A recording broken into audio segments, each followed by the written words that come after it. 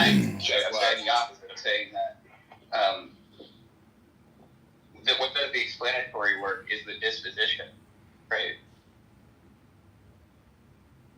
So like, okay, so you might appeal to explain. Give me an example. You might say like the reason that the laws of gravity are the way they are, right, is because of God's intentions, right? So they're explained by an intention, right?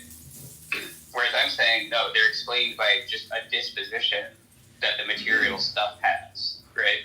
So the material stuff has this disposition, and it's in virtue of that these descriptions are true, right? Whereas you're saying it's in virtue of the intentions of God that the descriptions are true.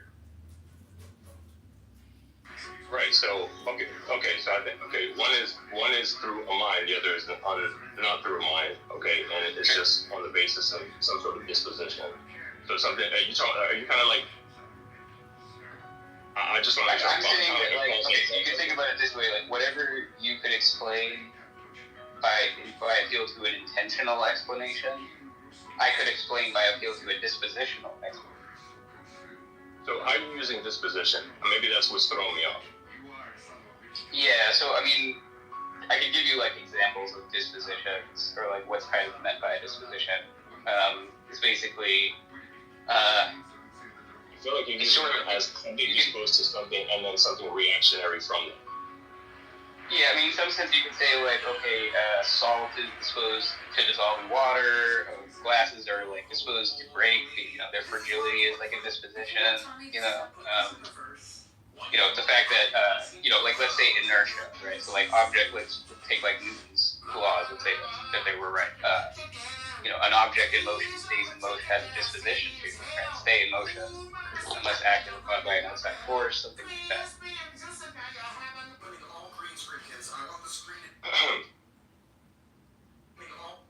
Right, but in order for like if you were to say like if you were to say like I drop a wine glass, right, and it shatters, you say like, well, why did it shatter? It's like, well, the way that object is constituted, it has a fragile disposition. I see what you're saying. Okay. Break when.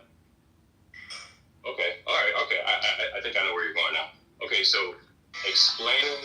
Okay. I see what you're saying.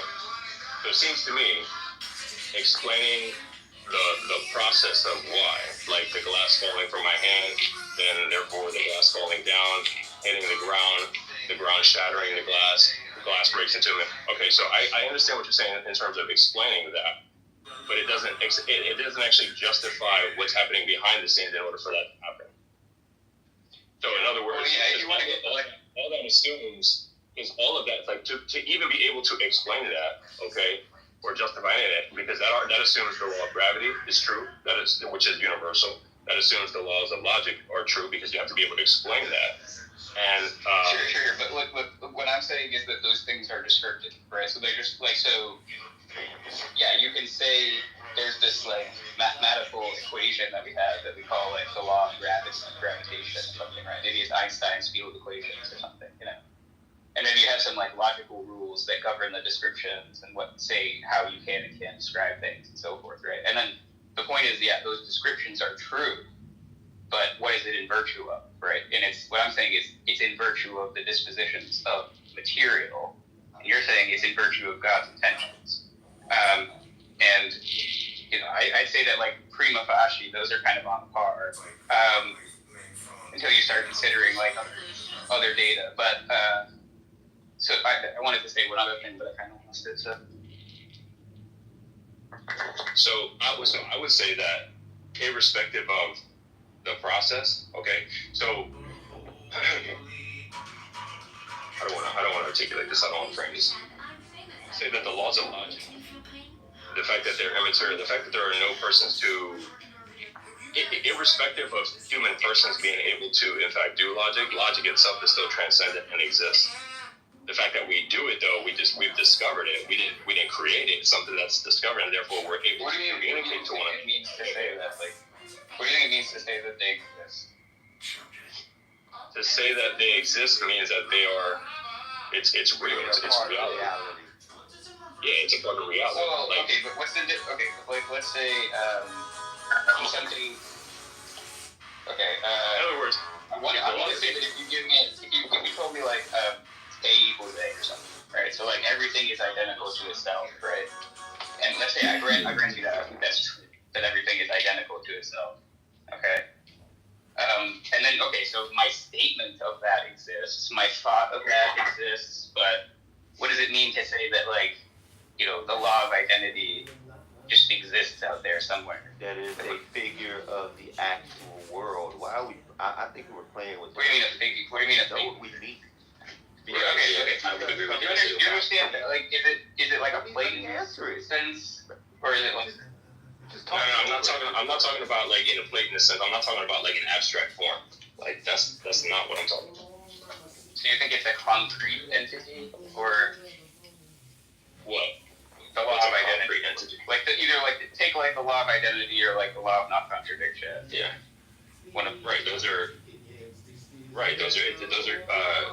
Those are immaterial. Those are abstract, conceptual, but so something can be real yet still be conceptual.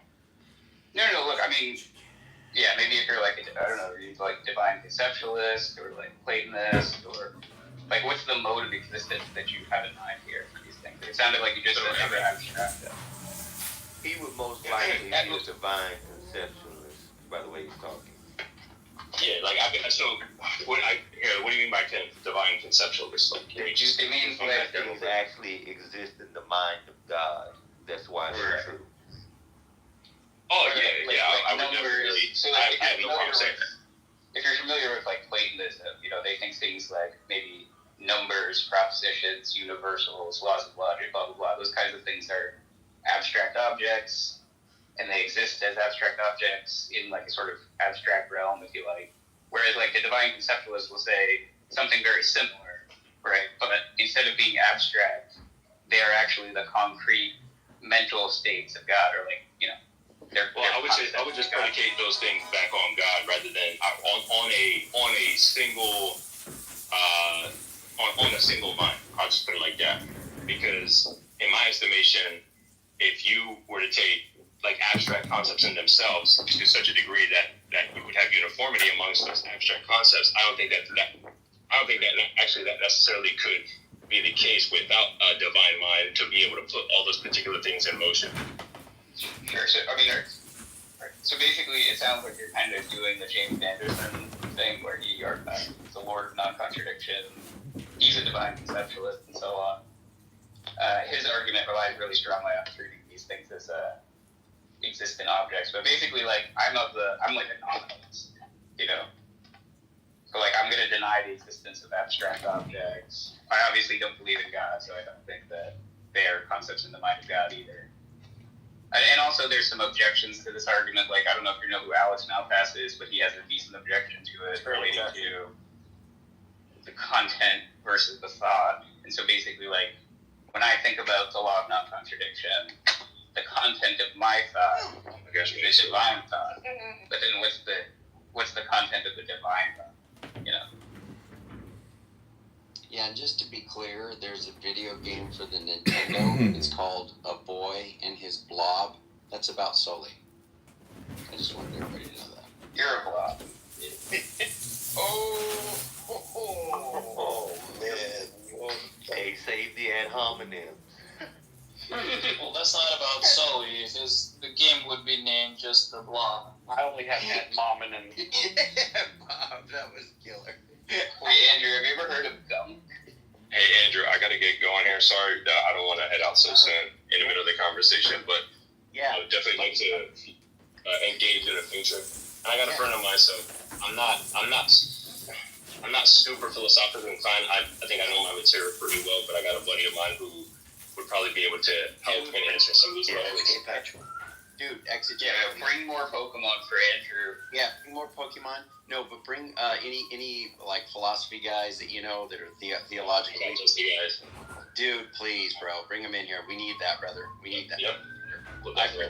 Exegete, God bless you, buddy. Thanks for coming in, man. Lord bless. Yep. Take care. Yep. Hey, Andrew, have you heard of gum? Yeah, bring them. Ethan is basically holding up theism on his own shoulders, like Atlas. Apparently you've never heard of Bob.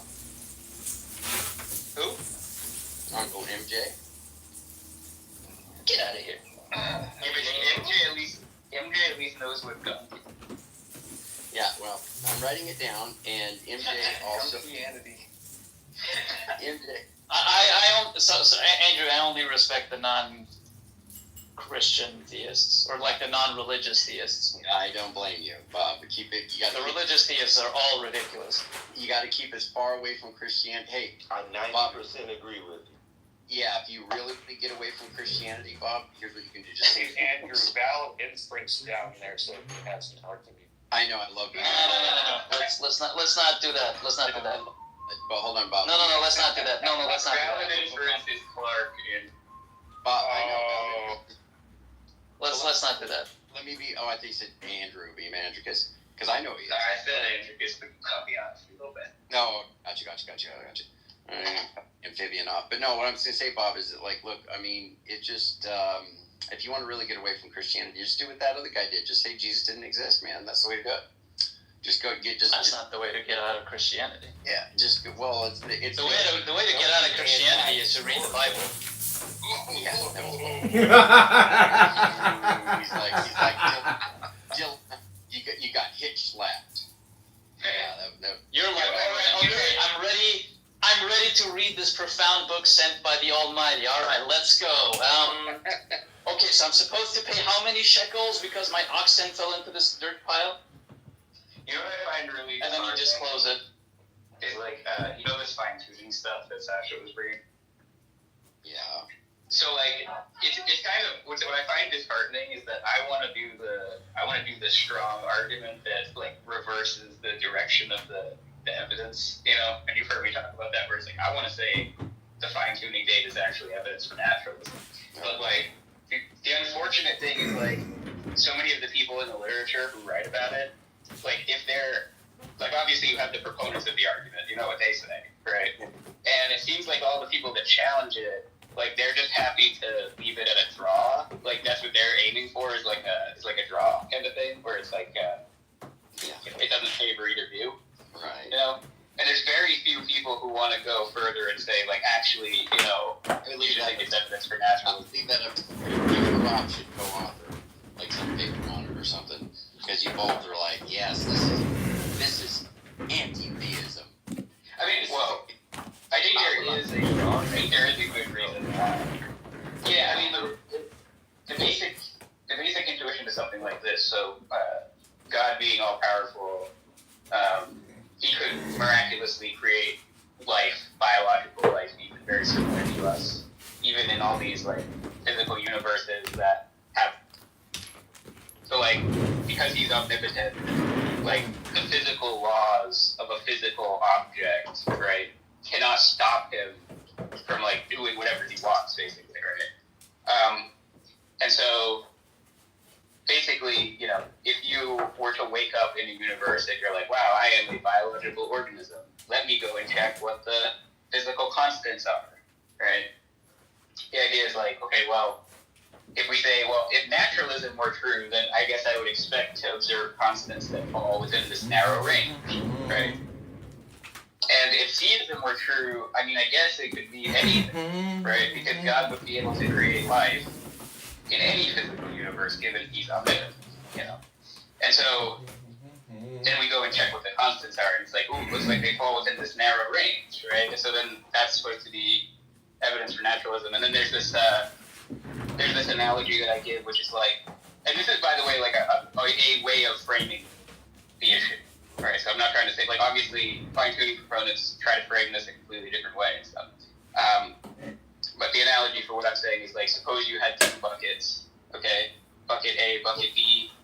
Bucket A has balls, say, 1 to 10, right? Each ball has a number on it. It's 1 to 10. The balls represent, like, the possible constants you could observe, right? Under bucket A being naturalism, so it's a small number of constants you could observe on naturalism, right?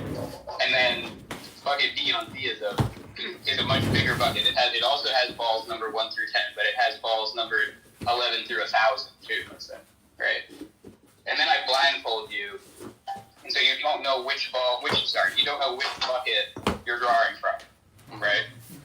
And then you take a ball, you walk away, you look at the ball, and the ball says like 6, right? So it's one of the balls that was in both buckets. Okay? Okay. And so then the idea is like, which bucket were you most likely drawing from? And this actually just has a mathematical answer.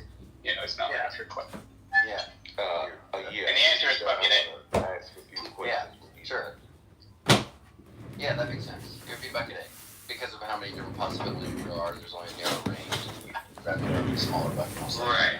And so that's kind of like an illustration of the sort of idea I have in mind where, you know, the fact that we observe the constants falling in this narrow range, that's actually evidence for now.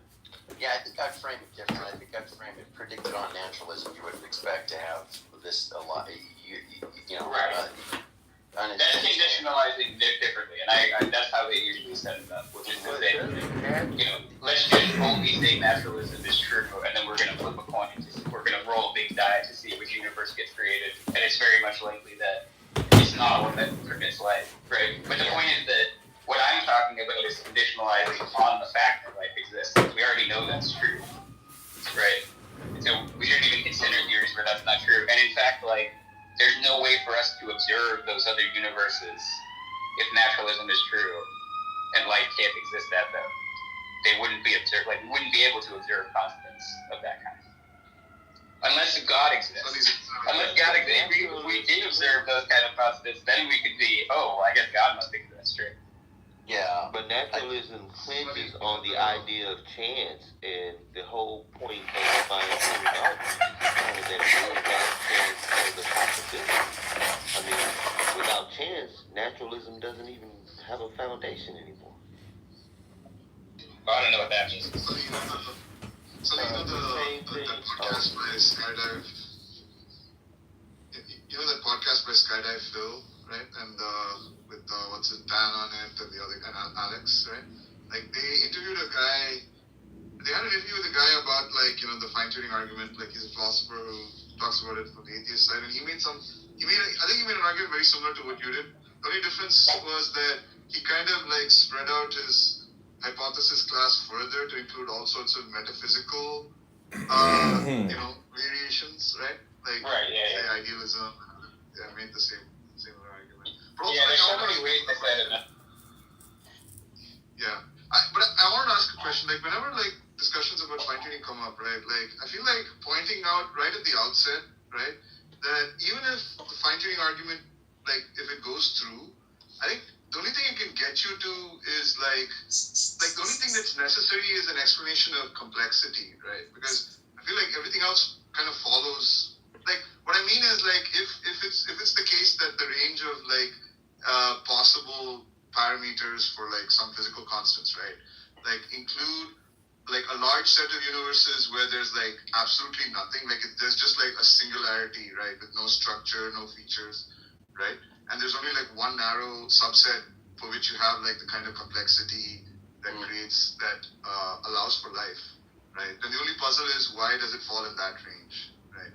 Like there's no further explanation needed for why like life or consciousness is allowed, because I think under like a plausible view of naturalism, like, you know, complexity can give rise, right, to like structures that have like mental states and so on.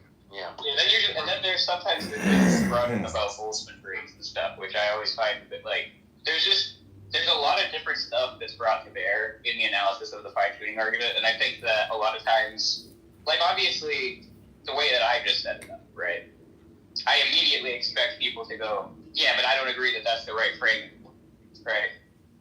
And I'm expecting that, so obviously I'm like kind of, you know, okay, I'm not committed to the idea this is like the only way to frame the issue, you know? But for some reason, if I say that to them on their setup, they're like, no, this is like the absolutely correct way to frame the issue.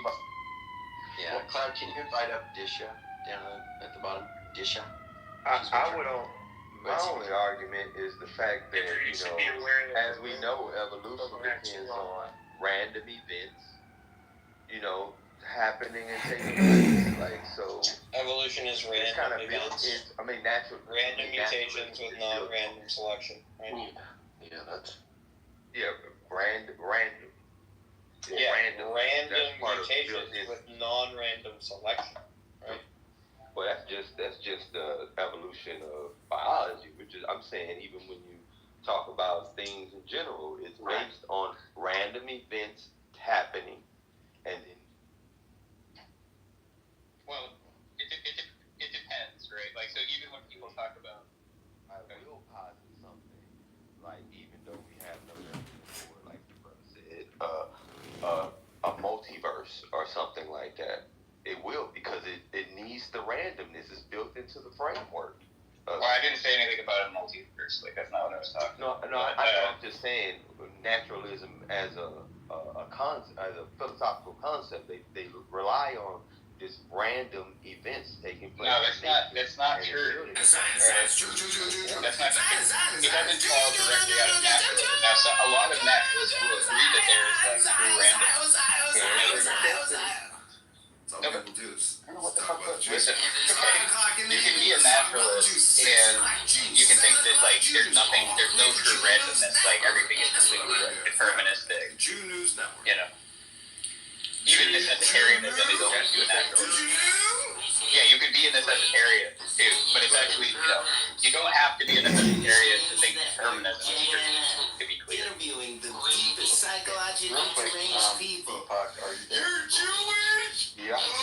We don't get to see it nearly enough, so I just wanted to ask you real quick. Can you go ahead and tell me your nonsensical response to the psychophysical harmony argument? And then depending on what that valid, this good-looking young man down here, Clark, he can respond to that because he's very strong on theism and understands the psychophysical harmony argument very well, and he will counter any nonsense that you say, which you inevitably will. But Yeah, I mean, look, I haven't studied the psychophysical harmony argument deeply. My understanding is it's now the hot thing, right? Listen to people. But like what I remember is that I actually think the psychophysical harmony is the argument is a pretty good argument if you're not a physicalist, right? And if you're a physicalist and you just think that like mental state and physical state is an identity, right? Like if I remember the paper kind of tries to address that by saying, well, look, you might think that it's an identity, but even that should be surprising to you. Like we use this argument based on like an analogy with the morning star, evening star, right? Like if you've always like observed the morning star in the sky, and then the evening you observe the evening star, you start noticing some similarities, and then like you invent astronomy and you discover that the reason they're similar is because they're actually exactly the same object, right? And you're like, oh, that explains that, I'm done, right? Well, the paper says, no, you shouldn't stop there. There's actually, like, you need to actually explain that identity, because that's surprising given your prior epistemic state, I think is, I'm not sure that's the way they put it, but like, that's what I gather they're claiming. And they have like, some really complicated example with like 100 stars and stuff, like, and I stopped reading at that point. And I don't really understand. Yeah, so if you want to... Do you know that in 1995, Israeli Prime Minister Benjamin Netanyahu wrote a book saying that if the U.S. does not counter radical Islamists, then they're going to bring down the World Trade Center? You can talk about synthetic identity being like water and H2O, but they don't have this like, oh wow, that's so like fortuitous that those are identical. So the idea is that like, if phenomenal states that have like a sort of positive feel to them, like say you feel pleasure when you do things that like promote fitness, or like so basically the brain state that promotes fitness also happens to be identical to the phenomenal state of pleasure, right? That seems to be like a fortuitous synthetic identity, and that's what makes it sort of different from the cases like the Morningstar and evening star. Well, are you saying these concepts that we use to refer to our own experiences solely are going to be conceptually isolated from like other concepts that we have? So there's no like a priori connection between those concepts and like non-phenomenal concepts? Never forget 9/11, do you? Well, yeah, I mean, we're talking about identity theory, but it's synthetic identity. And the idea is that you can't derive that they're identical just from the concept. Yeah, isn't that happened on 9/11 was something Sometimes. we as the I think public there's had also a never type seen C before. physicalism that would allow for that too, but that's like David Chalmers' kind of like taxonomy of physical. It's also important for the hijacker phenomenal heard from the concept hijack strategy plane's stuff. voice recorder reveals that the accent of the Mary's hijacker group. matches Yeah. an Israeli I heard Hebrew accent. Ariana's arguing against both like type A and type B physicalist accounts because like if you say on the type B account that there's something in the world that makes like the mental property like co-refer with the physical property, it like you're not giving an explanation of what the property is or like an explanation of the referent. That makes sense. You're still not explaining what makes them co-refer. Yeah, I mean that gets into all kinds of stuff about like property and realism. Because like phenomenal concepts are concepts about experience, so they have some aboutness, and those would exist even on the physicalist model. So even like sensations, like if I have a bare sensation of like spicy food, and I like categorize it as being hot, then that would be a phenomenal concept as well. But I guess the question is also ontological, like what would the physicalists take those concepts to be? Like obviously it would be physical, what would they take them to be conceptually? Like what do they mean by the concept? Do you mean a concept qua like object or? Yeah. Right. I mean it'd be a brain state. Basically, you have to get into whether or not so you're considering the concept as a mental object rather than the content it has, right? So like if I have a concept of a bridge, my concept of a bridge is like a mental item, right? But it's not itself a bridge. Like I can't cross a river with that concept of bridge. So the content is bridges or bridge, Yeah, I mean, I had that whole conversation with Ariana, and then there's other people that want to say that like type B physicalism gets you to like property dualism, right? But then there's this whole like argument about whether we should even be realists about properties in the first place. Like the reason I'll give for why I'm not a property dualist is because I'm not a realist about properties. I don't even think there are properties. Oh, that's interesting. So there are no modal properties, and then that wouldn't necessarily be possible that there are no modal properties. That's crazy. There can be modal truths. Well, that would be a property of the modal proposition. No. I mean, and to make it even more complicated, right? Like I'm totally fine with using property talk as long as it's not reified. Right? What I'm denying is like that properties exist as, whether they exist as like concrete or abstract objects at all. Right? I don't think they do. We can talk about them. We can talk about them as a heuristic. They're like useful functions. Right. Exactly. Yeah, so let's bring it down a little bit here about it. So,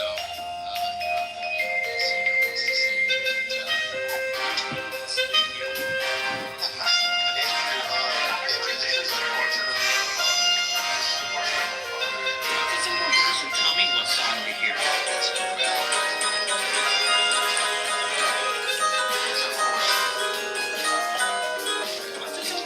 Tell me what song you hear.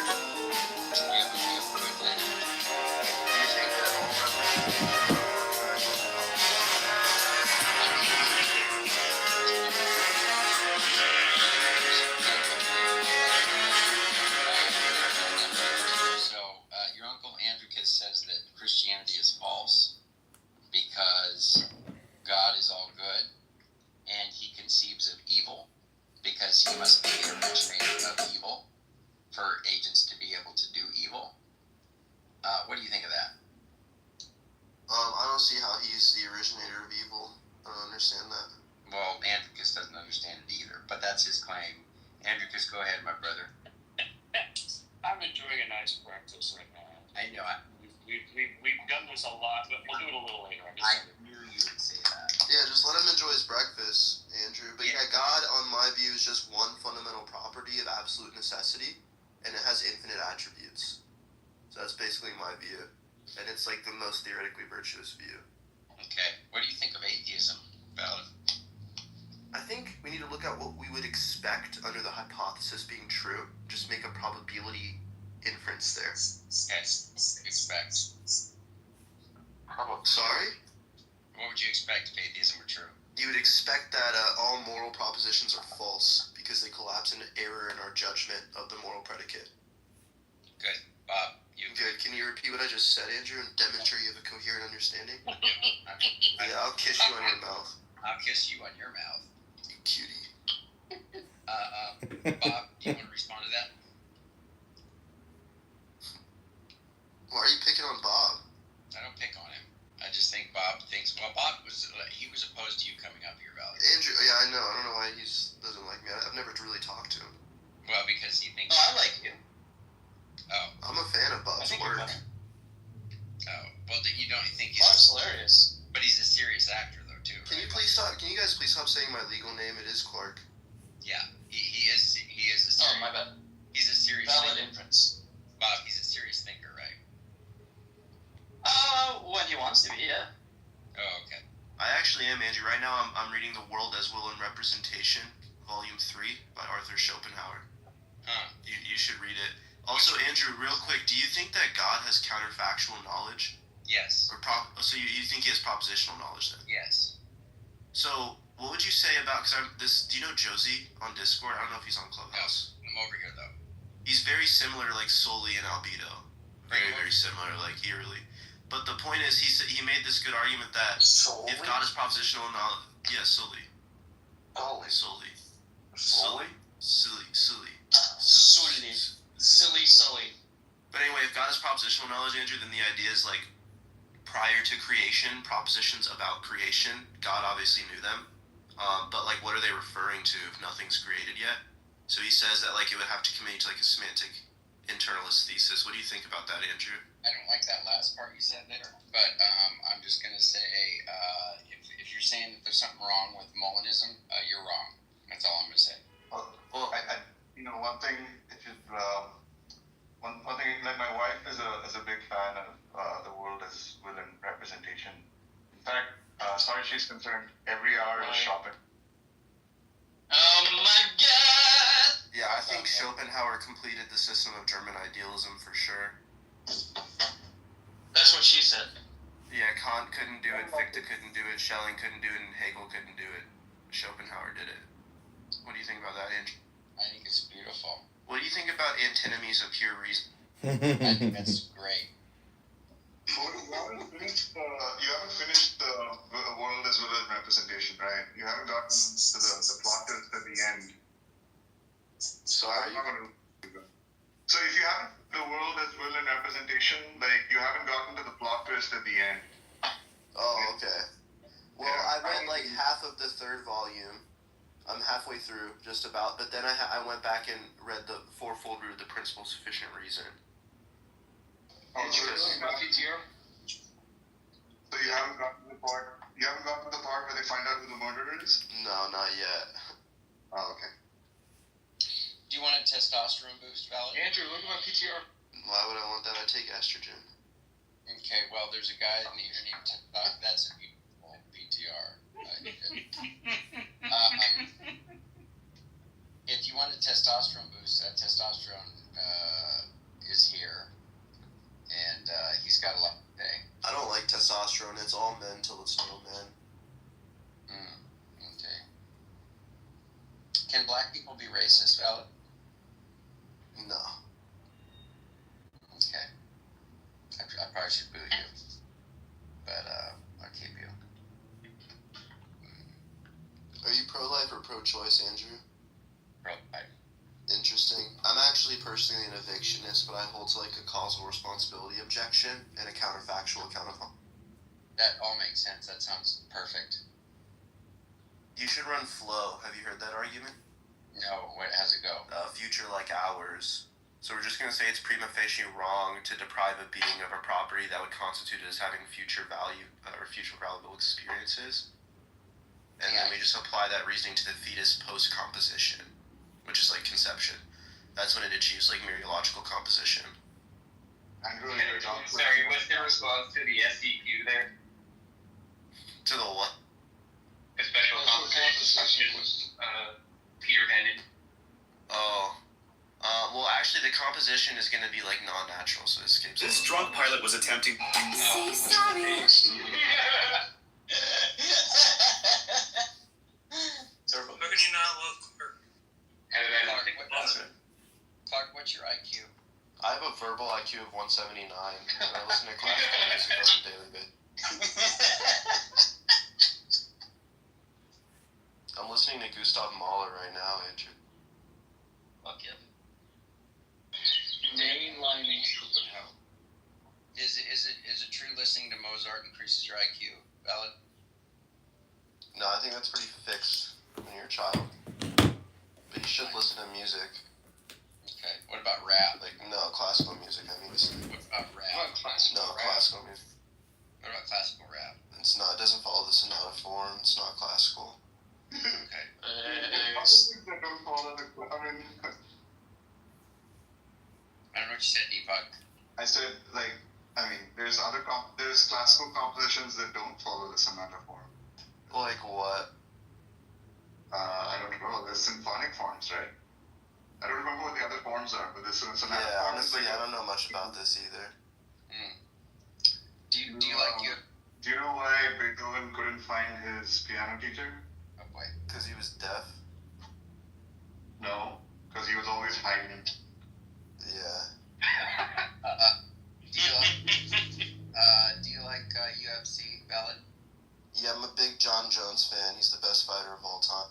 All right. Would you like to have a fight with testosterone up here? Andrew, do you like fish sticks? No, I'm a vegan. Are you actually? Did you like them before you were? No. Well, maybe, but that's Jesus, Tom, what are you, a gay fish? Yeah. That would be my. No. Big frog. I didn't get the hiding joke there, the Deepak. Haydn. It's a composer. Joseph Haydn. Oh, Joseph. I thought it was Hayden. Well, I would. It might be. I'm not sure how it's. The guy who Haydn. composer, so We did go into Beethoven tied in with it. If it's Haydn, then the joke doesn't work as well. So I'm opting for the other option. Beethoven was tied in with him. No. I may be getting the. It might have been Mozart whose piano teacher was. But one of them had a piano teacher. Haydn was his piano teacher. Oh, you didn't even do research on the joke? No, it was told to me by a guy who had done research on classical Go back to music. shitting on the streets. MJ, can you properly steel man balance the moral argument? I didn't give a moral argument. You have. Can you properly? Yeah, I'm sorry, Deepak. I love you, Deepak.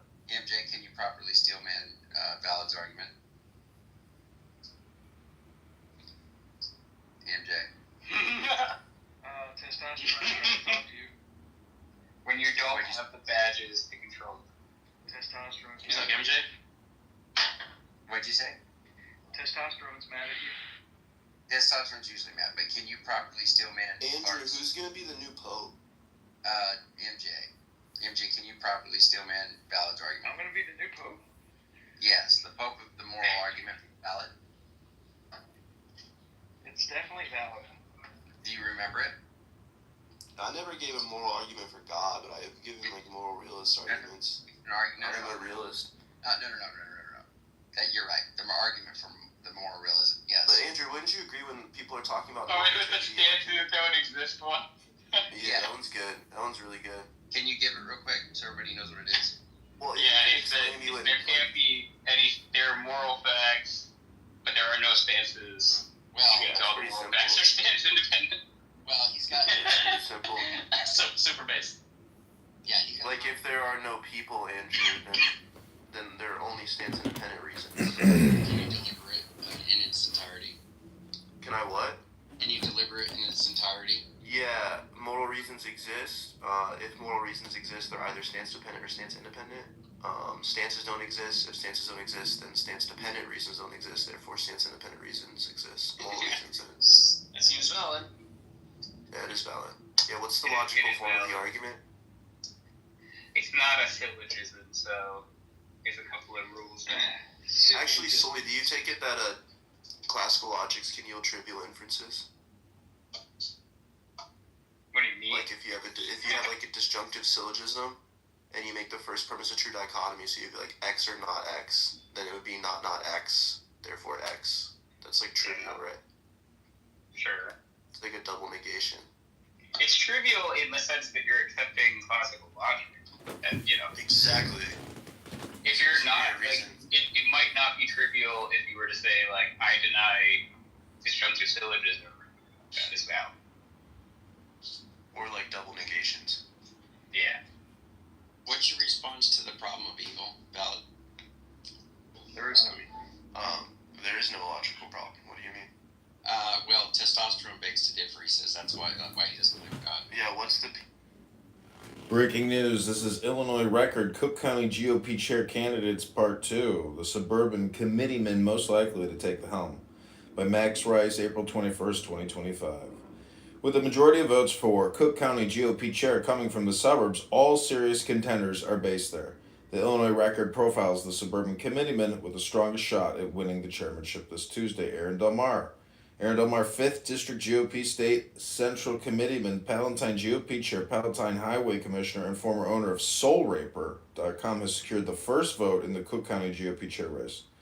Northfield Township Chair T.J. Brown cast the ballot in a letter to constituents. Brown acknowledged that Delmar is likely eyeing a run for governor and admitted it's a conflict, but said he backed him anyway, citing Delmar's fundraising and candidate recruitment experience. Above is an email from T.J. Brown to Northfield Republicans. However, T.J. Brown's reasons are not based in reality. Delmar was the Cook County GOP chair in the past. When he left in 2013, the organization had just $60 in the bank, enough for 3 meals at Chipotle. Illinois Sunshine Cook County GOP's balance sheet at the end of Delmar's first term and over $2,000 in debt. Today, his Palatine Township Committee has $1,400 on hand, and his recruitment record includes recruiting proud Democrats into township positions with taxpayer salaries. Aaron Delmar betrays Republicans, concocts shared power agreement with the Democrats. Even among his allies, there's no real pretense that Delmar is capable or interested in rebuilding the party. On his podcast, Delmar's consultant, Colin Corbett, has told others the plan is simple: use the post to prop up a gubernatorial run focused on Cook County. With over 5 million people, Cook is the largest county in Illinois. Delmar's ally, Colin Corbett, agrees the physical demands of a governor's campaign would likely come at the expense of actually doing the job of Cook County GOP chair. The position needs a full-time party chair, not a full-time governor's candidate who already has 2 other positions in the Illinois Republican Party and dropped a third. The idea of a Cook County GOP chair running for governor in a crooked primary where 80% of Republicans are likely to vote for someone else is unserious and taints the image of Republicans down the ballot and across the county. So is the notion that someone supposedly fighting government overreach is still clinging to a patronage job like highway commissioner in a township with 2 pass-through highways. Nonetheless, Delmar's campaign has picked up a second vote from Elk Grove Village's Ed Lipinski. To his credit, Lipinski has been upfront about the deal. He gets the Cook County GOP secretary role if Delmar wins. This gives Lipinski the ability to record any of the liberal moves the former head of SoulRaper.com, which has a chair, may make. Lipinski may also face a revolt in 2026. Many of his Elk Grove GOP members are castaways from Delmar's Palatine GOP and likely will not take the news well. Although we don't agree on every theory, Lipinski shared the Illinois Record's skepticism of the mRNA COVID-19 vaccines early on. Facebook, Dave Mother Snuggler, Shestukas, and Ed Lipinski. We refer to Shestukas as a mother snuggler for sleeping in the same bed as his mother well into adulthood. Lipinski may soon find himself at odds with Delmar, who criticized Pritzker for not giving away enough free vaccines during the pandemic. Delmar, who blamed Trump for January 6, politics tend to track with those of his Democrat spouse. Delmar decries storming of U.S. Capitol by Tom Robb, Journal Political Editor, January 8, 2021. Aaron Delmar bashing up the local press. Chicago Tribune article, if Delmar cannot convince his wife to vote Republican, how can he convince other voters? Delmar's top lieutenant, Eric Anger, has been propped up as chair of the Cook County Young Republicans and expect him to join the Misfit organization. He runs social media for the Palatine GOP, works with Delmar in the private sector, and handles everything from campaign operations to pickleball tournaments and blackjack nights. Midwest sales rep at Pyramid Printing and Promotional, board member of Federation of Illinois Young Republicans, blackjack dealer at U.S. Casino and Poker Rentals, crewman at U.S. Arcade Rentals, driver and setup crewman at American Pickleball Tour, former licensed insurance sales agent at County Financial, former staffer at Kathy Salvi for U.S. Senate. That would make him a public face of the GOP in one of the most diverse countries in America, where many areas are named after their distinct culture still intact. Little India, Chinatown, Ukrainian village. Angerer's social media is a goldmine for Democrats seeking to paint Cook County Republicans as anti-black. This is Eric Angerer's, looks like his Instagram account. Western Decline, this is at Decline West, I believe, on X. Population replacement isn't simply about changing the skin color of the West. It's about downgrading the intelligence, aspirations, values, and morality of the people. It's about rewriting the entire history of civilization for the benefit of a tiny hostile clique. This is more Eric Angerer post. Black men keeping us safe every night from overweight white women. Them, our heroes. This is Wall Street Citizen. The only way Britain should look. Inherit, protect, transmit. More black people here than white people here. I'm a woman. I'm Irish. No. Woman who falsely accused 15 men of rape, jailed for 10 years. To be fair, it does look like a 15-man job. 9s and above are not illegal. An airline, you can pay extra to have a male pilot. Canadians, when their country is demographically replaced by 400 million Indians. Canadians, when tariffs. A recent study shows that people who identify as LGBTQ have a lower IQ than average. When you hear your kids say something is gay and retarded for the first time. Finally, a 12-year-old that a Muslim won't touch. Glenn Fittich. Again, this is Eric Angerer. This is how Europe would look without the Crusaders. The Crusades were not only justified, they were necessary, and we need a new one. The first pick is Birmingham in 1940, Englishmen ready to die to prevent a foreign invasion. The second pick of Birmingham in 2017. When they say you have to support either Israel or Palestine, there is a third position. Jews and Muslims fighting over Palestine until they notice me and the boys coming to settle things once and for all peacefully. Okay, so there's a lot more. I'm not going to read all of them.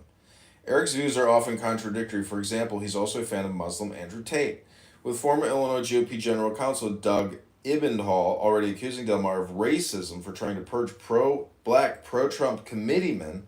Del Mar may force Eric to continue to work in the shadows. This is what Eric wrote on Facebook. Tristan Tate is spot on. Israel versus Iran won't start World War III if we just let the Israelis fight the Iranians. This, if I get my big strong friend in, if I start losing attitude on both sides, is what's going to cause the end of humanity. Just let them fight it out.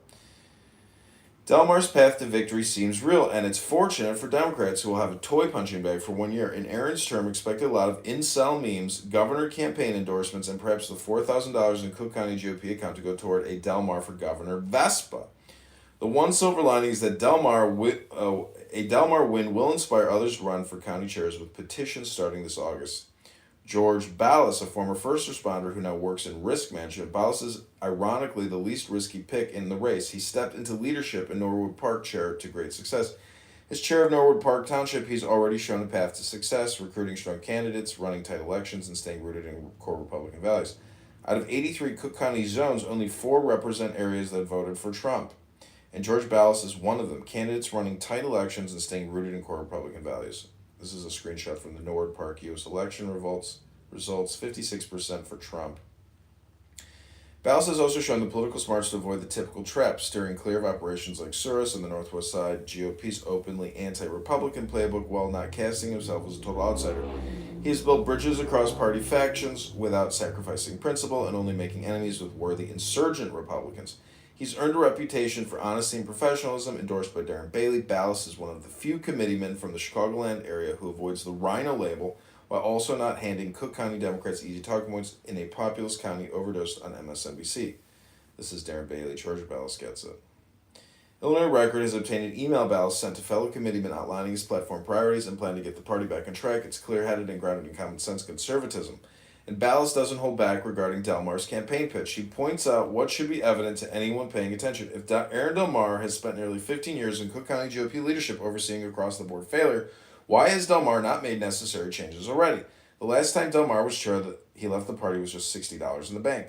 Ballas asks the right questions, and unlike Del Mar, has shown answers in Norwood Park. Ballas also rejects using the chairmanship as a springboard, an unmistakable jab at Del Mar, who aims to use the post to launch his 2026 gubernatorial bid.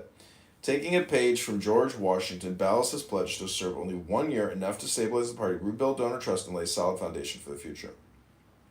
If the Morrison coalition fractures, Ballas could quickly become the consensus pick, with someone this capable in the race voting for Del Mar, or someone even weirder, is a fantastic opportunity to reveal which of Cook County GOP committeemen are worthy of replacement in 2026.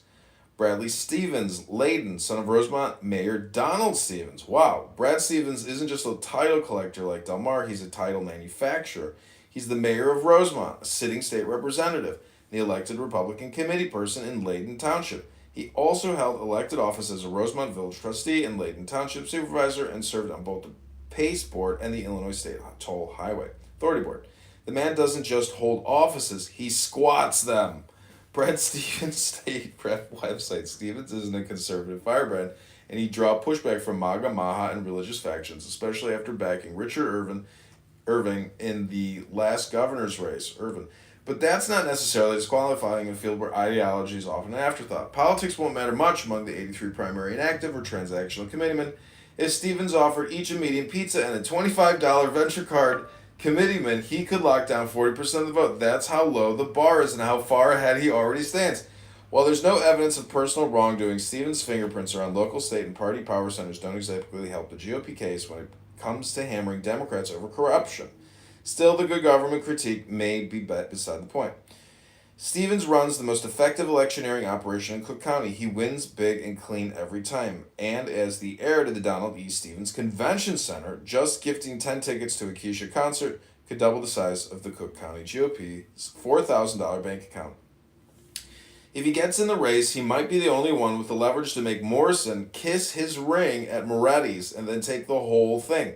Would a Stevens chairmanship invite backroom deals and ideological drift? Probably. At least it would be organized. Eric Wallace, Rich Township. Eric Wallace, a nonprofit leader and former pastor, made waves last year when he challenged Sean Morrison for the Cook County GOP chair. While he earned credit for his courage and willingness to challenge the status quo, Wallace's campaign was ultimately hindered by his failure to reach out to other voting committeemen. Some say he reached out to none of the voters personally in a high-stakes race. County poll defends vouching for employee charged in child sex case. Illinois Record's coverage of the past Cook County GOP chair Sean Morrison. Morrison, who we have criticized for demanding leniency for a child sex offender and losing every race for Republicans in Cook County besides his own, managed to beat Wallace by over 85% last year. Wallace, who holds a PhD in Bible studies from a college with few notable alumni, often refers to himself as doctor. This title, while technically accurate, carries the risk of coming across as self-important and hypocritical to the critical Bible value of humility and the Republican complaint of people overinflating their credentials. In a diverse country that demands relatability and authenticity, Wallace's approach may not resonate with as many Republicans as needed. However, Wallace does have a Cub up his sleeve. He's built a relationship with Cubs owner Todd Ricketts, who endorsed Wallace in his race against Sean Morrison. Ricketts has the Cubs tickets and nacho vouchers to buy the votes needed for any of his chosen candidates to secure a win. A mega donor like Todd Ricketts is the wild card that could propel any candidate to victory. Joe Folisi, Schaumburg. President of the Illinois Young Republicans back in '72, Joe Folisi is the definition of a political survivalist. Adapting to the times with a talent for sidestepping the past, he's friends with Karl Rove, served as a two-time delegate for Mitt Romney, helped bring Liz Cheney to Illinois, and later turned around and backed Donald Trump as a delegate. Lincoln Day dinner speakers with Folisi as chair. Liz Cheney's scheduled appearance had been arranged with the help of former Schaumburg Township trustee Joe Folisi, who has known former President George W. Bush's senior advisor Karl Rove since they were both involved with college Republicans decades ago.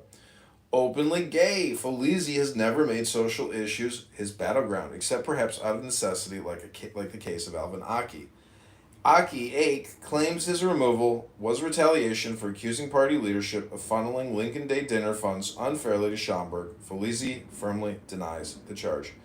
A retired accountant, Folisi now chairs the Schaumburg PAC, which holds the largest war chest of any GOP club in the county, 61 grand. He's got connections to both Souris and the Lincoln Day dinner operation, two forces that together influence nearly half the committeeman votes. Folisi hasn't publicly made a move, but don't count him out. If there's a Frank Underwood-style takeover in the works, Folisi's the one to watch. Just picture Martin Short in the lead role instead of Kevin Spacey in a House of Cards made entirely of jokers.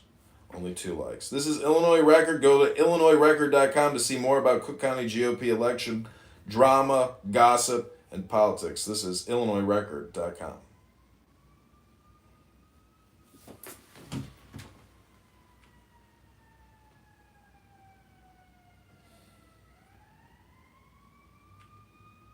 Okay, I'm headed out to the gym.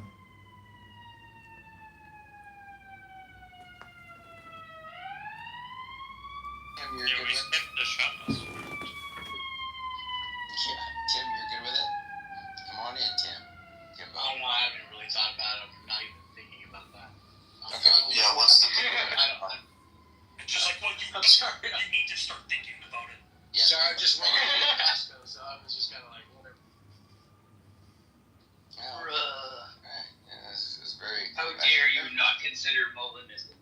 I never. No, not even Molinism. Just God knowing you being free and God know what you're doing. Oh, you mean like simple foreknowledge? Yeah, he's definitely thought about it. That's a lie. That's a little I'm a little evasion. I'm concerned. Simple foreknowledge. There's like no issue, and it actually is it's kind of crazy to me how many people just naturally have the intuition that it isn't it. There's a lot of people. Well, I get it, but I just don't. The intuition comes kind of naturally, right? I get it where it comes from, but also just the fact that so many people haven't gone like one reflective step further on that to see kind of. Yeah, they could never pass the sprinkler designing exam. Oh my god, I don't get it. What is the joke? What is the I think fucking that's joke? unfair. I think it's kind of counterintuitive, and I don't know. I don't think it's crazy that people think that. He was getting defensive. That's right. So none of you have a That was such a Bob intuition? contribution. Alright. I'm gonna have to just start saying colon all the time. I don't want to do it. I don't want to do it, Sasha. Don't make me say colon. Welcome, Tom. I think that would be fun. Come on. Oh, we got Luca here. Luca said a whole bunch of nonsense in the Do you Muslim. live on the second floor? You want me to fight the chicken? Luca and come on. Hello, Lucas. Luca will not last very long. By the way, Andrew, you have 30-40 minutes left. Hey, don't jinx it. I don't look at our peeps here. I'll start another room if y'all click a link. Will you grab Let's it? do it, Andrew. Yeah, Andrew, before you do it, Okay, before you do it, you know we were talking about Norm Macdonald. Just mod someone, Andrew. Have you seen the thing with Mike Tyson? No. Oh yes, I have. Yes. He's like reading off the card. He's like, "Oh, this is a joke about you." Okay, it says when Mike Tyson met his girlfriend, he thought she was irresistible, but then he found out that they had irresolvable differences. I love Norman. No, that was awesome. Thank you. And then he's like, he's talking about your ear. And he's like, no, it's somebody else's ear. I definitely got it. Norm and Tyson. I gotta look that up. That's very good.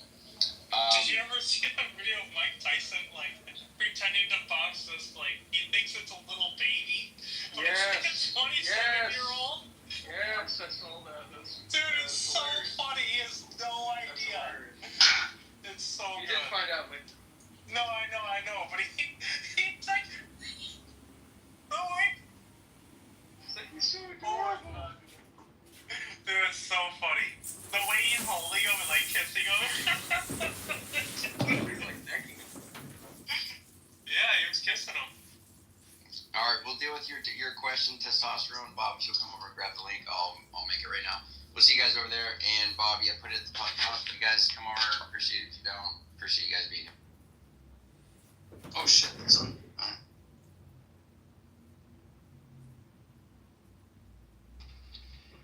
I have to admit, it was a little weird that he was like, well, what does Tim have to think about this? When does anybody ever give a fuck what I have to think about it? do. Why was that I like a get thing? so much. I know, but I'm just saying, it was just like, what was that all? You know Andrew likes to get everybody involved. Yeah, okay.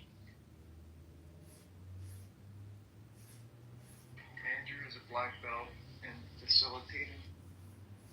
Andrew is the GOAT. Wait, what happened? Andrew's literally P.T. Barnum. He's making another room right now. He's the head of the circus. He's the circus king.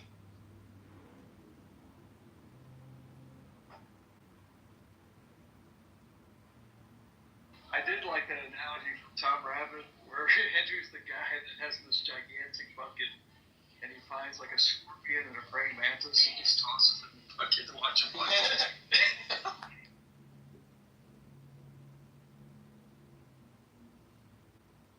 Yeah, it's like Pokemon battling, but like, you know, you just have a bunch of Pokeballs and you're just like battling your own Pokemon against each other. But you don't have the bat.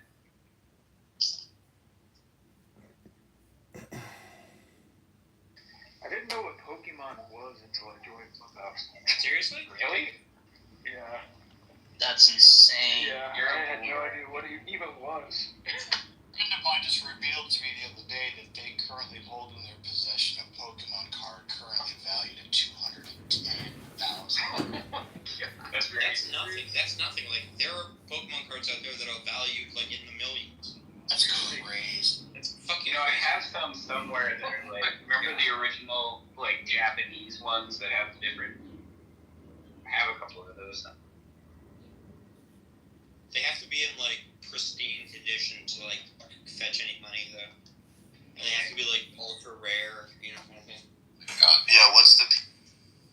Breaking news, this is Illinois record. Cook County GOP chair candidates part 2. The suburban committee. It's actually a racket. It's kind of like similar to the whole NFT thing. I mean, at least it's a physical object. Well, no, but like collecting has been around for a very long time. Like people collect coins, people collect stamps. No, I know, but they make the Pokemon cards with like a certain like they'll only make one of that one, and that's why that one's the most expensive. Yeah. So, did you get my Oregon mental causation article? Welcome, everybody. This is Defending Your Law, where active legislators are given the ability to defend the bills that they hope to make laws. I'm Max. I will be asking questions, and we are very lucky to have rising star freshman state representative of Kentucky's 66th district, TJ Roberts. Thanks so much for having me on, Max. Yeah. So, like, if it's the case, right, that what Samoa was saying is just that, like, what's the... nurture is... Breaking news, this is Illinois record. Cook County GOP chair candidates part 2. The suburban committeeman most likely to take the helm. By Max Rice, April 21st, 2025. With the majority of votes for Cook County GOP chair coming from the suburbs, all serious contenders. Ask him, like, well, what do you feel about this, like, specific attraction? Just because, like, if he thinks it's such a strong contributor, right, then, like, presumably what we would expect to find... Would it be the same as LinkedIn? Guys, we don't want to... If you're here, let's wake up. We're looking for clubhouse pages. Hold on. Look at Deepak. Just get them to remove. Just click the link. Just click the link. It's right above me. Oh, the link is here. Okay. I waited for you to send me one, but I didn't see one. I was going to get you over and grab it, Bob, but it's okay. Hit the link, Bubba. Hit the link. It's above my head. Hit the link. I'm writing this one out until this room ends. Okay, Meyer, up. I like the way the amphibian. Cameron did a Wallace, Robert, comedy, Kitty. Hit the link. what's the... Jacob, brother Jacob. Breaking news, this is Illinois record. Cook County GOP. Oh, yeah. It's the link.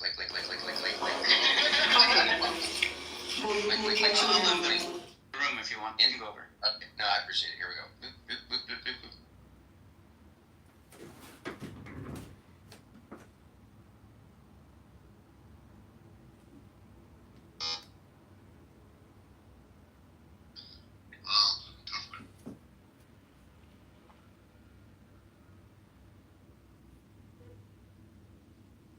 I'm pro-choice because I believe that having an abortion would be the hardest decision that anyone would ever have to make in their lives. I think it's a decision that's best left.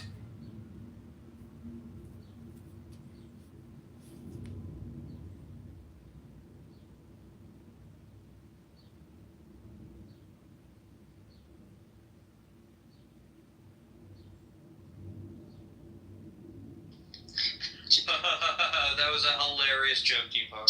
Journalism just named their room philosophy in their title. I never see that. They've been talking philosophy a little bit lately, because like Bob was in there I talking. think it's like a clothing store too. Huh? Philosophy is. Yep. Oh, okay. Ethan, you were credited with single-handedly holding up theism. How do you feel about that? Who gave me credit for that? No offense taken, Andrew. Yeah, exactly. It was not, and he basically, it was Bob, and he said anybody who's of any of the religious, traditions, they are not doing any work. It's just Uncle Ethan, since he's just a classical theist, or whatever. Can you make Noah the mod, Andrew? Damn right. Make MTMO first then. Well, we have to be careful about the subversion of the Jews, and the power structures. So we got to. Sorry, man. Come on, Illy. Can we continue the conversation that Luca was trying to? Yeah, where's Luca? What was he? Bro, someone accidentally became us.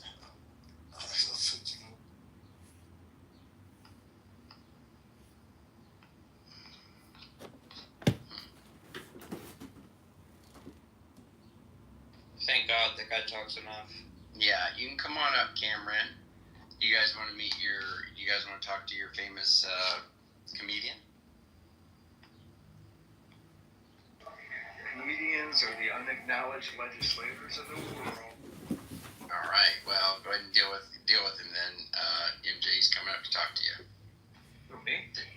Yeah, testosterone might want to give him some more tea. Come on up here, comedy. I've invited you, buddy.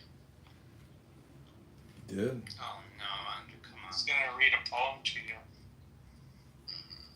And Sally won't even defend him, because he's not like your girl Sally Simpson. You have to hold your profile down, comedy, and hit accept invitation to speak. Boomer. Yeah, that's the kettle calling the pot black. Mr. I don't know what Pokemon. I know what it is now. You know exactly.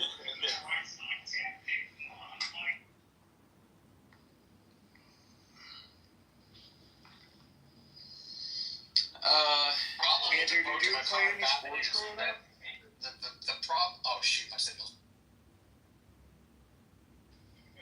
Every time I talk, I cut people off. It's okay. No, I think it would delay things. My signal. So. I was just asking Andrew if you played sports growing up.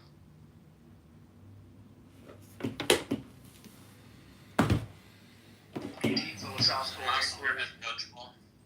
Did you play sports growing up, MJ? Is ping pong a sport? Basketball. Yeah, I did basketball too. That's funny. Ooh, what position? Not like that. I just played all the time. He's like, pick up. No, I didn't. I wasn't playing for like a team or anything. But I definitely. A lot in the front. Yeah, no, we just did. We were just always doing games, playing constantly. I love basketball. And but does ping pong count as a sport? Yes. Hell yeah. Well then, I could beat anybody here in ping pong. That's not true.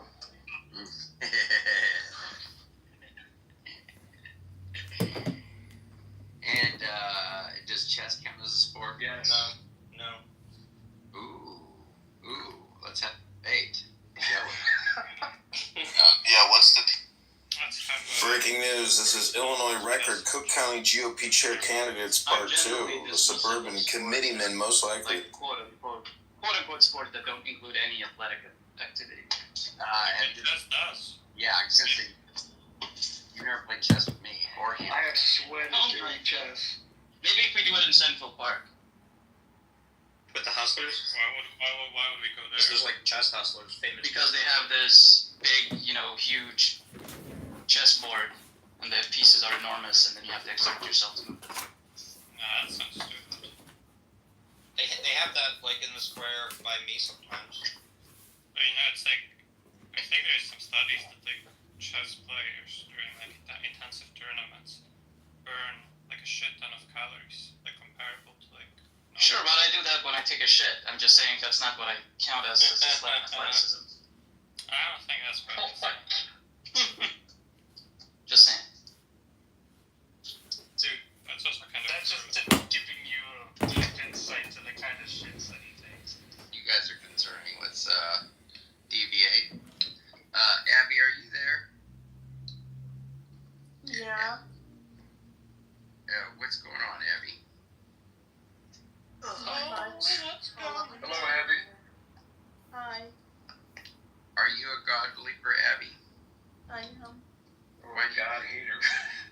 Or a God hater, yeah. Why do you believe in God, Abby? I don't know. Thanks. Okay, bye. No, you're good. You're good. You're good. You don't have to leave. Don't let Bob scare you. He's adorable. How did I scare her? You screamed. You were talking about, like, taking shits. I just said based. I just said based. How was that scaring her away? You screamed it. It's your energy, Bob. Did I? It's overwhelming. My mic is very loud. I didn't mean to scream. It was terrifying. Oh my god. Some, like, wild Islamic war cry. That's not how Islamic war cries sound. How German? They usually start with the boom. Bob, what's your native language? Swedish. Everybody knows. Well, no, you speak like 5 languages, right? No, it could have been Right. It could have been like. No, you were right. I do, and it's 6. Not the question as it sounds. Oh, it's 6 now, huh? It was always 6. Like your household it's could have fine been so speaking far. Iranian in Sweden. No, it wasn't. Or you know what I mean? Like, and that Iranian could have been your native language. So like, okay. Oh, sure. No, I get it. But I'm just saying, it is in fact Swedish. Okay. So what was the second language you learned? Norwegian. Bro, he's really funny as hell, bro. I used to think he was just Did you a study grand, it? but he's funny Just as get it straight. Like, how did you pick up 7 languages? Are you just like that talented, or you studied them like meticulously? Just once, or I did didn't you get study like any of 13 other jabs? But I was exposed to all of them. Just out of curiosity. Wait, sorry, what were you saying? I'm part Norwegian. How many times have you done? Different types of people being marketed in No. commercials, like I get on my level. I'm more I'm part Norwegian. I was born in Sweden, so I'm Swedish, but I'm part Norwegian.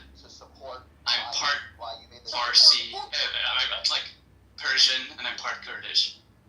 So I got those languages, and some of my relatives live in Germany, and I spent a lot of time there. So I speak German, and I obviously speak English. I mean, Did you catch that last part? It's not up to par, but you know, I do what I can. We do what we can with what we have. It's just that I sometimes don't count Norwegian because they're kind of similar. It feels like cheating. It's like You know, I'm just gonna let this run and get the hell out of here. So enjoy. This is called God and Philosophy Open Chat, hosted by Andrew. This is God Talk. Most people welcome. It's more like maybe. we're gonna give you a start. That is we're boring, Sasha. Let's talk about something. No, I mean, I don't think this is not what the room is about. No, I agree. I agree. Okay, thank you. I'm not trying to resist you. I'm trying to resist. You don't resist. I'm resisting the Some kind of tyranny. small talk. The tyranny of Best left for other types of rooms. I agree. Yeah. No, I agree. You guys. So who do you want to pick on now, Andrew? Well, I think I wish Sully was here because Sully wants to talk smack about the way you run the fine-tuning argument, Sasha. Which You just asked me about it like in the other room. yeah, but after you left, he's all I want to run it differently, and he did kind of what Rob did, like with the gumball. Doesn't that guy like fix sprinklers for a living, don't you? Yes. Like, What does he know about philosophy? Isn't he like fine tuning sprinklers for like building? I also like isn't that the guy who like couldn't get with Joey Wolf? Oh my god. He Drag and scream Joey Wolf. He couldn't fine tune that relationship stuff. He couldn't turn that knob, if you know what I'm saying. No. Okay, testosterone's going off in the chat. No, Sully wasn't talking smack. It was just his normal. He said he wants to run it differently and say, look, if you grab a ball out of 10 balls and out of 1,000, and you grab a ball out of 10 balls. And the balls got, and the 10 balls are numbered 1 through 10, and the 1,000, 1 through 1,000, and you grab a ball out randomly. Yeah, I know. That one's like shit, though. Like, yeah, good. Just like assumes, like, basically it's a uniform distribution for like both theism and atheism. The whole point of the argument is that it's not. Yeah, but isn't, like, I think there is some force to what's part of what Sully's saying, that, like, it's just the case that God could create any world, right? Life could exist in any set of conditions. No, that's different from walls. No, I know, but that's part of what Sully's saying, right? Well, wait, no. I'm just addressing what was said. I know. Yes. Fuck are you doing? I'm trying to move on the conversation on. I'm sorry. What am I doing wrong? Hold on. No. Can we make this the balls argument? Yes, here's what Sully said. He said that's not relevant. That was a response to you, Sasha, about your response to what he said. And then, In the chat? Yeah, about the distribution. Yeah, he's saying it in the chat. He's talking about the balls argument. And he's saying the balls argument is just an illustration. Obviously, it's simplified. Read the rest of what I said, Andrew. He's mad at me. Keep going, Sully. Let's hear the rest of your nonsense. I mean, your good argument. Sully's working on the Sabbath. Right? Yeah, get it. It's the Shabbat. Shabbos. Shabbos ended. Show him Shabbos. Hours ago. Yeah, he should. What do you call it again? Do you call it the Shabbos? Yep. Walter. Is that what it's called in English? Walter from. We call it the Sabbath. The big. Sabbath. The Big Lebowski. Show him Shabbos. But I like the Shabbat. Over the line. Jabber.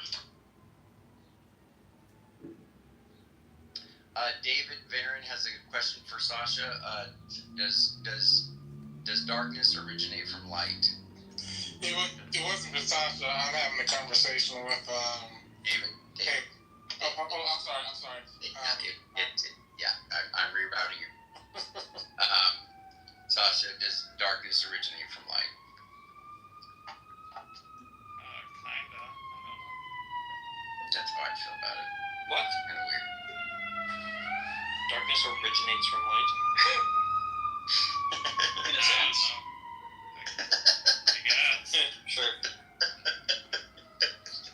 Sasha. I don't know. That was the most random PSP ever. It is like a weird question. It's like causing this thing to exist. Oh no, light and light. The light darkness is a weird fish. Like, I don't know. I mean, just, I guess, like, the absence of light is, like, constitutive of darkness, I guess, right? Yep, but, like, what it means for there to be darkness is for there to be no light, kind of, maybe. But maybe it has to be, like, kind of in a place where there could be light. I don't know. Which one is the absence of color? Oh, no, that's not the same. the absence of heat is cold, right? But, like, cold doesn't originate from heat. Alright. It's a privation theory. So, Yeah. Sasha, are you saying that if there was no creation of light, that darkness would exist, but it wouldn't be considered darkness? I mean, that's not what I was saying. Like, if you just had a universe where, like, I don't know, it's like, I don't know, maybe just, like, protons or something, I don't know, but whatever, right? It's like, okay, maybe, like, that is the kind of space which could be lit up, but it's not, so it's dark. So it's like, you know, you would have an entire universe of darkness, right? Like, I mean, I don't know, assuming that there were, like, minds there to conceptualize that world. I mean, I guess they probably wouldn't come up with the concept of light or dark. because that would just be the default. Well, there's kind of two types. There's kind of two types of opposites, and you can have a debate about whether any particular category where there are opposites falls into one or the other basket.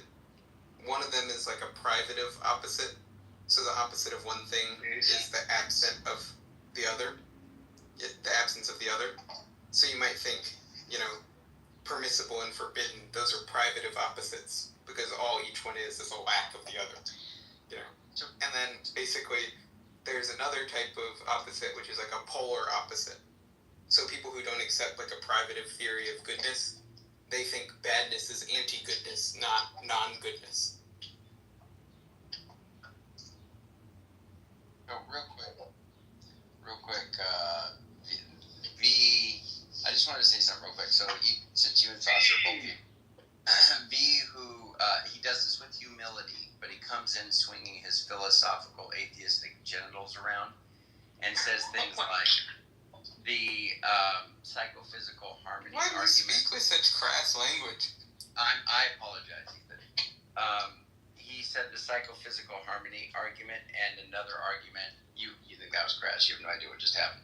Psychophysical harmony argument and about 2 or 3 other arguments. I think he thinks a whole family of arguments have been kind of undermined by a particular thing that he said, and I can't remember who was it that put it forward. V, what was it? You said just what was the term that you used? Who was it? David Silverman? No, I said Gregory Dawes. Is that I said like the natural theology explanation? Yes. Yeah. I said I wasn't familiar. I said like I wasn't fully familiar with like the full details of the psychophysical law, but I suspect you could run such an objection, and that's what I said. No, you were totally legit. Yeah, I'm just playing around, but I do think, and I think Sasha is really one that kind of shook me up on the PPH argument, and I didn't really feel the teeth of it until Sasha was explaining it, and then I was just wondering why I've never heard that response that you've given, and what that does to these arguments, like what it actually does if it interacts with it how that would be responded to. So I don't know who's the huh? What'd you say, MJ? Just real quick, you were saying. Oh yeah, real. Wait, what were you saying, MJ?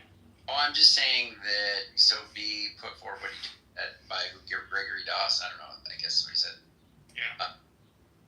This guy's given some kind of response that I guess would kind of undermine or be something that would, I don't know, be some kind of response to these kinds of arguments. Kind of like a meta-criticism of the kind of arguments that these arguments are. It's not like a specific reply to this specific argument.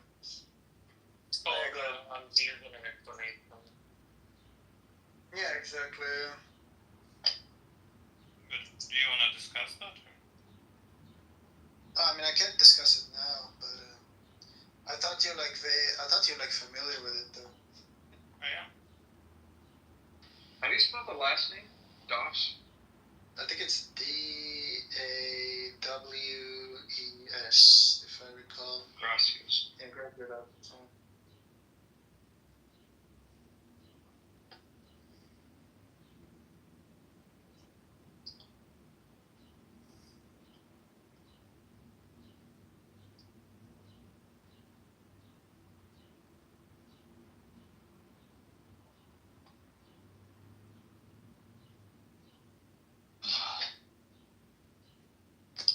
Well, if you're familiar with it, Sasha, V can't.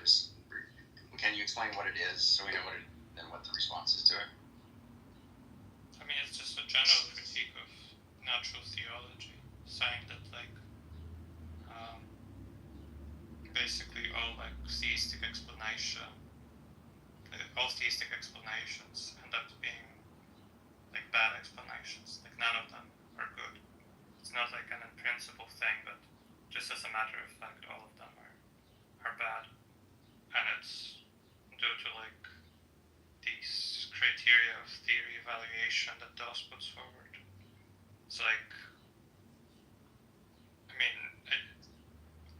I think he like thinks that like all of these explanations these can put forward will be like just retrofitted to the data. Like the prediction isn't naturally generated or something. I mean, that's like I think the general idea. Isn't it also loaded too? Like the God. Very well. Isn't it the idea? A lot of you're positing a lot of there's just a lot of bloat that you'd be accepting. God, isn't that the kind of idea? Like low priors or something. I mean, just because of how many things you're positing to make sense of all. I don't think he talks about. Oh. Yeah, it's not. Yeah, it's more of like a criticism of abductive style argument. I think Sasha has like the right idea in her explanation. His point is that all these, in order for the kind of like theistic explanation to explain, you need to load into it the right kind of desires that God is going to have in order for it to either entail the datum that we're seeking to explain, whether it's like morality or fine-tuning, or in this case, psychophysical law. And once you've done that, it's only going to accommodate the datum. It's not going to like nobly predict anything else. And then does like second step. And he's saying this isn't like a kind of like in principle objection, but it's more just going to apply to everything that's been kind of like given by theists. So it's not to be thought of as some kind of like an a priori rule or something. But then he gives like a list of criterias. I don't recall on top of my head like all of them. I think it's like coherence with background knowledge was one. Parsimony was obviously another. He gives like a couple of others, and then he goes to show how like a naturalistic explanation is almost certain, but not like it's not like an a priori truth though, to be a better explanation, and therefore it's almost certain that the theistic explanations are always gonna lose. So that's gonna be like the general idea. I do want to like revisit the book, just to like refresh it on just like the steps, because it's been a couple of years since. Yeah, the book is Theism and Explanation. Yeah, that's right. Yeah, it's like a pretty short read. I think it's like 150 pages. But yeah, it's been a couple of years. But that's gonna be the idea, and I think that it's like a meta criticism, so it's not like the fun kind of criticism, but like a specific argument.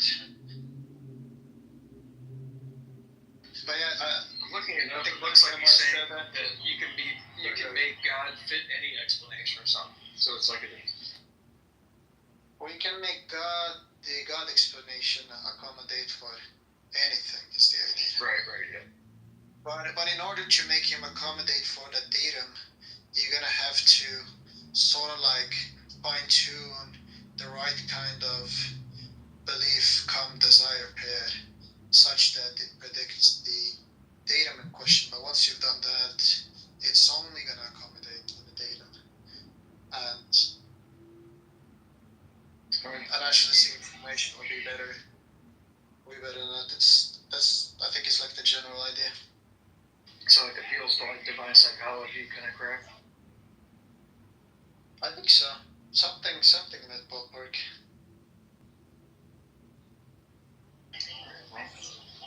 That book is in the queue.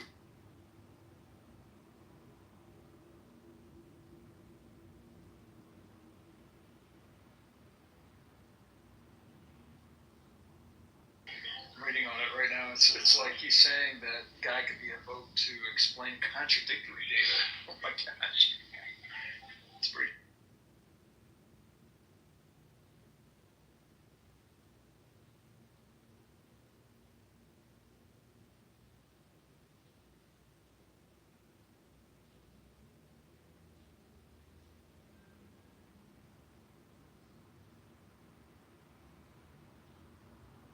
I think this kind of like argument would fall within the set of like the kind of like arguments that type of meta critique is criticizing. I mean, I haven't read the paper on the psychophysical law. I think it's like 50 pages or something. But as far as I understand it, it's run as like a abductive style rather than some kind of like a Bayesian style argument.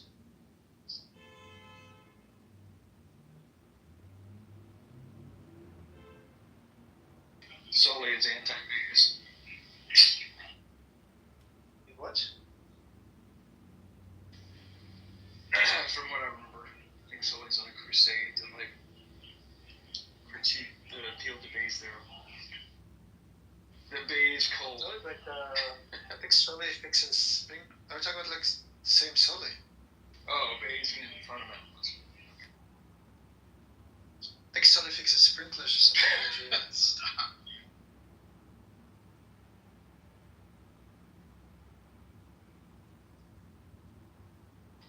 I am a house husband.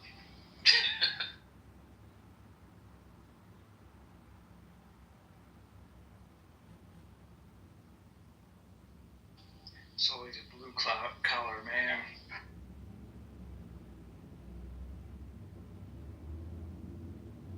I lost all the calluses on my hands. No, I'm reading. You might be a fan of him, MJ. I'm currently reading Bergman. Oh, Michael? Yeah. It's been a while. What exactly are you reading? Well, I'm reading his like book on the defense of externalism. Ooh. What's the book called? It's recent. I think no, it's 2006. I think it's just called that. Like, well, maybe that might be the under title of the book.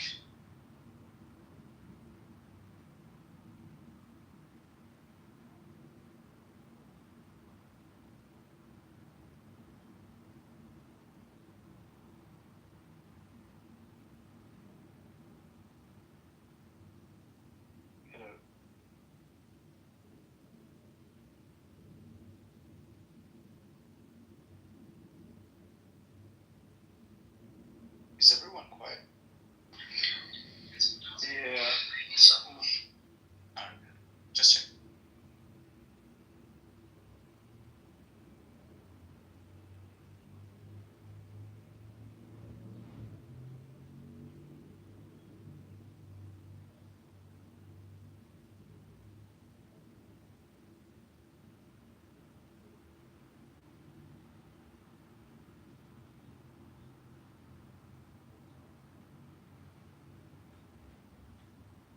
What kind do you hold? MJ, do you hold it to like proper functionalism, by the way? Yeah, I took 3 classes with McNabb, so yeah. You hold to like Plantinga's version? Something close to it. I'm rusty on it though. With the Maximini like clause as well. Maximini environment thing, yeah. Yeah.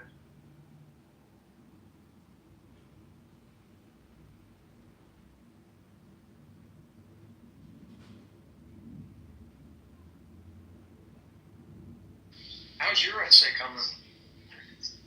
Were you about to publish something on the EAN or something? Sorry.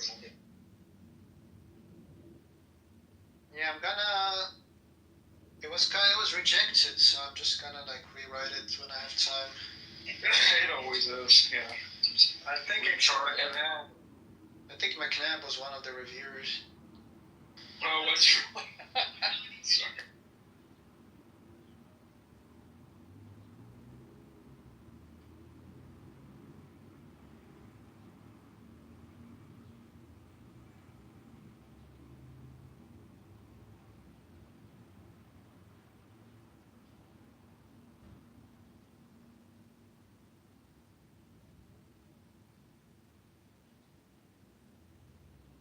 But it's not much that I gotta change, it's like a few things.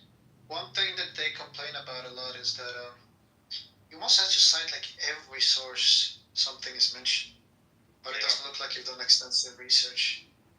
Did you like include the Jim Schlegel crap? Yeah, of course. That's like important. Send me a freaking draft, dude. Yeah, I'll send. I think I have a rough draft. I'll add you on Discord and send it to you. I sent it to Sasha the other day.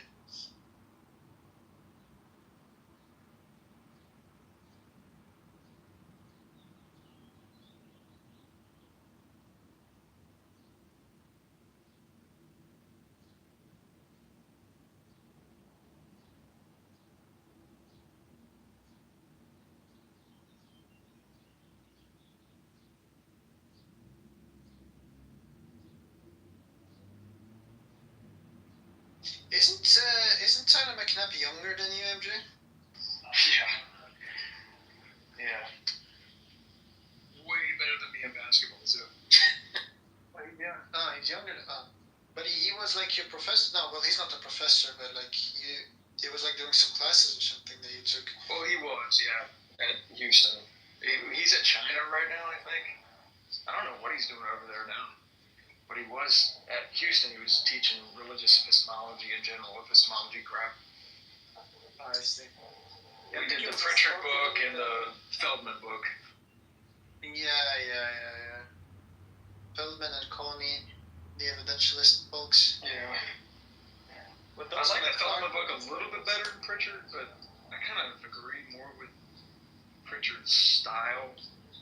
I like how he did like the method of cases throughout the book. It was helpful.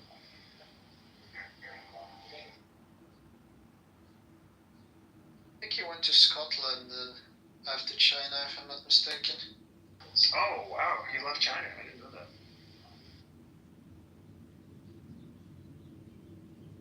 He has like 20 kids now. Yeah, it seems so. Yeah. It's kind of surprised, like how much he gets achieved, given he's like a big family.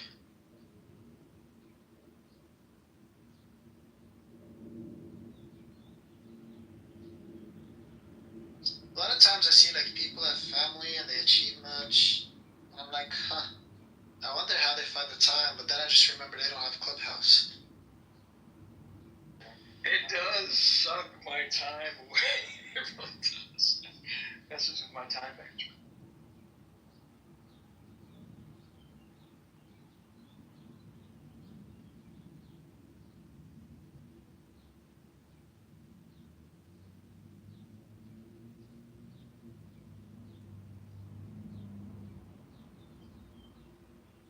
Why is Sam like obsessed with Muslims? He finds the religion absolutely heinous. I mean, he's a Jew, isn't he? He is Esau.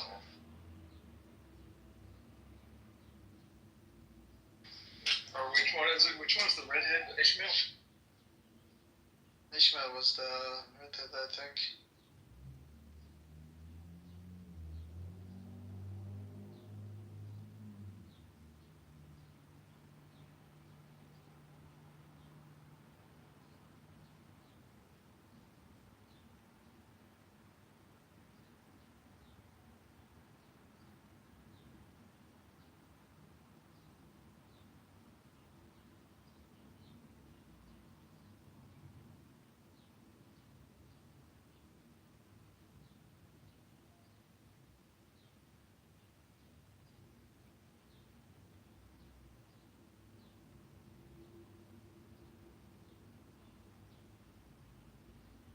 I went to Sam room, there was just fucking Zeleny speaking.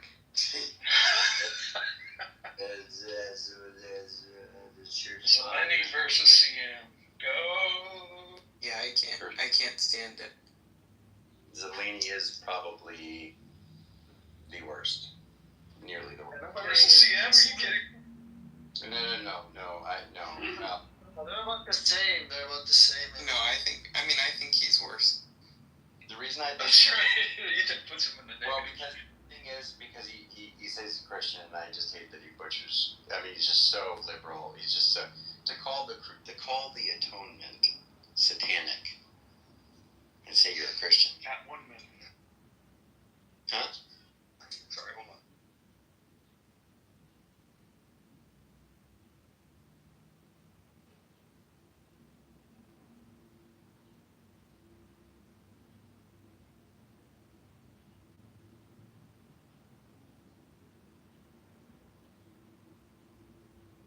Seems like everybody hates Zeleny.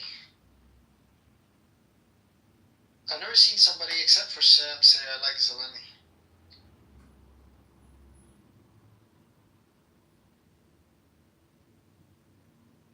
Like even Sully hates Zeleny.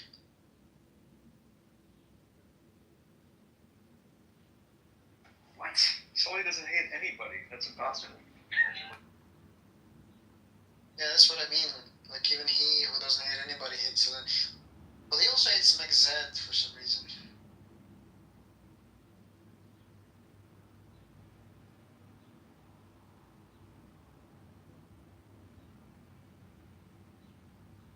Is Zeleny, is he Ukrainian?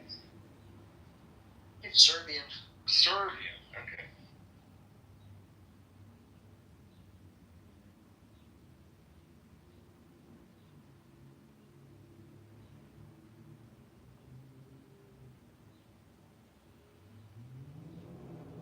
Alright, I gotta go, guys. I'll see you guys some other chat. Love you, Dylan.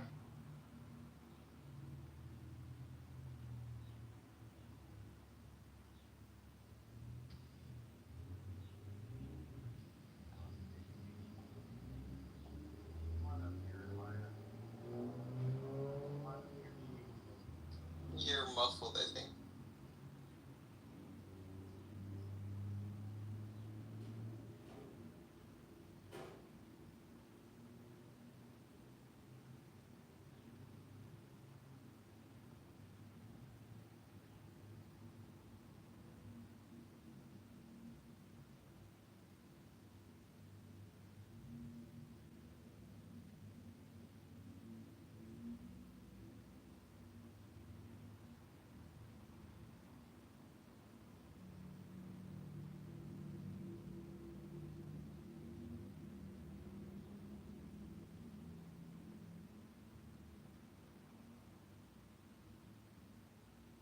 I have a deep philosophical question.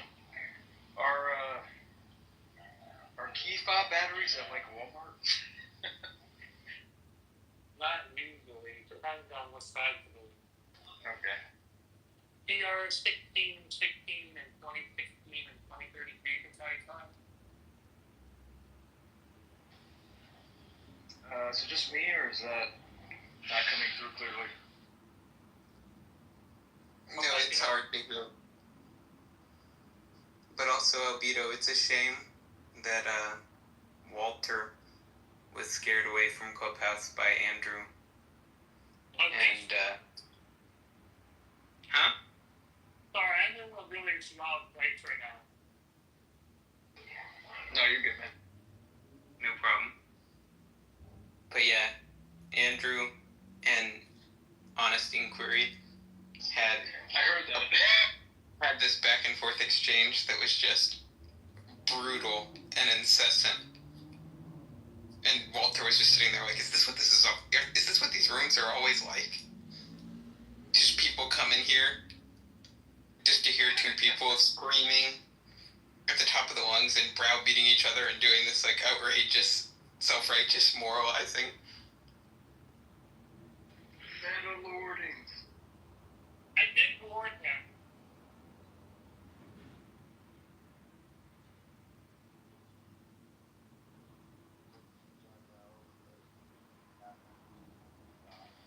Is he not coming back? No, we can't hear him.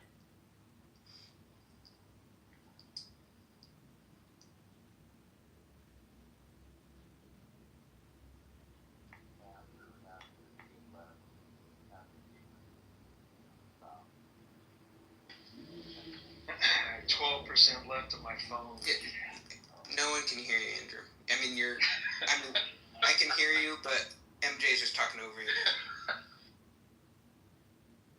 Because you're very faint.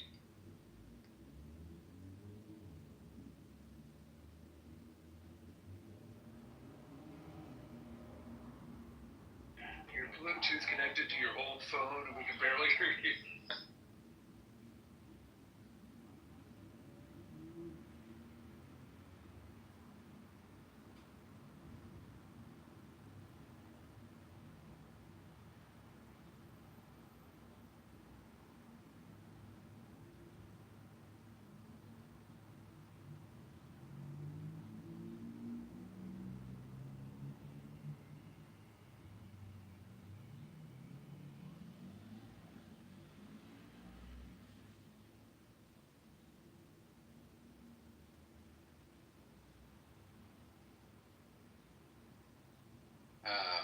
So after he agreed, when he came in or after he agreed to stop doing the stuff, if I answered a question or whatever, he said he would participate in the conversation. He left, or actually he just continued on, right, doing his stuff, but then he left and came back in and just kept asking me over and over. He's all, do you think I'm responsible for my dead son? Just over and over. And I was just like, dude. No, but, I mean... You're responsible? Well, your hands... Yeah. No, not whether Andrew's responsible, whether Andrew thinks that he's responsible for his son's death. Yeah, rather, sorry. The context for the conversation was that Sasha had said that his son's suicide was his fault in the chat to insult them, because he was basically, like, grandstanding about his son's suicide and his daughter's, like, mental disabilities. And he was sort of using that for clout. And then Sasha basically just, like, you know, played into his hand and insulted him and said that he was responsible for his son's suicide. And so then he came on stage and, like, Andrew was targeting him for criticism, but not Sasha for criticism at first, which led him to just start... Okay. Yeah, which led him to start basically just on repeat. Basically, like, chastising Andrew in a million different ways. And then eventually, Andrew, he agreed to stop if Andrew would just condemn Sasha's actions and call Sasha a piece of shit, which Andrew did. And then basically, subsequently, he continued to keep doing it. Now, throughout the entire time, it was clear, like, he wasn't being honest and he wasn't mentally stable, you know? Because, I mean, no psychologically normal person would instrumentalize their children's tragedies to win Clubhouse sympathy points and to win an argument online. But at the same time, like, basically what happened was everybody was telling Andrew that you just have to stop bringing him on the stage, you have to stop engaging in the conversation. Like, everybody already sees the picture, there's going to be no profit in continuing, and this is just, like, the wrong sort of thing to milk for drama. Yeah, but Andrew stopped immediately, right? No. He kept doing it. Well, look, I understand the difference between generating content and trying to rebuke him. I mean, I don't care if a lot of people didn't like that. Tons of people left. That really wasn't the issue for me. He pissed me off because I said retard. And then the way it all started is because I said retard. And he's down in the chat going, because I called him a retard because he said something really stupid and really offensive and lame, right? So I called him a retard. And then I was just like, you know what? When I called him retard, he's like, do you think my special needs daughter is a retard? And I was just like, dude, I didn't say anything like that. I said you were a retard. And he just kept saying that over and over again.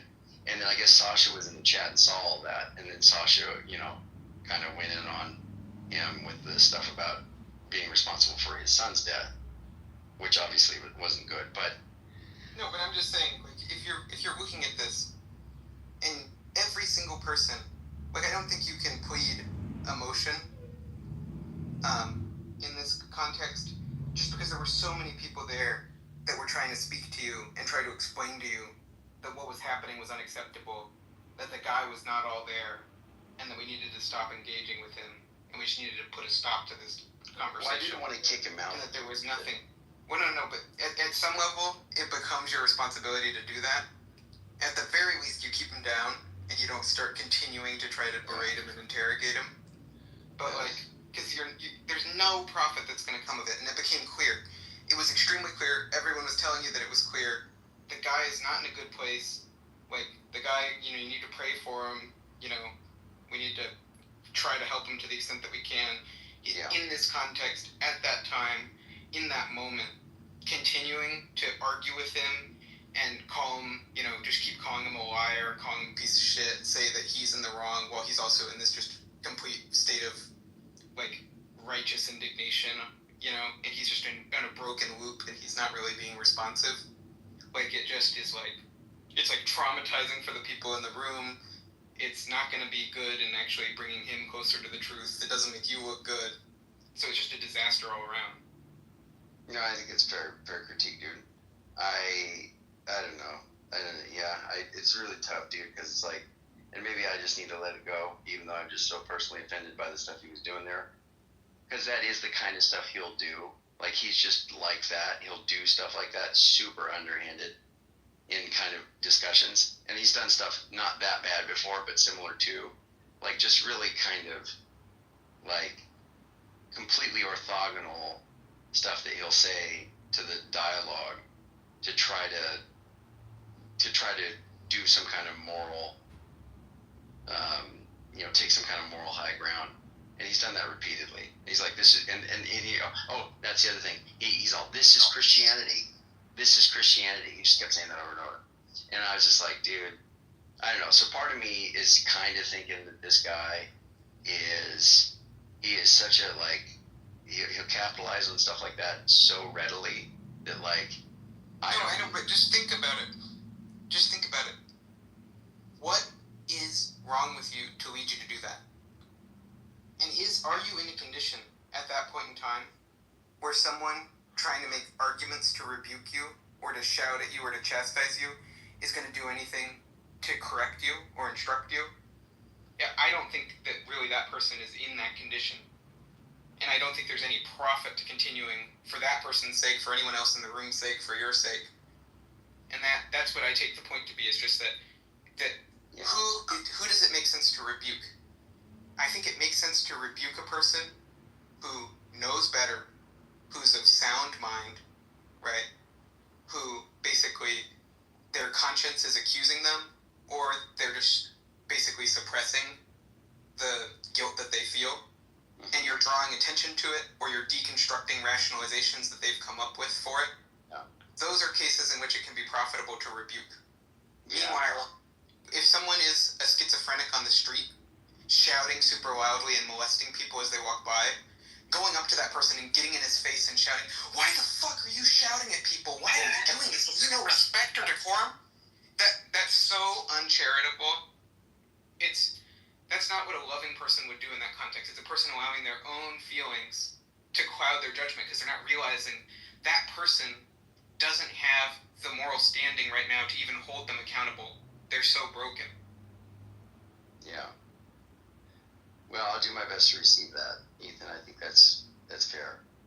I don't know. To me, it's where's the balance between? Because the thing is, if I kept him down, he just kept saying this stuff in the chat, and then people are seeing him say all this horrendously heinous stuff towards me that wasn't true, and I was just like, dude. So I didn't want to sit there and obviously police everything he said. I didn't want to remove him, but bringing him up obviously kept leading to what it did. So it's I don't know. It just wasn't a good situation. No, but I understand. And look, there are times where it can just be an aesthetic preference, but that differs between people for how much, drama we want to indulge and how much meta and controversy we want to do. And I think there's a lot of stuff that's like that, calling Tom Rabbit a liar or getting obsessively fixated on, Jack Angstrike or whatever. Fine, that's not personally, I don't think it's healthy for us to do that as much as we do it. I don't think it's good. I don't think it's profitable. But at the very least, it's not beyond the pale in the way that doing the same attitude that you have towards that guy in that context, there's something that's screaming out to me in that circumstance that this is not right. Yeah, like I listened a little bit at that point. I didn't really follow what was going on, but I was like, kind of what Ethan is saying. I'm like, my God, like that guy's broken, obviously, but why would anybody continue in on him at that point, right? So I was like, I don't know who's the broken one, and just because I'm not familiar with everybody, whatever. So I was like, Jesus, how are we gonna stop this? And just kept going. But I left eventually because I was like, Jesus, that's crazy.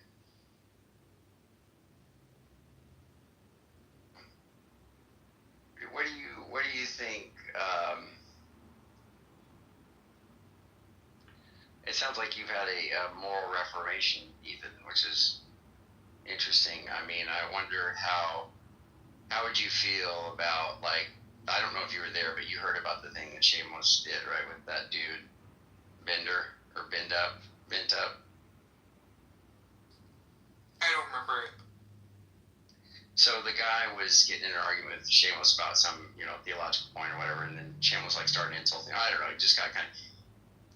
Shameless was being rude towards the guy, but the guy eventually just I don't know. Oh, I remember this now. It was like when he did the Goodwill Hunting. Yes, that's right. Yes, it's not your fault. Yeah, and by the way, good memory on what happened. Yeah, good memory on what happened there, blow by blow with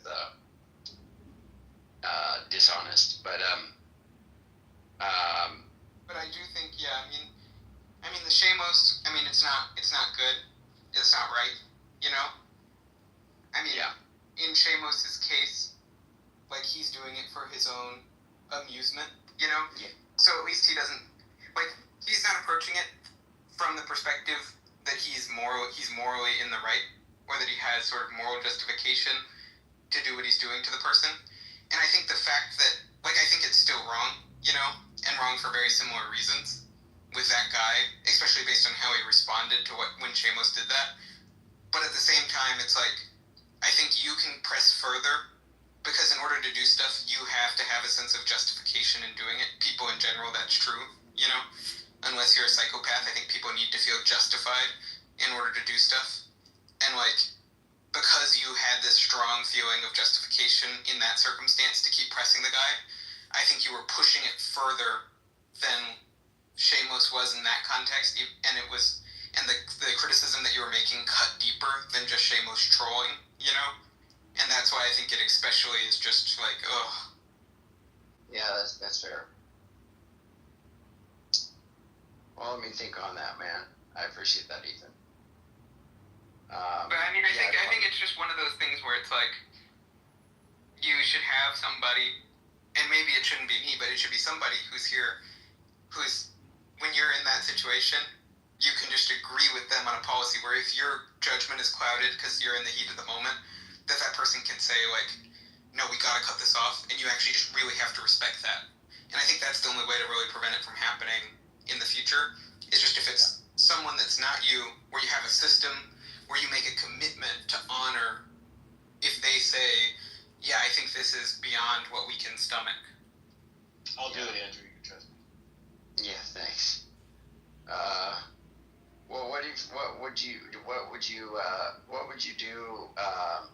Tell me what you would do, Ethan, if you're in a room of 200 Black Hebrew Israelites debating the leader of them, and you have one of your spokespeople come in, and they take some of your time, and then, because you have a certain amount of time, it's like timed responses, and then you cede your time over to one of you're like, this is my first pick. No. Oh, sorry. I'm like, this is my first pick, and the person comes in and says, good evening, apes and monkeys. Oh no! Right to freedom. And then immediately basically gets kicked out, and then I felt like that didn't go as well as I was hoping. Because you don't have the badge. Watermelon to smooth it over. you need to go and defeat the gym leaders, and so that you have the right badges to be, trying to use these levels. They're turning on you. I guess that's the way to look at it. If I don't have, like, my perspective now, with all the changes that have happened in my life recently, I think my perspective would be that I can have those people as friends, people that I'm on good terms with, but I'm never going to do, like, a collective enterprise with that person, so they're never going to be my spokesman if I can't trust them not to do stuff like that. Did she really start with good morning and then said it? Really? Is that... It was a hypothetical. It didn't go quite like that. No. But it was, I don't know. I'm not exactly sure.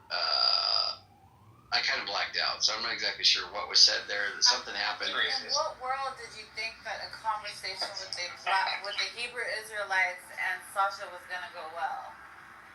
Like, well, we didn't have to name names. Oh, but, I'm sorry. Well, you didn't think it was going to go well. No, actually, I was hoping that it would, and I didn't. I actually prefaced it. But come on, dude, I was that whole discussion was trying to show that Christians aren't racist. Okay. No, but just come on. So I did agree. You thought Sasha could clear that up for you. Yeah, I mean, it's just like, put first things first. Ooh, I love that. Yeah. Well, Sasha, do you want to say anything in your defense, or do you have anything to say? Or are you even there? What about the PHI room?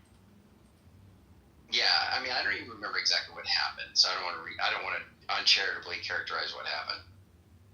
I think I was just getting over-talked a lot. Well, you're just asking, like, what prompted me to be offensive towards them? Yeah, and somebody argued that, look, that's something you just say to anybody. But of course, it wouldn't obviously be a good room to say that to them. So it's kind of like, my feeling on the climate of the room was that just everybody was being racist. Oh, that's absolutely the case. Yeah, just to be clear, Ethan, they were all racist. I mean, not all of them, but a majority of them were racist. So it was an absolute, like, just total. Yeah, I mean, at some level, it's just like, you probably shouldn't even be involved in the room. I've heard that too. If the preconditions for a civil if the preconditions for a civil discussion are not in place, then just by going into the room and bringing people into that room, you're inviting basically bad things to happen. Yeah. How do we combat that kind of stuff, Ethan? that ideology. He's very concerned about the threat of BA. Prayer. Well, one way is that you don't, show them that their fears are true or right. Like, one thing is that you don't confirm their hypothesis. Well, yeah. I mean, obviously I agree with that. But you notice one of the things that they said, they were literally asking MJ, give us empirical evidence that white people can be trusted. Yeah, why can't you do that, though, man?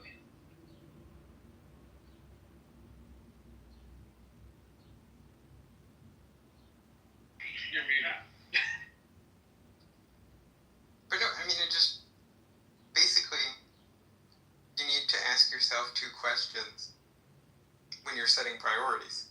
If you're going to do something for moral reasons, then basically you need to consider, okay, how big of an impact is this issue and how much of a difference can I make towards it, And basically, the biggest, most tractable thing that you can do in your life is, and based on your worldview, it's save people, bring people to eternal salvation. And that basically mission in your life, going into, like, shit show politics rooms and, like, challenging hundreds of people, apparently, on BHI ideology in a gigantic shouting fest, yeah, I mean, it's damaging your credibility and your ability to make a difference as to the biggest impact thing where you can actually make a difference in individual people that you meet on here's lives. And if you're not doing it for moral reasons, you're just doing it for entertainment reasons, then just make sure you're not committing the sin of scandal, which is you're basically causing other people to sin. You're putting people in circumstances where they're going to sin. Or even yourself. You're putting yourself in a circumstance where it's going to evoke reactions in you that are going to dispose you to sin. And so you just, if you're going to do stuff for entertainment, you have to avoid scandal. There was a guy in that room who, he was black, and he was pushing back on the rest of the room at one point. But basically his thesis was like, there have been white people who have treated me really, really well, you know? And he's like, so I'm not going to stand by and, like, have you guys saying this stuff, you know? Because he's taking that as, like, they're talking shit about these white people that treated him well, you know? And so it's like, if you want to be effective, that's probably, you know, probably best to just, like, treat people, like, well. As a white. But it's just the way you talk, what your priorities are, how you conduct yourself, like, that's as important a witness to the truth of your faith as the quality of your arguments. And basically, if you decide that you're going to sacrifice that so you can have entertainment by watching Sasha create a shit show by calling people apes, you know, I mean, your priorities are completely in the wrong place. Well, I definitely wasn't thinking that. It wasn't fun at all. I didn't get any enjoyment out of that whole thing. The whole conversation hardly wasn't any. There was very few times that I was like, oh yeah, I enjoyed this conversation. Then you that was not.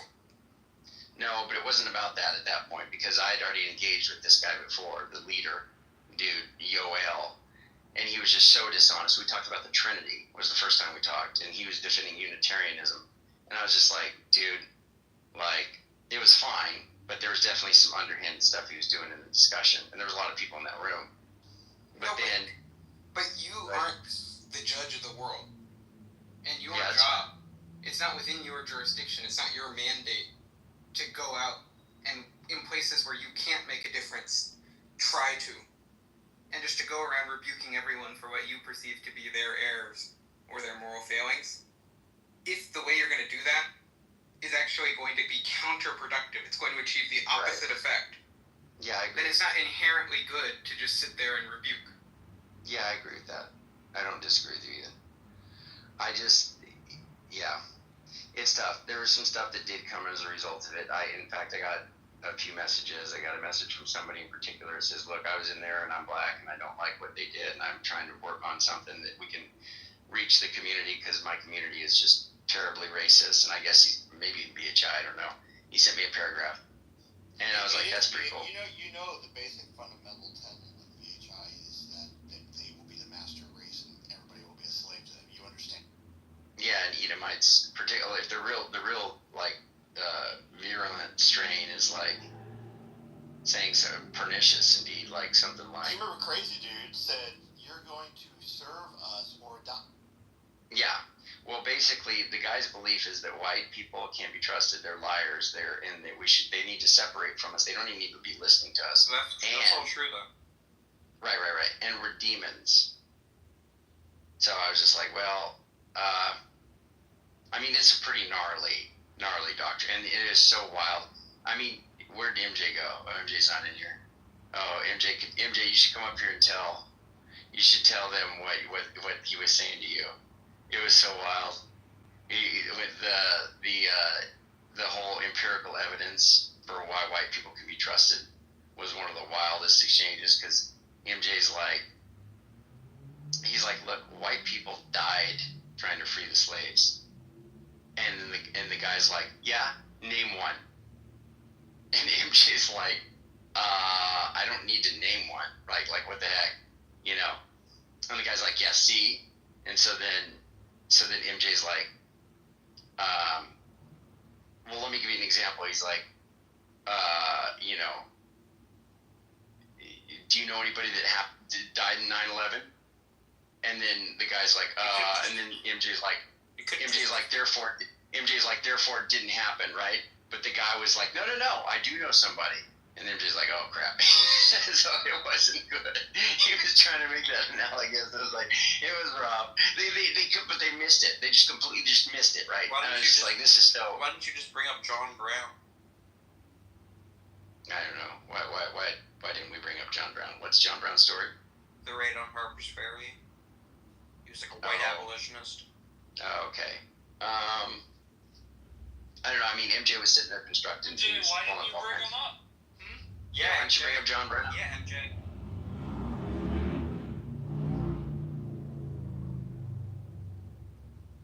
Yeah, it was brutal. Cricket. It just felt like Mary Smith, John Smith. Sailor, are you still in favor of the work? Are you holding the position that black people can't be racist? Is that your thing still? So I don't know if you remember this, Andrew, but when Courtney asked the question, I answered, I was like, oh yeah, they can't be racist. And then she goes, are you serious? And I said, well, no, actually, I'm just being contrarian.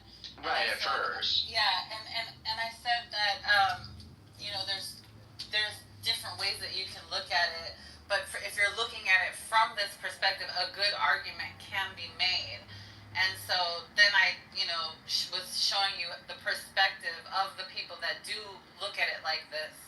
So I made it clear that I'm not even sure I hold that position, but I can understand where they're arguing from when they argue. And these are the things that they argue. Because then when we brought out Black Hebrew Israelites, I was showing that, yes, under that framework, they can be racist because they're using a ideology, they're using a system to try to pull from, and if they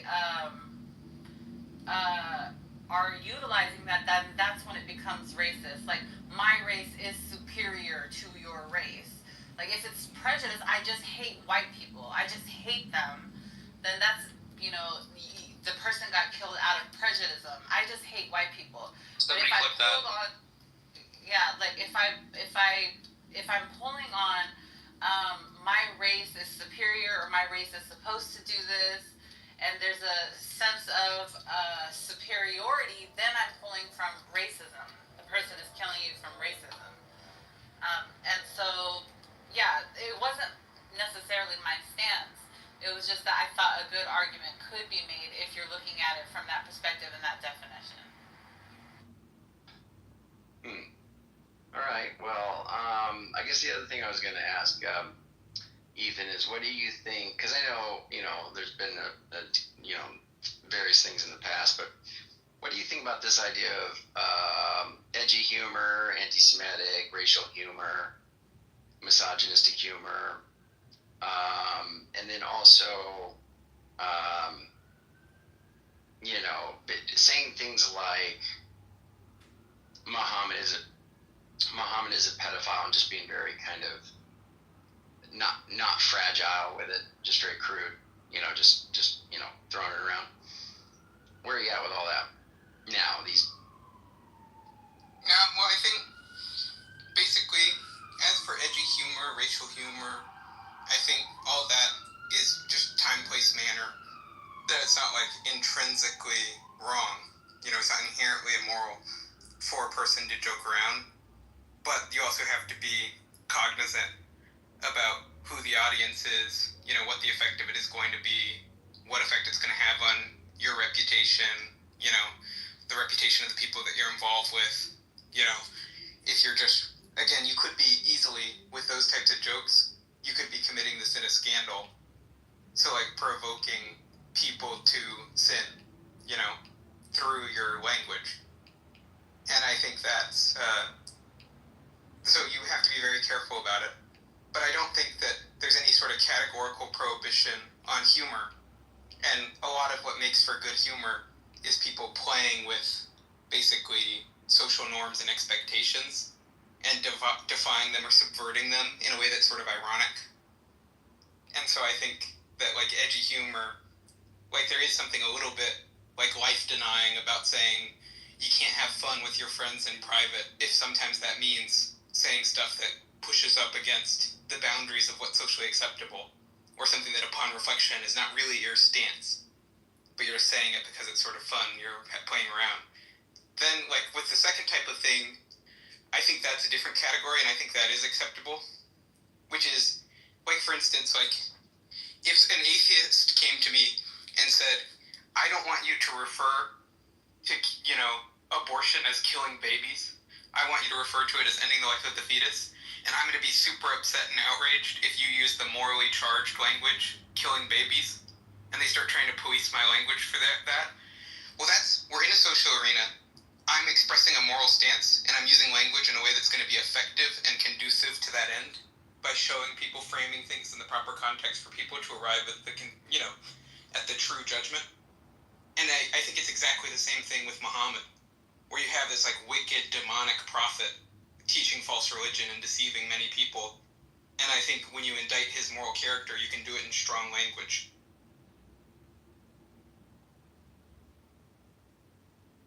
Okay, interesting. I think that when we call something a joke, the responsibility of it being funny is on the joke teller. And so you can't just say something is a joke because you intended it to be a joke, because what makes a great comedian is saying what ought not be said and it being received. That's what makes a great comedian, is that you said something you're not supposed to say, you can't say, but it was accepted and it was received as a joke. But if you say something and it's not received because you didn't calculate properly, you didn't deliver properly, you didn't land properly, then it's no longer a joke because it was not received that way. So the responsibility of gauging your audience,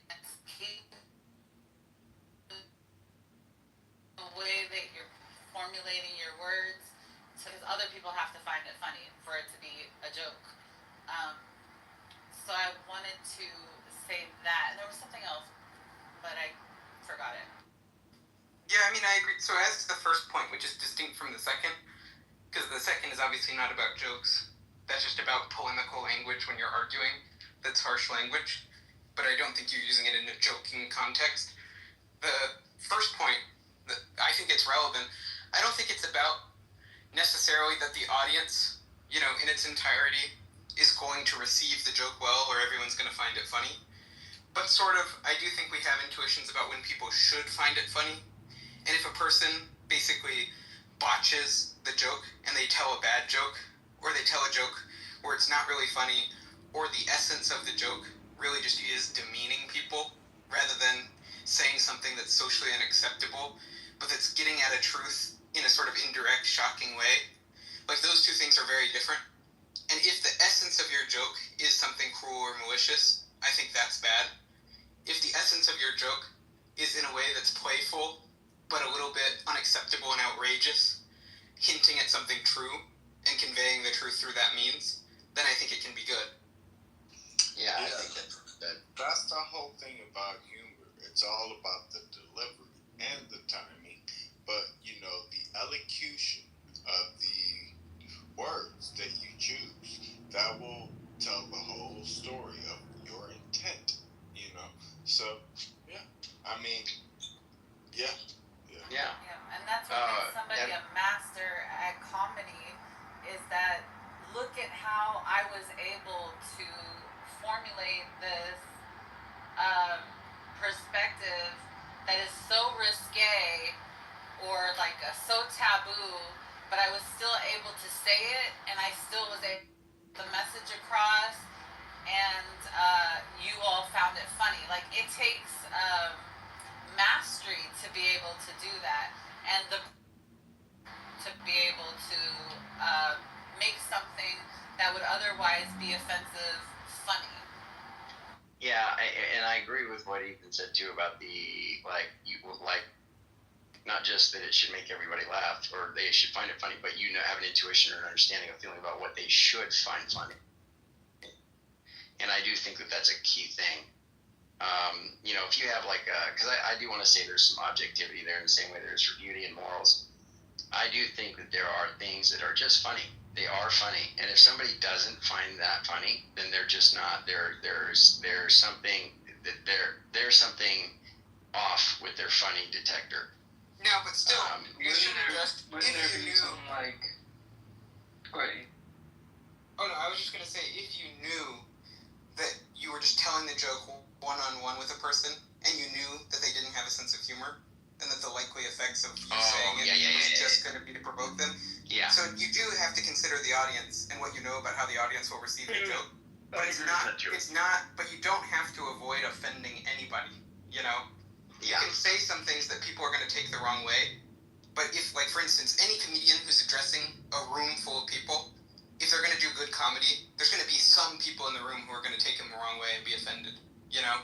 Yep. And just any large audience. But I still think it's okay to do comedy as long as the joke the person was telling in that context was something that it's unreasonable for those people to be offended.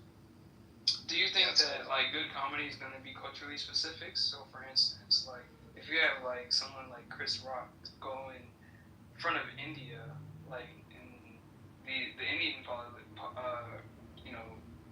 population is, I don't know, 100,000 people or whatever, those jokes are not going to land as opposed to Chris Rock making a joke in Atlanta or Detroit. So all jokes are going to be culturally context specific, no? Basically anything that involves language or performance is going to depend on the culture. And the culture that you have to consider is basically the culture of the intended audience and then the culture of the incidental audience. Yeah, so comedy is only going to be, like, cultural specific, you know? It's not going to be, like, an objective. Well, it's intersubjective, I think, right?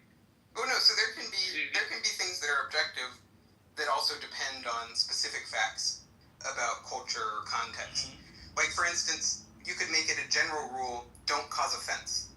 But what's going to specifically cause offense will vary from culture to culture, so you have to keep that in mind, you know? So you could have an objective rule that the way that you applied it to each particular situation varied depending on culture. Yeah, I don't think we disagree then. Right? Yeah, I don't think so. Yeah. I'm sorry for interfering. No. Okay. The comment about the Prophet Sallallahu Alaihi Wasallam, the reason why that wouldn't be considered humorous or funny by people like me is because if you have half a wit, you don't have to be smart, but if you know anything about history, you know it's what was said was completely infactual. And wait, can I continue? Yeah, you can. You can. You see how a little belief can stir up sentiment from the crowd? Go ahead. So, one point of clarification is... Oh my God. I'm trying to get to be... Oh, I thought you were pausing. Go ahead. Yeah, I thought you were good. I was just saying, alright, so I already said infactual. And B, it's bad taste. Remember how our parents said,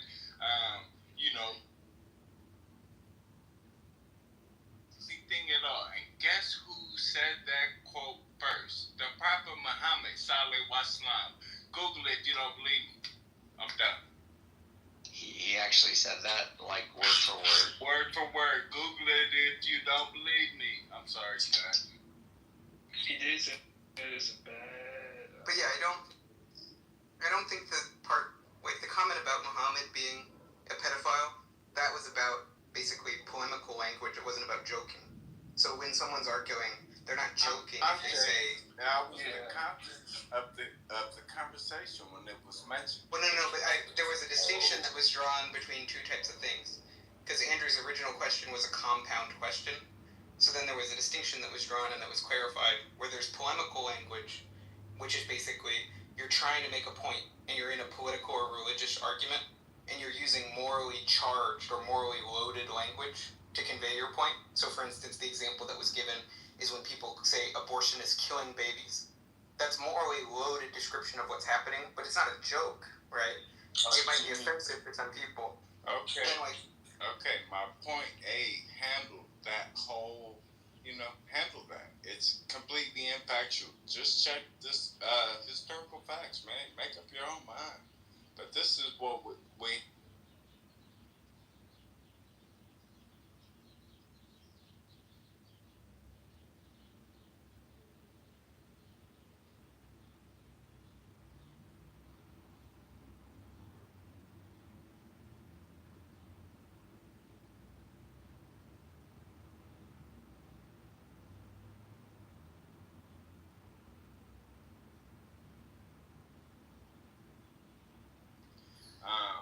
check the scholars, the answer is no. Enough said. But that's not actually what modern scholarship Okay, well says. then, consider your sources. What sources are you going by? I will tell you Yeah. yours. You'll tell me yours. No, of course. I mean, first is we have all the most widely accepted early sources in Sunni Islam. What And so I can put them in the chat. going by where you make that statement? I would love to know, because that's Here, I'll what put it in the chat for you. Sure, I would love to know. You're standing on that, mind you. So here's Bukhari. I think Aisha was like a child, right? Okay, and Bukhari said what now? I think Aisha was a child. That basically, that he married Aisha at 6, consummated Aisha, at 9. Wait. How old was Sarah married at? 3. Doesn't matter. You're changing the topic. Hold on. Wait, we're talking about... You're changing the topic. Wait, can we slow down the conversation? We're talking about prophets, right? In ancient times. So biblical... so these same type people, whether they were... whether they're honored in the Bible or the Torah, they were marrying people that were considered in these days, modern times. Yeah, you're modern wrong. times. You're wrong, brother. But in those days, guess what they considered of age? Puberty. Shut up, Yeah, guys. that's terrible. You're wrong. No, you just hold on. Well, Aisha was prepubescent. That's right. And second is Fuck out of here. the two quoque about... Now. Oh. No, what? Oh, so Bukhari says she was prepubescent? Keep talking. No, we can give you different sources to establish that. I mean, first is, you would just be able to know it through medical knowledge, that it would be an extremely precocious puberty that's not at all attested in the sources. Show me the source that said Aisha was prepubescent. I'm waiting. Yeah, so we have the sources that say she was playing with dolls, and basically that it would be immoral. There's adults. No, but there's additional... nowadays. Are you No, there's... Oh my God, this guy. There's additional context. Man, I'll show you said you were denying. Come on, brother. You were denying that she was a child. So you challenged me to provide the source. You said if I provided my source, you would provide yours. I provided you with Bukhari. That attested the age. Okay. That attested the age. That attested the age. You then shifted your talking point immediately to that she was post-pubescent. You didn't provide any evidence to support your claim. You started demanding from me that I provide evidence. Theodore, why don't you let him finish? Rambling. You have no inflection in your rambling, and it's just a monotone. Blah blah blah blah blah. Okay. The point is, right? You was that a response? Substantiating your claim, right? And I said no. Okay. You were substantiating your claim, and I said no. That's not factual. Why? Because you can find women these days who are elderly age who play with dolls. So that fact that you said gets flattened and trounced on. Come on, you cut them off, because if you knew anything about Arabic culture, they took away dolls when you hit puberty. Right, when you menstruated, they would take away your dolls. Women weren't allowed to play with dolls. In Arabic culture, all dolls are taken away when you hit. Come on. Yes. What the hell is Can you give us... But that's a different conversation. You guys changed Theodore, you Theodore, moved over to Sarah in the Old Testament, and you're wrong on that. No. Okay, that's false. Yes. Time. Find the verse. Show me the verse. Show me the verse. Wait, Show me the verse. to fucking talk. You interrupted Ethan multiple times. Show me the verse. Conversations. That's why I'm talking to people like you. No matter how monotone. Yeah, now he's just talking to people like you. A lot of people say miss me with that stuff because you guys you're not building facts. You're just It's like, come on, you don't stand. Show me the verse. Show me the verse. Show me the verse. Diarrhea. It's context. He's Show me the verse. The time and the place that we were talking, biblical or Judaic. You said Sarah was 3. Shut up! I'm talking. God damn. You interrupted Ethan multiple times, and I'm asking you for the books. I'm not talking to you. Well, no, do you just have any sources to back up your You're a claim? child, man. Do you have any sources to back up your claim? Yes or no? You demanded sources earlier. Genius. The Quran says Sarah was free, and we're supposed to go based off of that. What is going on right The now? only source you need, but This your guy is Bible upset. says He's that got dickwad. Your Bible. Hold on, I'll tell you what. Hold on, Theodore. You're gonna go on mute. Islamo is actually a good faith interlocutor. He won't do the weird stuff that you're doing. Islamo, it's good to have you, brother. We're talking about some sensitive stuff. Yeah, you're being very dishonest right now, Theodore. You You're being just threw dishonest. Muhammad under the bus. Get out of here. No. Yeah, Nobody all wants to right. be in your I space. bet you're gonna do that. I bet that's how you do it, right? I bet. Okay, what's up, Islamo? How you doing, brother? We're just talking about. Theodore wanted to argue. Muslims under the bus. No, that's not what happened at all. So, Shut up. no. So we were talking about. Just move down. Yeah, Theodore, stop. So we were talking about Muhammad in the age of, and Theodore denied that the prophet would be considered a pedophile, and he said that check the sources or check history, and that's just not true. And Ethan provided a source, and the guy just basically tried to reject it and say, well, look, he said that adults play with dolls because part of it was about playing with dolls. And, he said that, older women or whatever can play with dolls. And then he wanted to turn to this point and say Sarah was 3. Ethan's not even a Christian, so it's a stupid point anyway. Oh, I apologize, actually. Ethan, forgive me. We don't have to go to Sarah. Forgive me on that, Ethan. Yeah. So my take on this is that all these hadith sources were written up to 3 centuries after the marriage. It was a time when birthdays were neither tracked nor celebrated. People measured age in general terms and would link events to major occurrences. And for what it's worth, with the available Islamic sources, including Bukhari and Muslim and the others, and comes up with the age of 17. Depending on how you ask the question, it says 16 to 18 or 15 to 19 or 17. And you can try it yourself. I asked it to analyze the historical Islamic sources and come up with an age. Now, as regards the Quran, which was written at the time, my understanding of the Quran is that when it talks about marriage and divorce, it talks about nisa, which are adult females. It doesn't use the word inath, females, or untha, female. It uses the word women, nisa, adult females, for marriage or divorce and related matters. So the Quran does not leave scope for underage prepubescent marriage. It's kind of strange because if the Prophet, on whom be peace and blessings, wanted to allow for a marriage with an underage girl, why is the Quran silent on it? That's my question. Why does it refer to women and not females in general? No, why is Aisha kind of particularized or excluded as a figure when we're talking about the Quran, right? I didn't understand the last point that you made about silence in the Quran. Could you repeat that? No, Islamo Pro?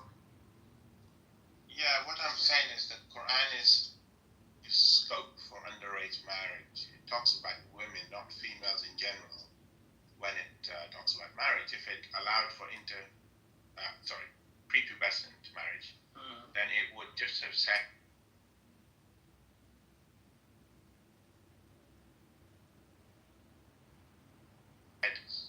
enough, but it uses nisa, which are adult females.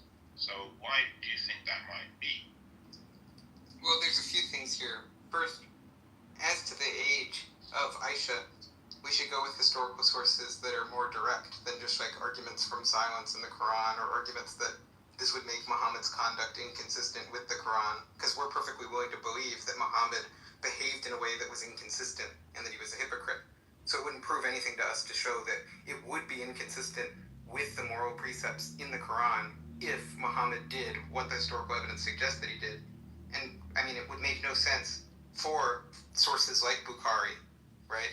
It would make no sense for them to record the information that they do if it bore no relationship to the historical facts. I think it's also similarly true, basically, that you're kind of overstating your case from the Quran. And I think basically, I mean, if I understand you correctly, you're just saying the word connotes adult woman. That's your argument? When it talks about marriage, that there's a word that connotes adult. Correct? Yeah, the word is nisa, which means adult females, not females in general. That's my point. And that's what the Quran uses. Now, with regards to Bukhari and Islamic historical sources, compiled 2 to 3 centuries, up to 3 centuries after the time, we don't have birth and marriage certificates for the Prophet. Peace and blessings be upon him, and Aisha, may God be pleased with them. We don't have them. We can rely on Bukhari, but other sources from Islamic Sirah and Hadith literature indicate a higher age, which is why when ChatGPT analyzed the sources, it came up with the age of 17. So, I mean, how do you deal with that? I just asked ChatGPT. It says 9. So I think what ChatGPT will tell you. What ChatGPT asked? I asked how old was Aisha when Muhammad consummated the marriage based off of best historical evidence. My question came up with a different result. Well, the answers that it gives you depend on the context that you have in your chat history. So what you may want to do is they have an option to create a temporary window and then pose the exact question I just asked and see what answer that it gives you, not having in context whatever your religious commitments are as implied by your other discussions with it. But yeah, I asked O3, so the latest reasoning and research model. To give you a little bit of some, I'm not trying to detract from what you're saying, Ethan, but for your information, there is a verse in there that talks about marriage and of women who have not yet menstruated. So there's at least some concern about there's like that, it's like 65:4 or something, where it's like Yeah. I'm familiar with the verse. It talks about women. Read the verse and it says women. And if it said females who are not menstruated, that would include underage girls. But when it says women who have not menstruated, it's talking about a condition which is related to hormones and whatnot, and it is known as primary amenorrhea. Now, the male scholars who interpreted that verse most likely were not aware of that condition. But the verse itself doesn't say females, it says women who have not menstruated, adult females who have not menstruated, and that is primary amenorrhea. So just for you to take a verse that says, as for your women who are past the age of menstruation and those who have not menstruated as well, this is the translation I'm getting, their waiting period is 3 months. So it's taking people too old and people who have not menstruated. Now you're saying there's a word that's used for and people who have not menstruated that connotes that it's a adult woman, and you're using this as an argument from silence to contradict multiple independent early attestation, of the age of Aisha. The verse itself, the sources as well, and chat.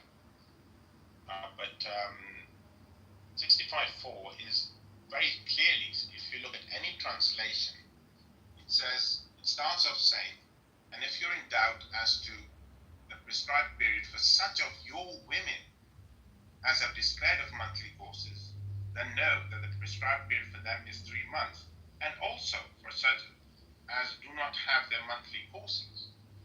That is referring to women who do not have their monthly courses. It's not talking about prepubescent girls. So I know, I accept that many Muslims, scholars have said, and they're male scholars, they have said that this refers to prepubescent girls. I accept that. But the Quran itself, which I deem to be considered to be the word of God, not the commentaries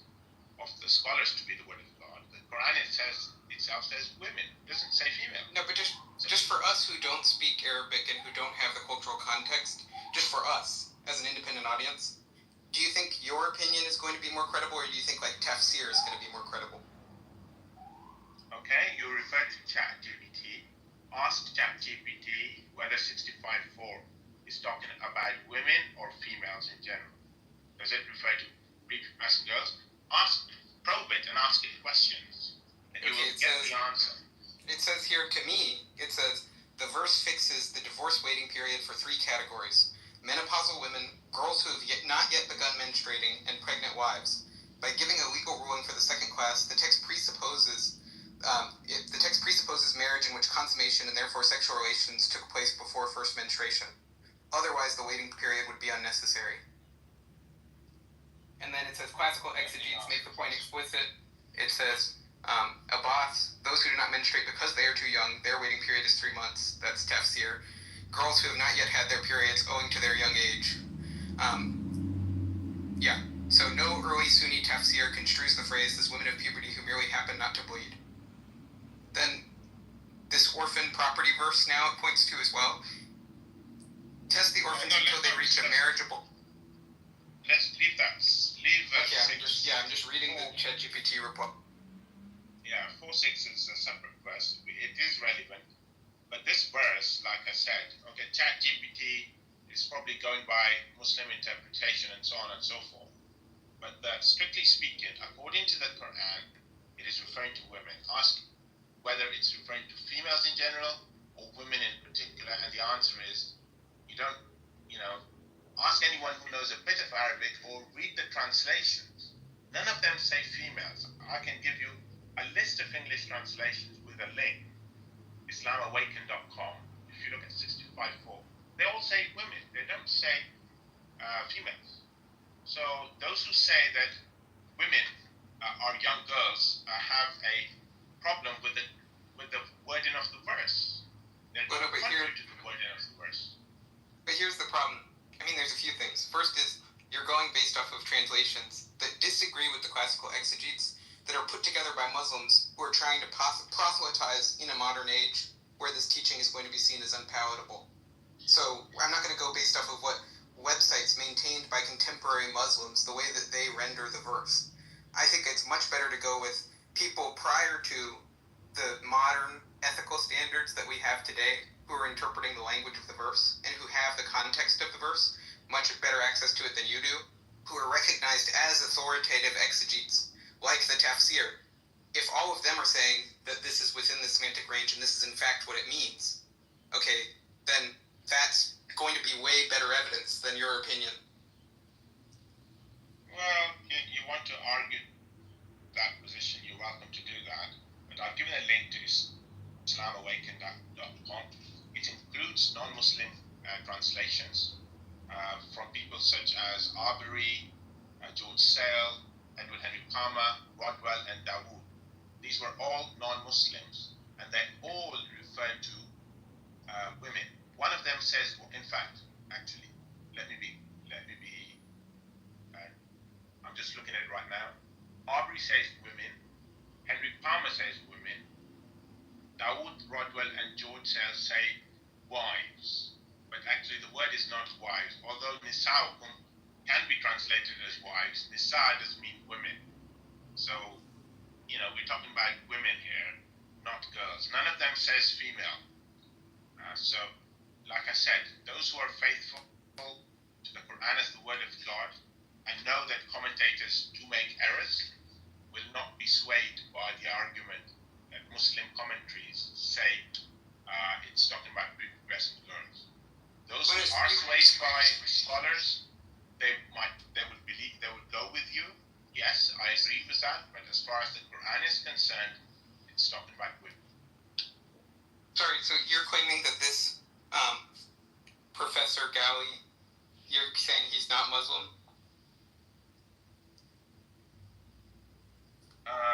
So you're looking at the translations, presumably? Yeah, I'm just looking at your story. Okay, the link that I gave, and you're talking about Ghali. What does he say?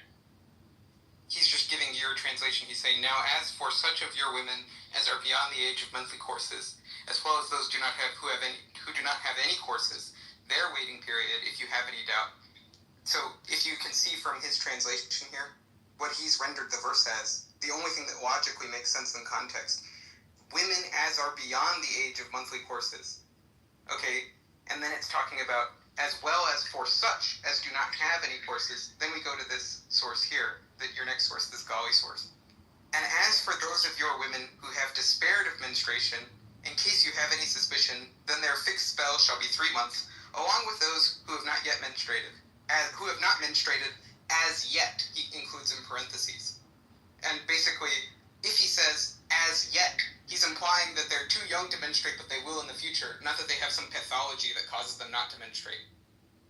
Yeah, so those with primary amenorrhea can later on menstruate, although, and to be honest, to be specific about the Arabic, someone who speaks Arabic can confirm or otherwise. The word used is lam. Lam would be translated as those who have not menstruated. So he has put as yet in brackets. Okay, wait. The word for as yet is lamma, not lam. But just let's be clear. These were just supposed to be your exegetes that were going to agree with you, but now you're arguing with them. But here's what I'm taking. So here we go. I've asked for a further question to clarify the lexicon here.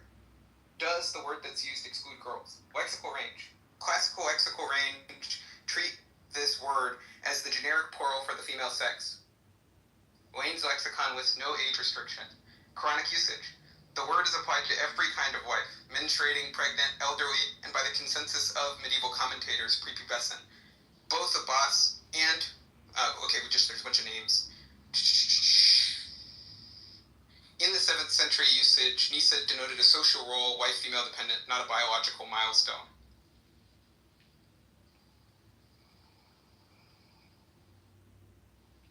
A pathological absence of menstruation after puberty falls under the same legal doubt the verse introduces, so therefore it would be redundant if it didn't apply to people that were young. Blah, blah, blah. Okay, I ask a question. Does Nisa indicate women or females? And it says good and very sharp question. The Arabic word Nisa, like in Surah An-Nisa, the women, primarily means women, specifically adult females. Nisa refers to mature females, typically those who are past childhood and puberty. It does not usually refer to young girls, sigar, or to female children, banat. Those are the Arabic words. So it is within. Hold on. In classical Arabic, and especially in the Quranic language, Nisa carries the connotation of full womanhood, meaning emotional, physical, and social maturity. So to summarize, Nisa is equal to women, in brackets, adult females. It does not automatically include prepubescent girls or female children. Now, the reason why it uses the word usually and automatically is because of Muslim commentaries on the word Nisa in 65.4, which is a mistake. So that is part of the problem which we have to take into consideration when considering ChatGPT answers. But let's just be clear here. So the point is, you're saying that the lexical range of this word excludes underage girls. Now, none of the early sources agree with you. The lexicons, the modern lexicons, none of them agree with you. The non-Muslim, the allegedly non-Muslim, I don't think they actually are, exegetes that you linked us to, they don't agree with you. So it's just based off of your understanding of 7th century, 8th century, 9th century Arabic set against speakers of the language in that time and place, and the consensus of them, right? Yeah, so they erred. I mean, they're human beings, they're not God. I do not idolize them, I do not bow before them. I do not consider them as beyond error in this or in any other cases. Other verses, they have made errors. Some of them may be recognized scholars of repute, but they're human beings. Human beings make mistakes, so they erred on this. Okay, but can you help us? Can you help us understand why we should trust your understanding of the meaning of the word? why should we go with you as opposed to the speakers at the time and place, the uniform consensus of them, and the modern lexicographers? Modern lexicographers? Yes, because for instance, one of the sources that we referenced earlier was the Lane's lexicon, which doesn't list an age restriction on the word.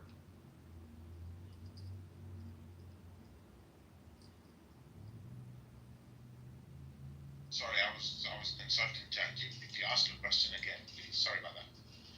No, just the question is, what evidence do you have for us that the semantic range excludes it, other than your opinion, set against all of the earliest and most authoritative sources? Andrew, a bitch. Andrew, you a bitch. Who's that? Okay. I'll let them want to That's see. the angel of love. Okay. So, why should you go with me saying that women can mean female? That's essentially what you're asking. Well, in the language... Well, no, but you're translating an Arab word. And so I'm asking this word, whether or not it actually has a semantic range that excludes underaged. That question is really going to be up to what is the historical evidence that we have about how that word was used at the time. Now, I think the earliest sources, which are people that are exegeting the passage and saying what it means based off of their reading of the passage and based off of their linguistic understanding, that's going to be more authoritative than a motivated 21st century exegete standing against the consensus of such speakers. Yeah, you can, you're suggesting that, but the point is that they focused on those who have not yet menstruated. Right? First of all, they introduced the word yet to make it amenable to refer to prepubescent girls who are waiting for their periods to stop. So that's one thing. Secondly, there were the vast majority, in fact, all of them were male. None of them were women. They were all men, not even male, that would be more precise. They were men. And, thirdly, the verse doesn't say women who have not menstruated. It says those who have not menstruated. So you have to make a link.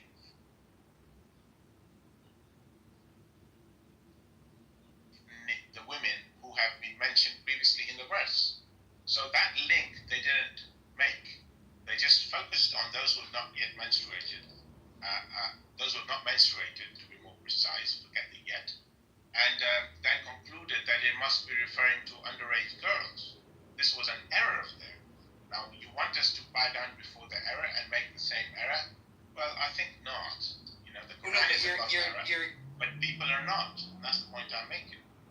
But your argument is circular, because it rests on the presupposition that the word means what you say it does, and that therefore the commentators must be making the fallacious inference that you ascribe to them.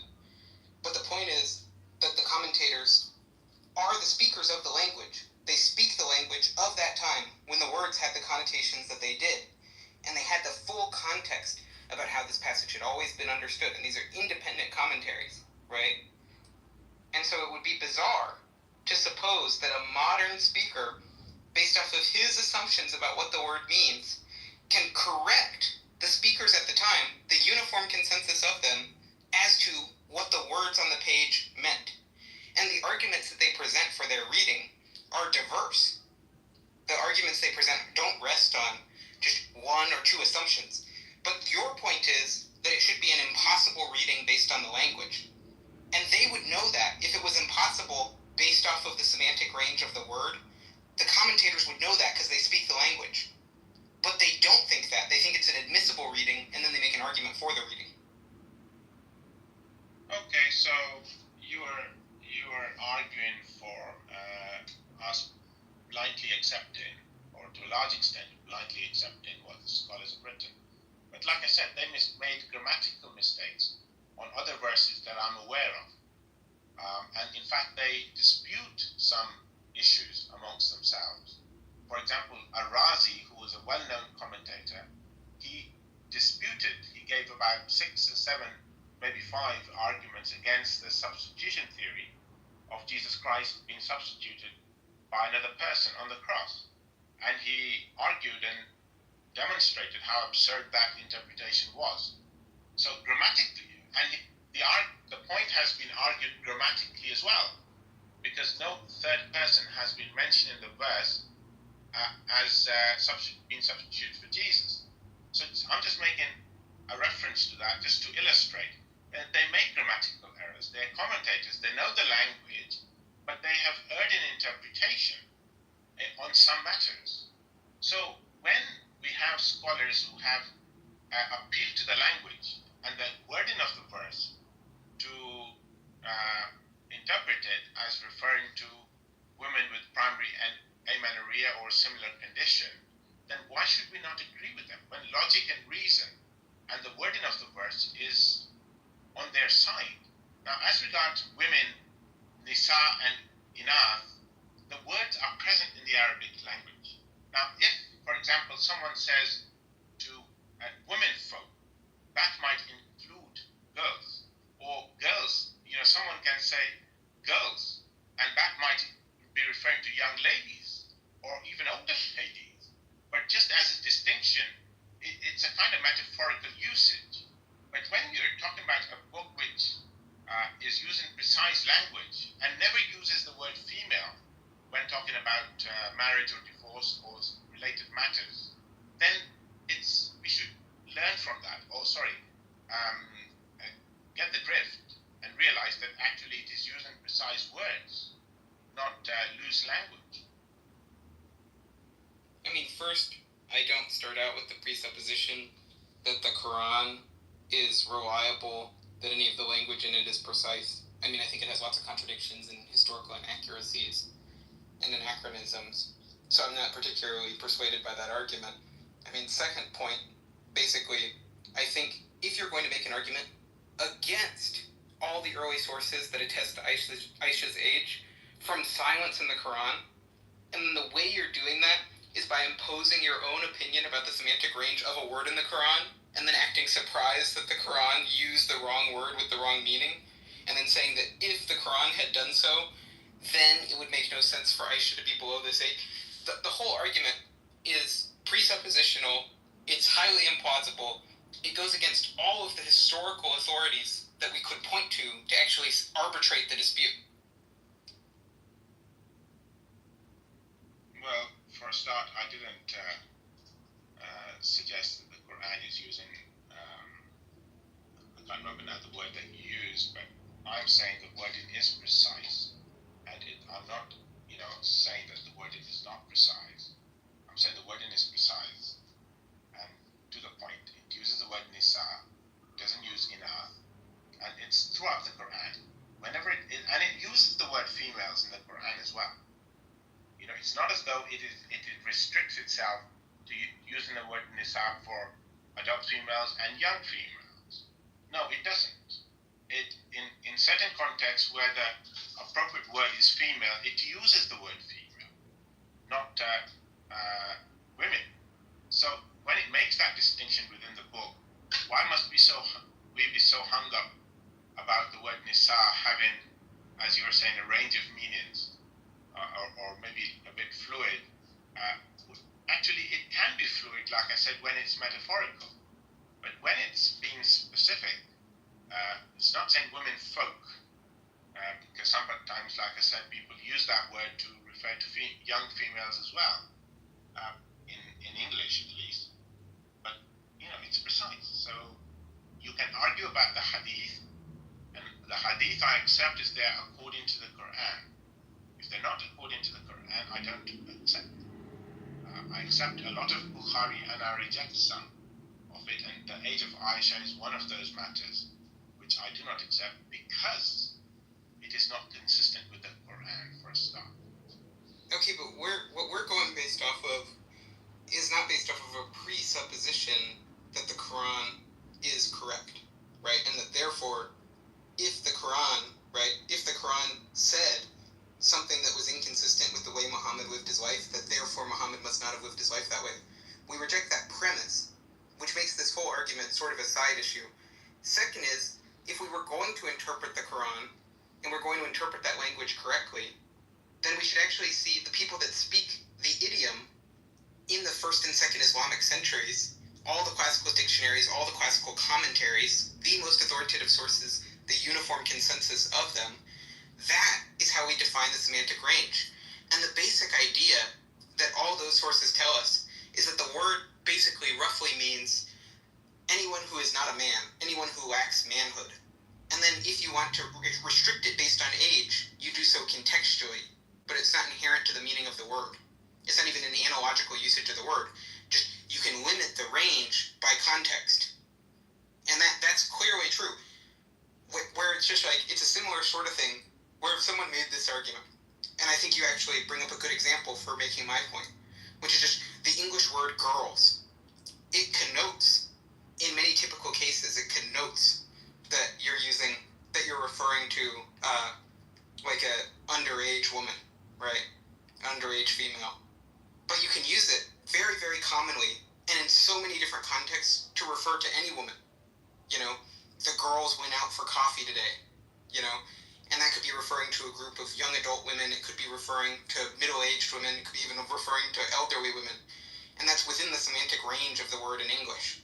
And then if we put it specifically in a context where the most natural reading based on the passage is that there's three categories of people. The people who have menstruated, the people who have not yet menstruated, people who are too old to menstruate, right? If you're dividing into those three categories, the most logical reading of the word is referring to girls in the second. Okay, so I would recommend that you ask ChatGPT about the difference between lam and lamma. So you can put the English, the English alphabet. I'll put them in room chat. Ask for the difference between lam and lamma. In fact, anyone here can ask ChatGPT these questions about nisa and untha, whether there's any difference between them. And you are saying, when we say boys, we may be referring to men. I accept that, but it's in a certain context and it's a metaphorical usage. It's not a precise usage. But, we make a distinction between boys and men. When we say, let's separate the men from the boys, again, we're making a distinction between men and boys. And actually, even in that, then we're using it in a metaphorical sense, as between those who are truly grown up and those who are still more or less kids in some way. But ask ChatGPT these questions.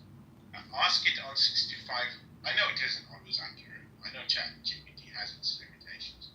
Well, and it's contradicting you. It's contradicting you every time I'm asking it. So the way it's going to respond to you, I think, is going to depend on the past history of chats that you have with it.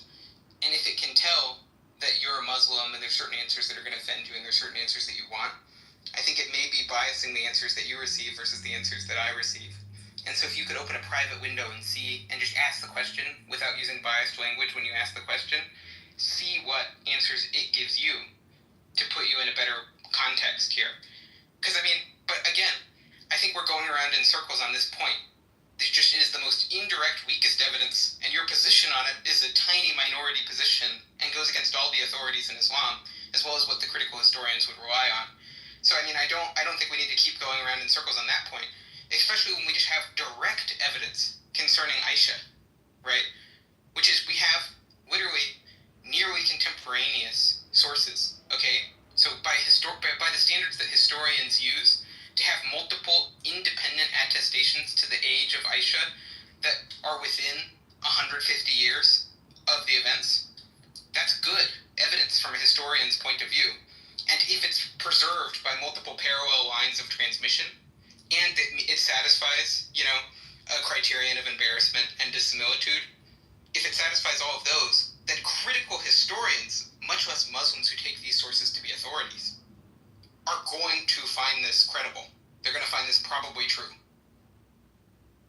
Okay, so first of all, before I talk about the hadith literature, lam, like I said, means not yet. And lam means not, and lamma means not yet. You can confirm that from ChatGPT if you wish. Now, as regards 150 years, it's actually within 300 years, not 150 years. and multiple attestation, there are issues with the person or one of the persons, a main person who narrated that she was 6 and 9. Hisham bin Urwa was known to have dementia in old age when he narrated those hadiths. Thirdly, the hadith, first of all, it's the Quran, then it's the practice of the Prophet, the living example, like how to perform the Salah, which was transmitted from one generation of Muslims to the next. And the third source is the prophetic hadith, what the Prophet, peace be upon him, said himself. But here we're talking about Aisha narrating something about herself. It's not a prophetic hadith as such, so we must keep that in mind. Fourthly, you talked about the criterion of embarrassment. I know people talk about this, but actually it doesn't take into account that there were hypocrites amongst Muslims in the early days as well as in later periods. So we're talking about up to 300 years, 250 to 300 years of the presence of hypocrites, people with unreliable memories, and all sorts of different issues. So when those who research the hadith on her age critically, when they evaluate them critically, they realize that it doesn't stand up to scrutiny. But of course, it's a minority opinion. I myself am not with the majority. I'm an Ahmadi Muslim, so my scholars are agreed that actually she was not 9 at the time of marriage. And 65.4, they interpret it, they understand it the way I understand. I have explained that it's not referring to underage girls, but it's referring to adult females. Okay, here's what I'm getting. So here are the sources we have for it, based on just critical historian, the rubric they would use to judge the reliability of the sources. So first is we have basically the chronicles, and those go back within 150 years. So there's one that's 135 years out from the events, is the first one. That basically they're transparent about the chain of transmission, and there are multiple attestation, which is you have 2 distinct geographic schools, and they're completely matching the core hadith narrative. Then you actually have the core hadith, and the first of those is 210 years after the event, so not 300. And it's highly transparent about the chain of transmission. And it has up to 8 independent sources. And there's just a ton of internal coherence to the narrative. And then all the stuff with the tafsir gloss, that goes back as early as 30 years, then 300 years as the latest that's relevant. And that, it doesn't directly confirm, but basically it gives logical coherence to the explanation of the legal verses that you're citing. A number of different ones, not just the one that we just focused on. So if you looked at basically proximity to the events, independent corroboration, no early dissent whatsoever, okay, the least speculative reconstruction that you could do is 6-9. 6 when they married, 9 when they consummated.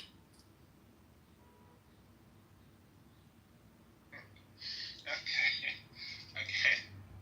Now, I looked up ChatGPT as well on this issue. I've analyzed it before, but some time ago. And it says the earliest and most cited reports about Aisha's age come from hadith collections, particularly Bukhari compiled about around 846 CE, and Sahih Muslim, about 875 CE. They are part of the 6 canonical Sunni hadith collections and considered to be the most authentic. And it narrates the hadith of Aisha in Bukhari. It said this narration is widely accepted amongst early Islamic scholars and became the standard version repeated by later scholars. And then timing, it says Bukhari was compiled about 200 years after the Prophet Muhammad's death, okay, in 632. So if it gives the compiled around 846, we're talking about 210 years, okay. I'm assuming these dates are right. Let's go with that. I said up to 300, 250 to 300, which is about right as well. But Bukhari specifically, maybe 210 years, it may be correct. Then it says early biographical work, Sirah literature, Sirat Rasulullah 768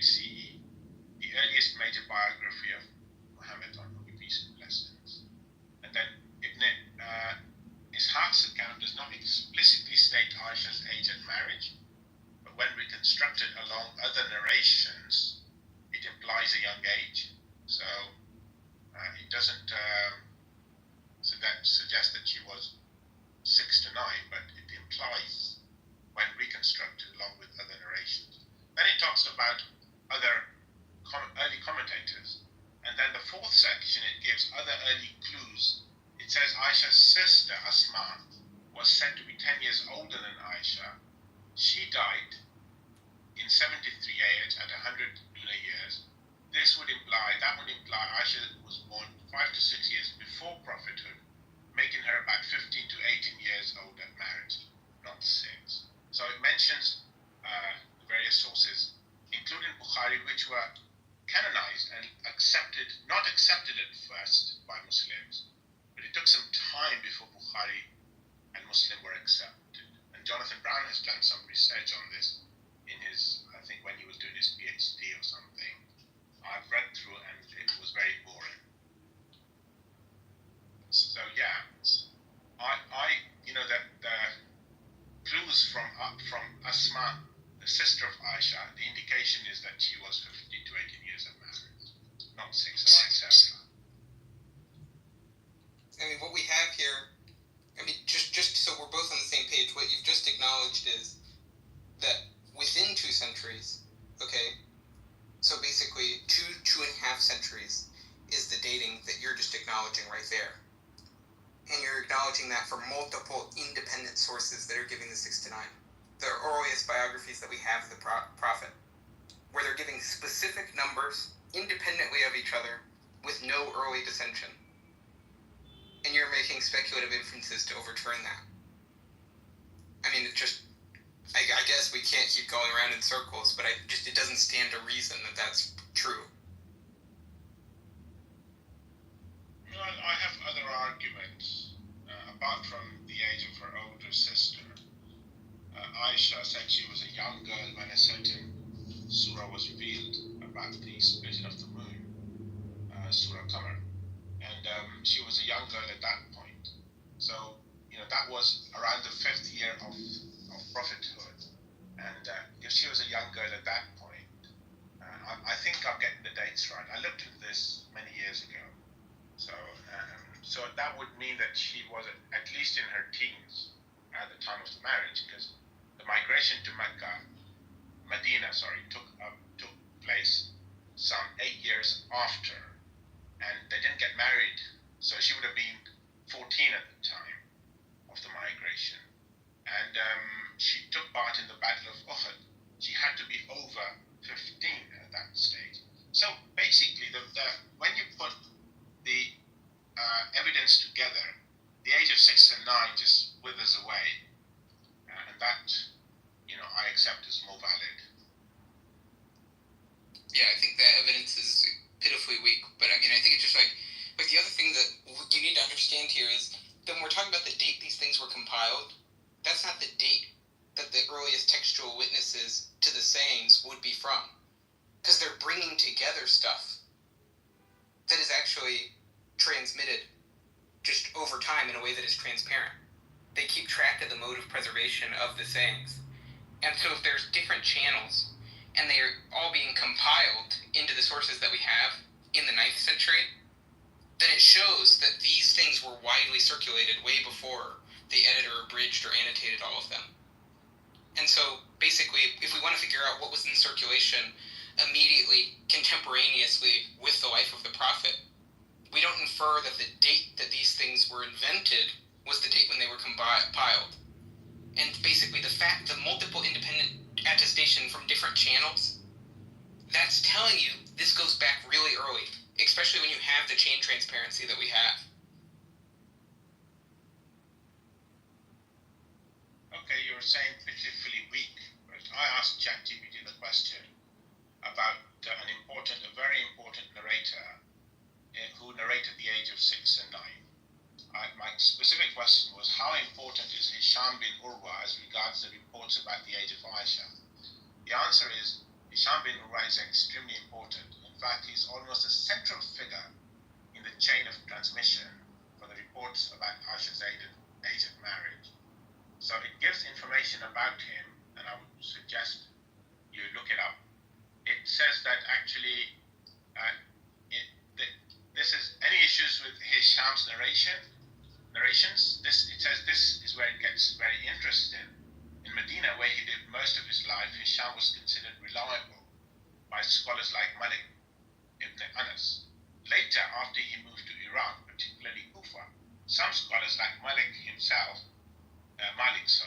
expressed concerns about the quality of Hisham's narrations after his relocation. They noted that after moving to Iraq, some of his narrations became odd or less precise. So, specific critiques, Imam Malik reportedly criticized Hisham's narration in Iraq as being less accurate, and Yahya ibn Ma'in, an important hadith critic, also said his Iraq narrations were not as strong. So basically, the problem with Hisham bin Urwa, on which relies the age of Aisha of 6 and 9, is that he had dementia in old age. And, it's not reliable. So that factor, when taken into account, and other indications that his sister was 10 years older, she died at a particular time, so therefore she was around 17, is more reliable.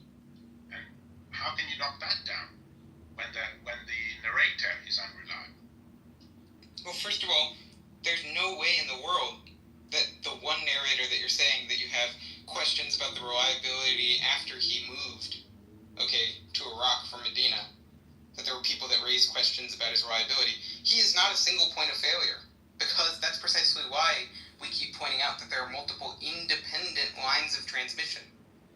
So you can have people, basically, the Urwa, like when you're saying that he's unreliable, basically, first is the scope of the criticism is his late Iraq narrations. That's what you said, right?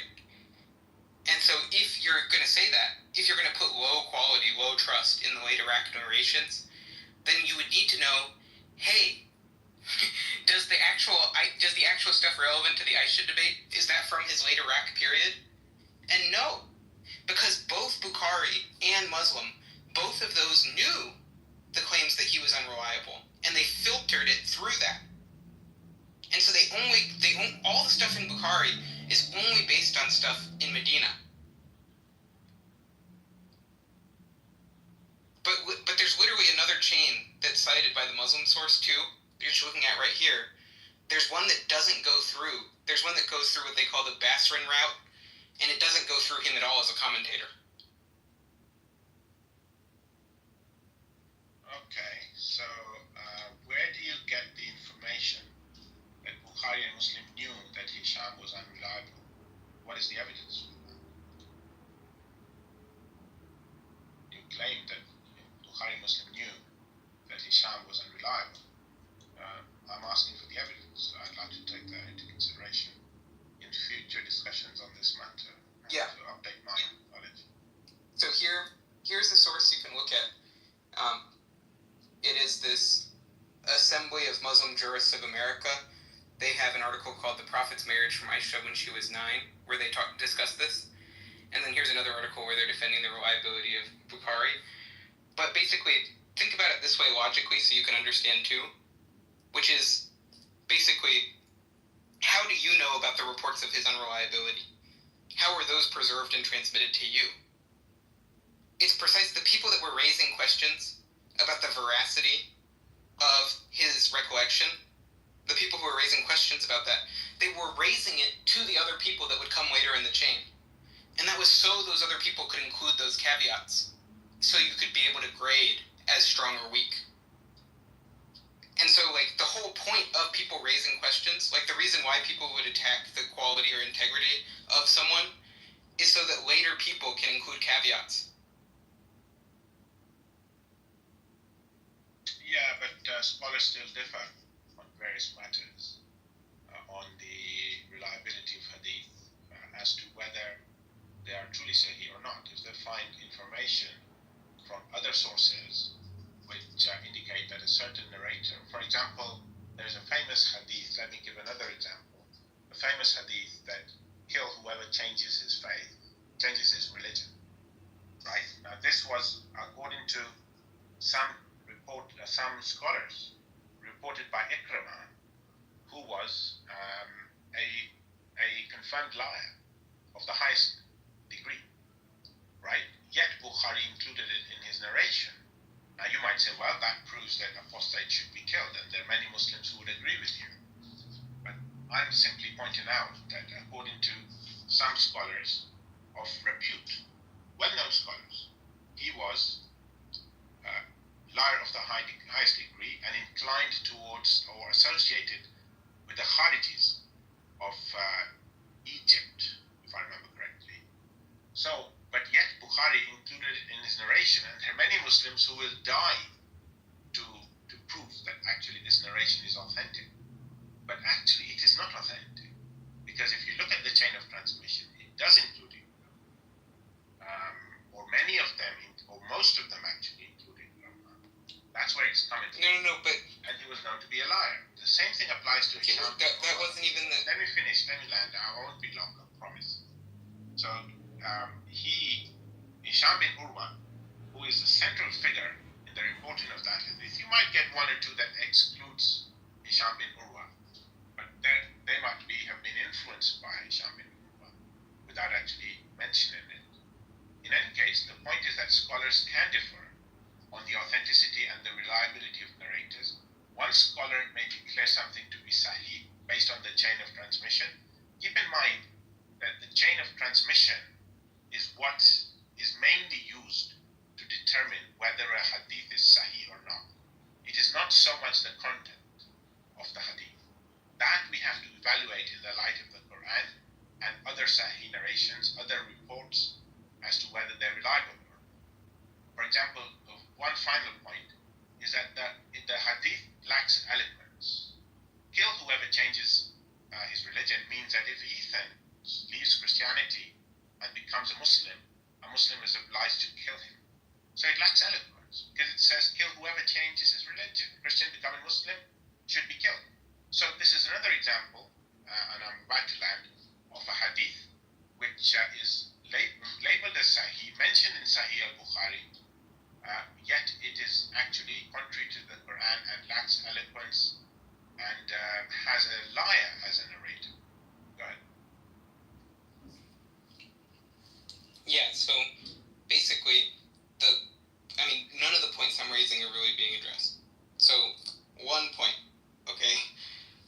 What is your evidence that the Aisha verse is from the Iraq period, when his memory is supposed to have declined?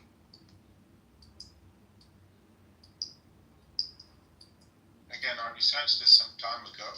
I will look into it and get back to you. Let me ask ChatGPT, my favorite source today.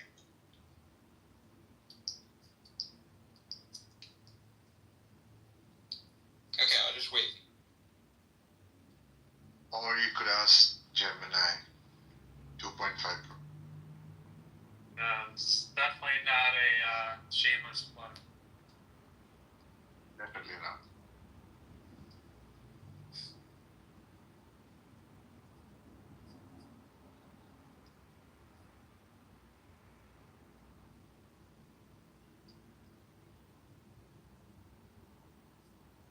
Okay, I've asked the question. It's going to take some time. Okay, well, here's what I got. Were the Aisha age hadiths taken from the late Iraq period? No, the two canonical blah blah blah blah blah blah run through students who heard decades before the move to Iraq. So I'm getting this person, and sorry, it's just a bunch of names that are impossible to pronounce. But basically, here's what it says. It says, none of the age 9 reports depend on the narrations that he gave in Baghdad during his last 8 years. The classical criticisms of him were selectiveness and basically decline in memory later in life, and saying that he basically had a lapse after 75 years of old. And basically he was classed in the early period. All the commentators thought he was extremely reliable. Okay, so you're accepting, based on ChatGPT answers probably, that there was a problem with his transmission in old age when he was in Iraq. So I asked the question specifically. Yeah, but that's not relevant to the present dispute. And the issue was never that he hallucinated something. The issue was being selective and that he wasn't sharp. Okay, but those are basically, there was never any sign that he became confused remembering less, but not that he started hallucinating stuff that wasn't there. This is what those people say. And none of this is relevant, because none of the quotes that the actual Bukhari depends on come from the Baghdad period.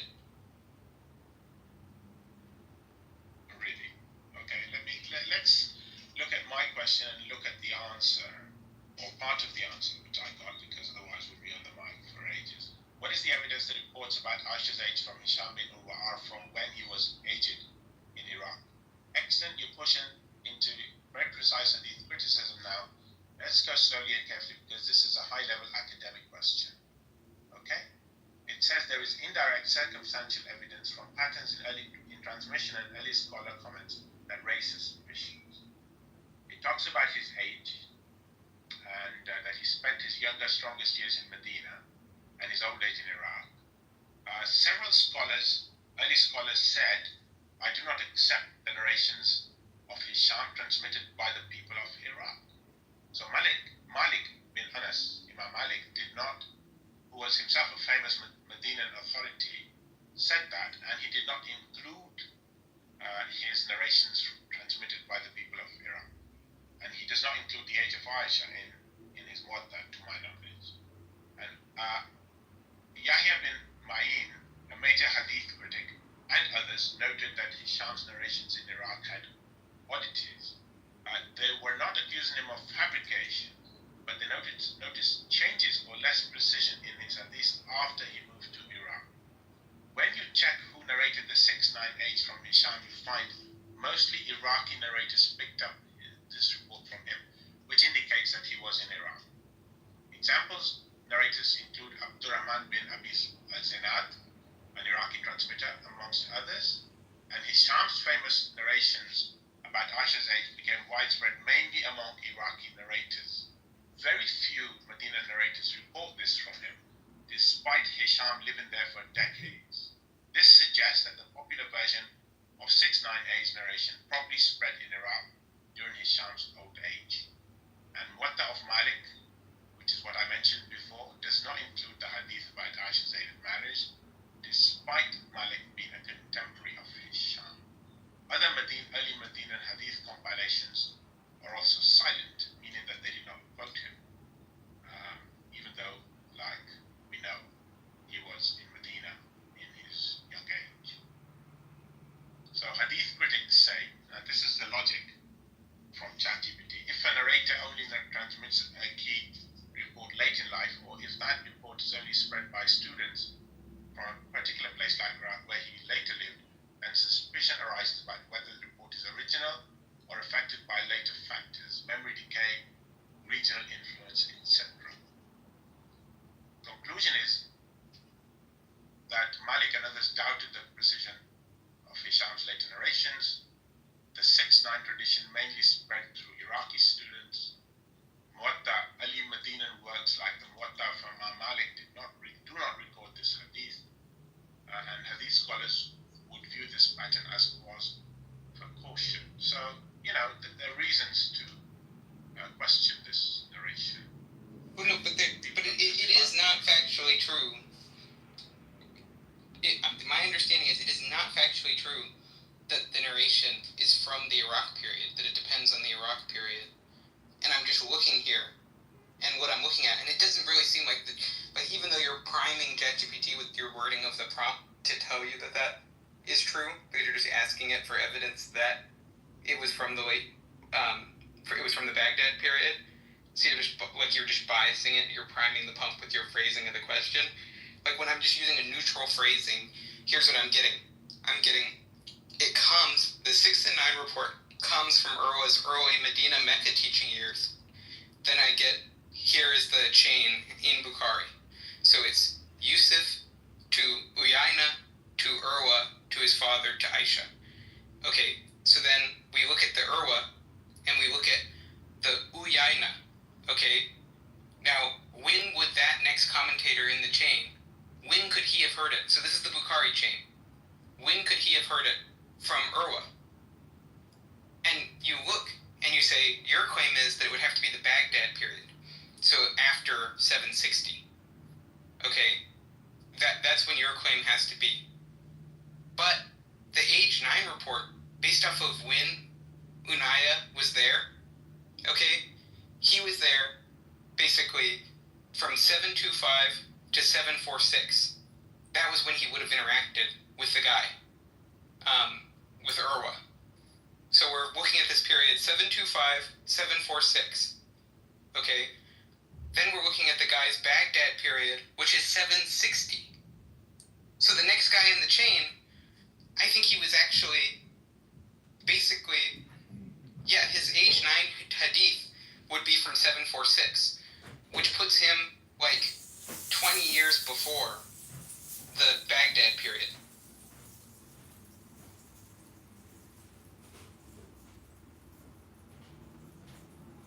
Well, you said I'd try maybe attempt to ask you that question, which I thought was a very neutral question. What is the evidence? Seeking evidence. No, but you said, what is the evidence that? And then you're thinking, are from when he was aged in Iraq. And then the next question I asked was another precise question. Does Hisham bin Urwa's report on the age of Hajj come from when he was in Medina? You're asking very carefully. Let's answer precisely. It says the famous versions we have today, especially the widespread ones like in Bukhari, likely trace through his Iraqi period. And then it breaks it down. no, but you're just, wait, can you listen to what I'm saying? Okay, and these are things you can just check. You could Google them even. Okay, which is, take this. In Bukhari, okay, for 5133 in Bukhari, we have a chain. Okay, so we have Yusuf. We have basically this guy, Oyayna. Okay, Oyayna. Okay, I think that's how you're supposed to say it.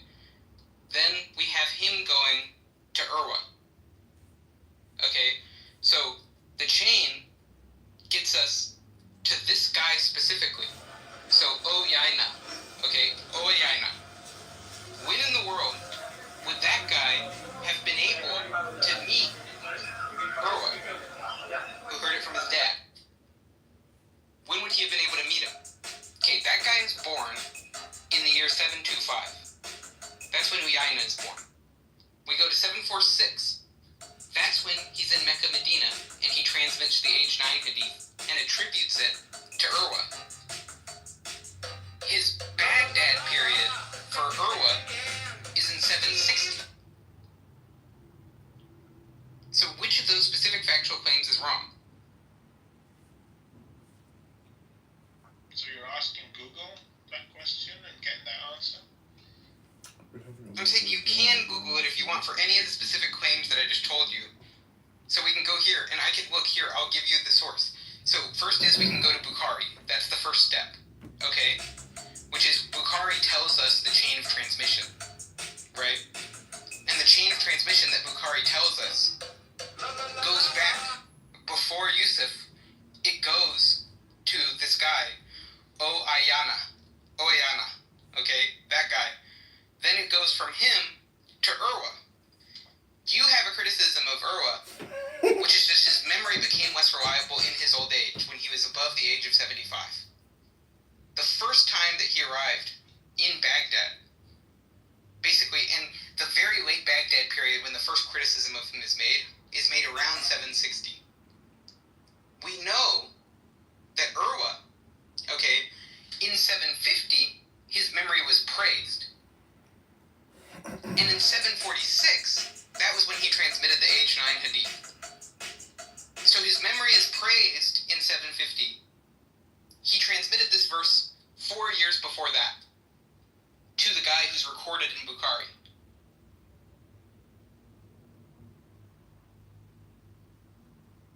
Okay, so I guess we are, let's say, comparing notes of what your research is and what my research is. I asked another question to ChatGPT. Is Uyayna connected with Hisham bin Urwa and his report on Aisha's age? No, Uyayna ibn Abdurrahman is not directly in the most famous chains where Hisham bin Urwa reports Aisha's age and marriages 6 and 9. It's saying it's not one of Hisham's narrators for this report. So it looks like we get conflicting information. And Okay, are you using O3? So if you go to your ChatGPT, yeah, if you're using your ChatGPT, look at the top left corner. There's a version of it that can actually do research, so it can actually go look at sources. And so if you click on the top panel and you drop down to O3, ask your questions there. And then I think you'll get better answers than you've been getting, because you're probably just using 4.0 or something like that right now. I don't know. I'm using the free version. So. Oh, okay. Well, then that's the problem. Yeah, that's probably the problem. Which version are you using? Yeah, I have the Pro subscription. So here. But I mean, we can just go look at it yourself. So here, I can send you this link so you can see all the parts, and you don't have to rely on ChatGPT at all. So first is we're going to have this source from muslimscholars.info. Okay. So here, let me... Yeah, these are probably Salafi scholars who die hard insist on Bukhari has been 100% accurate and even above the Quran in some way. That the Hadith is more the yardstick on which to judge the Quran rather than the Quran being the yardstick on which to judge the Hadith, and I look at it differently. But in any case, you haven't given a link. I thought you were going to give a link. Yeah, I'm just trying to get it. It's hard. It's hard to move it over from my computer to the phone. Right. Why don't you use Club Deck? I never have downloaded it or anything, but yeah, it might be good. Club Deck is easy to present links with. So that's why one of the reasons I prefer Club Deck, even though it has its glitches and whatnot. But I have to leave a room every now and then otherwise there's some sort of lag or something. When I press the mic, it doesn't always immediately turn on or off.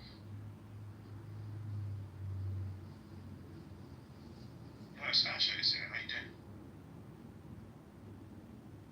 Hi, I'm doing okay.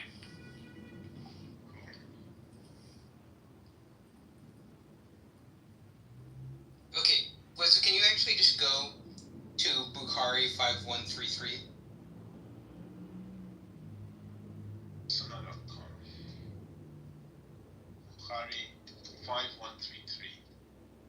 Yeah, and then could you just read to us the names in the opening line of 5133?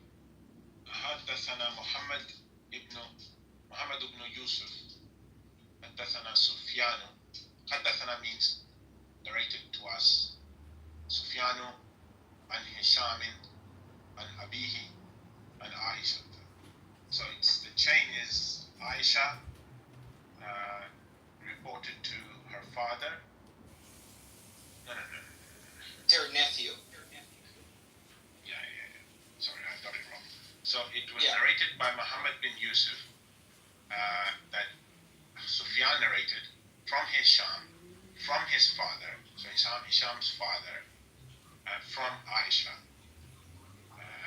radiallahu anha, may God be pleased with that, and then the 9-year-old at the end.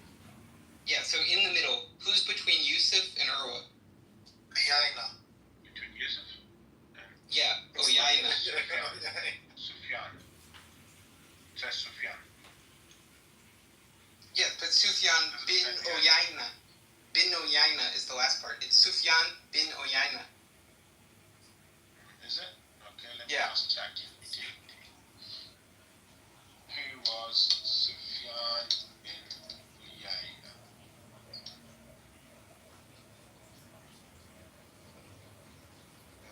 Sufyan bin Uyayna.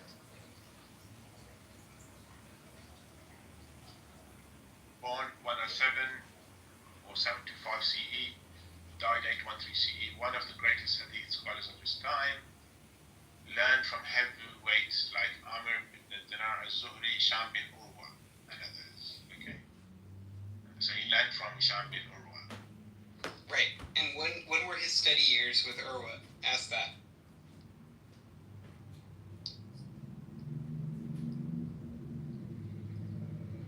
he was one of Hisham's students, it says. Right, and the years when he studied with Urwa, when were those?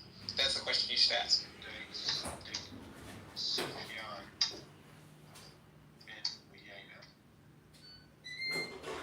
studied under Hisham bin Urwa students.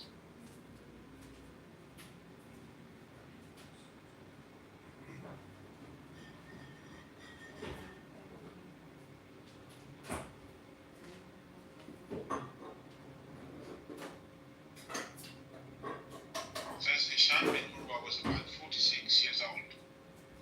Then Sufyan bin Uyayna. No, but just give it to us in CE. It just gives it doesn't actually give the Yeah, just you can ask it to clarify it for you. Right, the birth was in 725 CE. He started taking down the Hadith at 15. He stayed in Mecca. Okay, I got it. It actually gave the information further down. It says Sufyan bin Uyayna began seeking Hadith seriously as a teenager. Scholars report that that's what the dates. Sufyan could have heard from Hisham any time between 740 and 763 CE. When does Hisham relocate to Baghdad? In 762. Okay. Okay, so 1 year. And if you go look, here's the Aisha report. You can look and you can ask it specifically for this. It has to be between 125 and 130, based on who's the next in the chain after Uyayna. Okay. So recall, when did Yusuf meet Uyayna? Presumably in Mecca. Do you think that Yusuf, when Yusuf met Uyayna, when was Uyayna? Did they meet after Uyayna's Kufa period or his Baghdad period? Inside Mecca.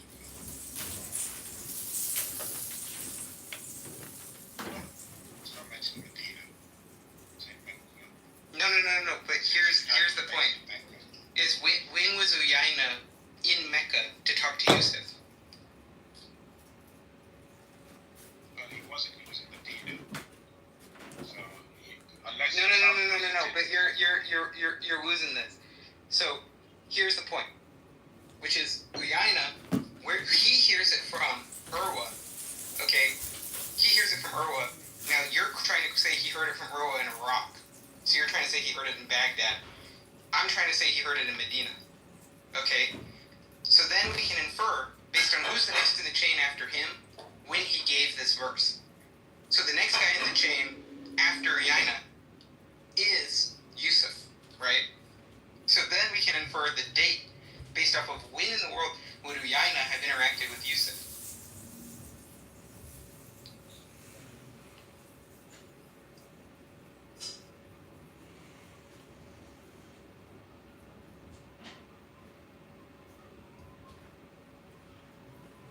Because we know for a fact, so here's what we really know. We know for a fact that Uyayna studied extensively with Urwa in Mecca and Medina around 745. And then Hassan's final residence in Iraq, that's when the critiques of his memory are raised. Okay? This is at least a decade before that. Okay? So Bukhari's chain runs through the early pupil of Uyayna. Then we can go here. So Hisham was in Medina, but Sufyan was in Mecca. Yeah, but here's the... Unless Hisham visited Mecca, which is possible. It's possible. I'm not saying it's impossible. No, but both of them, we know they were both in Mecca and Medina throughout that period. They were visiting back and forth all the time. Hisham was in Medina and Sufyan was based in Mecca. But yeah, it's possible they met. No, he was studying. No, you can just ask.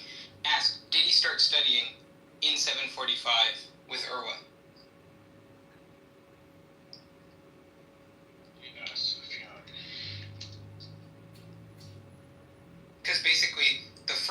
studies that happen were during Hajj seasons. Okay?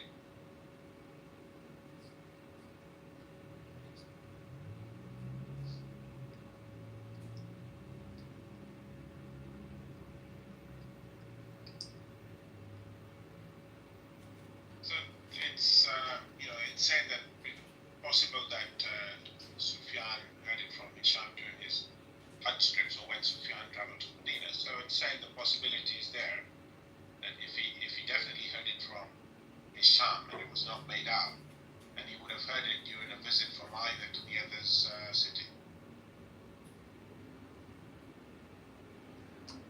I just want you to ask this question, okay?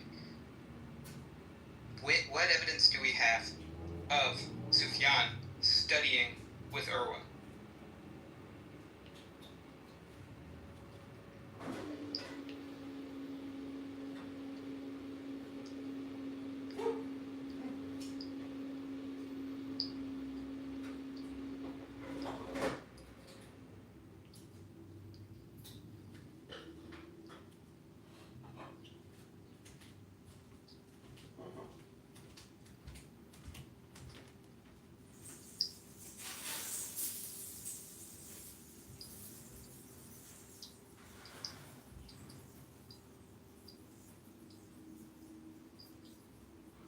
Have you gotten an answer yet? Yeah, I'm good. Just back in. So summary, while there is no single detailed report explicitly saying Sufyan studied under Hisham at this specific moment, the strong evidence comes from a combination of his direct narrations, biographical reports, and scholarly endorsements. Thus, Sufyan ibn Anas' connection with Hisham ibn Urwa is firmly established, through these indirect and direct historical sources. That's the summary. What? What was the question you asked? The question that you asked me to ask. What evidence? Yeah, wait, don't you just read what you wrote? Wait, no, could you read what you wrote? Yeah, what evidence do we have of Sufyan studying with Urwa? And then, okay, now read the answer that you just read. Okay. You want me to read the summary again? You can read the summary if you want.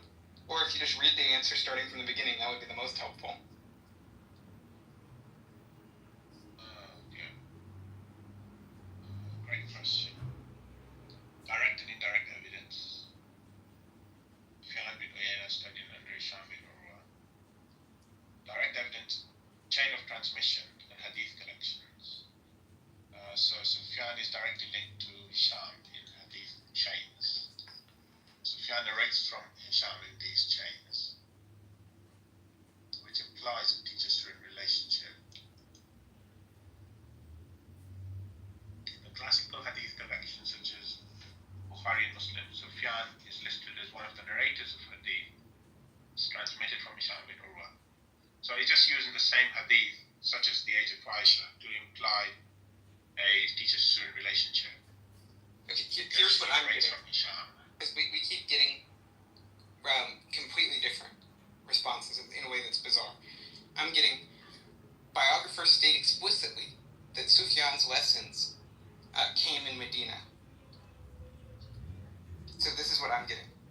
His Sufyan's lessons from Hisham happened in Mecca, Medina, phrase quoted in manuals. I copied hadith from Hisham while I was in Mecca. So it's attributing the quote directly to Sufyan. And then there's no record of him traveling to Iraq. Historians list the few places Sufyan visited: Yemen once, Egypt once, Iraq is never named. His own students note Iraqis came to him in Hajj.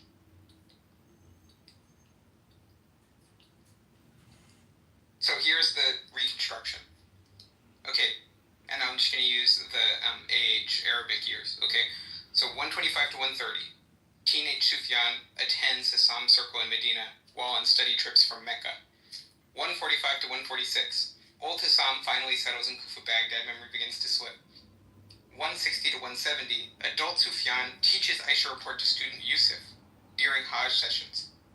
198 to 814 CE, Sufyan dies in Mecca, having never relocated to Iraq.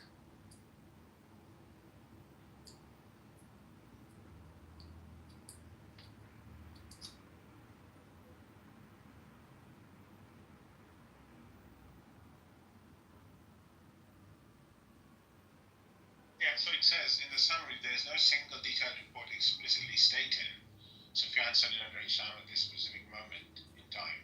The strong evidence comes from the combination of his direct narrations, biographical reports, and scholarly endorsements. Why are you disputing that? I just told you. So, I mean, I was just reading for you what I'm reading. I just read everything I said just straight off the page. Islamophobia, he read you something saying that he claimed to have copied Hadith directly from him in Medina. Right? That's why he's saying that. I thought he was trying to brag about the fact that he can read.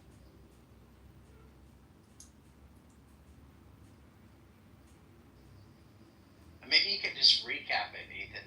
The reason that we've gone down this rabbit hole is because he's claiming that the information was from this senile guy that directly was wrong, but you've shown him that the information that came from the chain was reliable, right? That's what you've been basically right, I mean, just so we can zoom out to really big picture here, because we have gotten in the weeds, which is the big picture detail here is we have this in Bukhari and Muslim through multiple independent chains, some of which don't go through Urwa at all. Okay? Now, in the Bukhari chain, okay, Urwa is a key link in the chain, but we have multiple independent chains, so not all the chains have to run through Urwa. Now, there are critiques of Urwa's reliability. Okay? The critique of Urwa's reliability is that after he was 75 years old, basically that his memory started to decline. Now, an important thing to keep in mind here is no one ever accused him of getting confused. No one thought he was senile. No one thought he had fabricated anything. Just that his recollection was getting less sharp, right? And that basically there were things that he was forgetting that he had previously known, so his memory wasn't as strong. But not that he was confused or that he was like misrecollecting verses. But still, the commentators put a caveat where they weren't going to trust Urwa from that Iraq period because there were just questions about it, so it couldn't be strong and be included in collections like Bukhari from the Iraq period. So the commentators specifically were selecting for the Urwa stuff that's from his Medina period. Then we go and we say, okay, we actually have recorded in Bukhari the next guy that he passed it on to, which is the Zuyayna. Then we can look at when those guys would have interacted and when we know they did interact. And we know they interacted in the Medina period, basically, rather than during the late Iraq Kufa period. And so all the evidence that we're seeing is pointing to basically when this guy's memory is being praised, it's around that time that he's transmitting this basically hadith.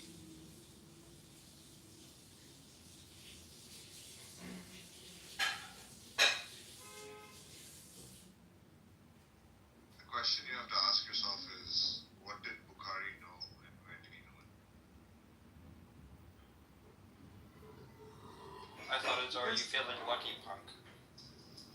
Is this all to serve the greater, the whole, like, whether or not they can be trusted as sources? Right, because what we're talking about right now is Bukhari is like 200 years after the events. But Bukhari tells us all his sources. Okay, so we can retrace when these sayings would come from and who they're coming from. And so the claim is that along multiple independent lines of transmission like this, from people who are just attested, because Bukhari, the reason why Bukhari is held in such high regard, the reason why he's saying there are people that hold it higher than the Quran, is because Bukhari was so good about only using the best sources and documenting who his sources were. And so that compilation, the compilation in Bukhari, basically, this is stuff that's really, really good. Because basically, like, the reason why people like Urwa is because all the guys that were meeting Urwa were like, wow, this guy's a memorization genius. He basically has a photographic memory. And so we have that, but for multiple different lines. So there's not one single point of failure. Getting this verse back to literally Aisha's nephew. Right. And then what essentially Lomacroft is trying to do is he's trying to say, but at some point he got like dementia, and that's when he said that she was 9. Right? That's like his claim. Right, but the entire reason gone back and shown him that it's not that it's right because the entire reason was transmitted before he was even if you said he had dementia, it was transmitted before because there's chains that go back and you can see the chain. And the other thing we can do is we can see from these chains of transmission, we can see, first of all, obviously we can see that this was during the Medina period. But the second thing is that we know that Bukhari knew about these concerns that were raised about Urwa. And Bukhari, his entire thing is Hadith criticism. That's the whole point of this compilation. So Bukhari, the compilation, is based off of really high standards for Hadith criticism. And everybody knew the criticisms of Urwa from his Iraq period. Which is why just even the inclusion in the text shows you that you have attestation from the Medina period. I think you should become a Salafist advocate because you're presenting the Salafist position on Hadith criticism. Like I said, you're overemphasizing Bukhari's reliability and becoming an advocate for Salafi Islam. But couldn't that be oppositely made about you?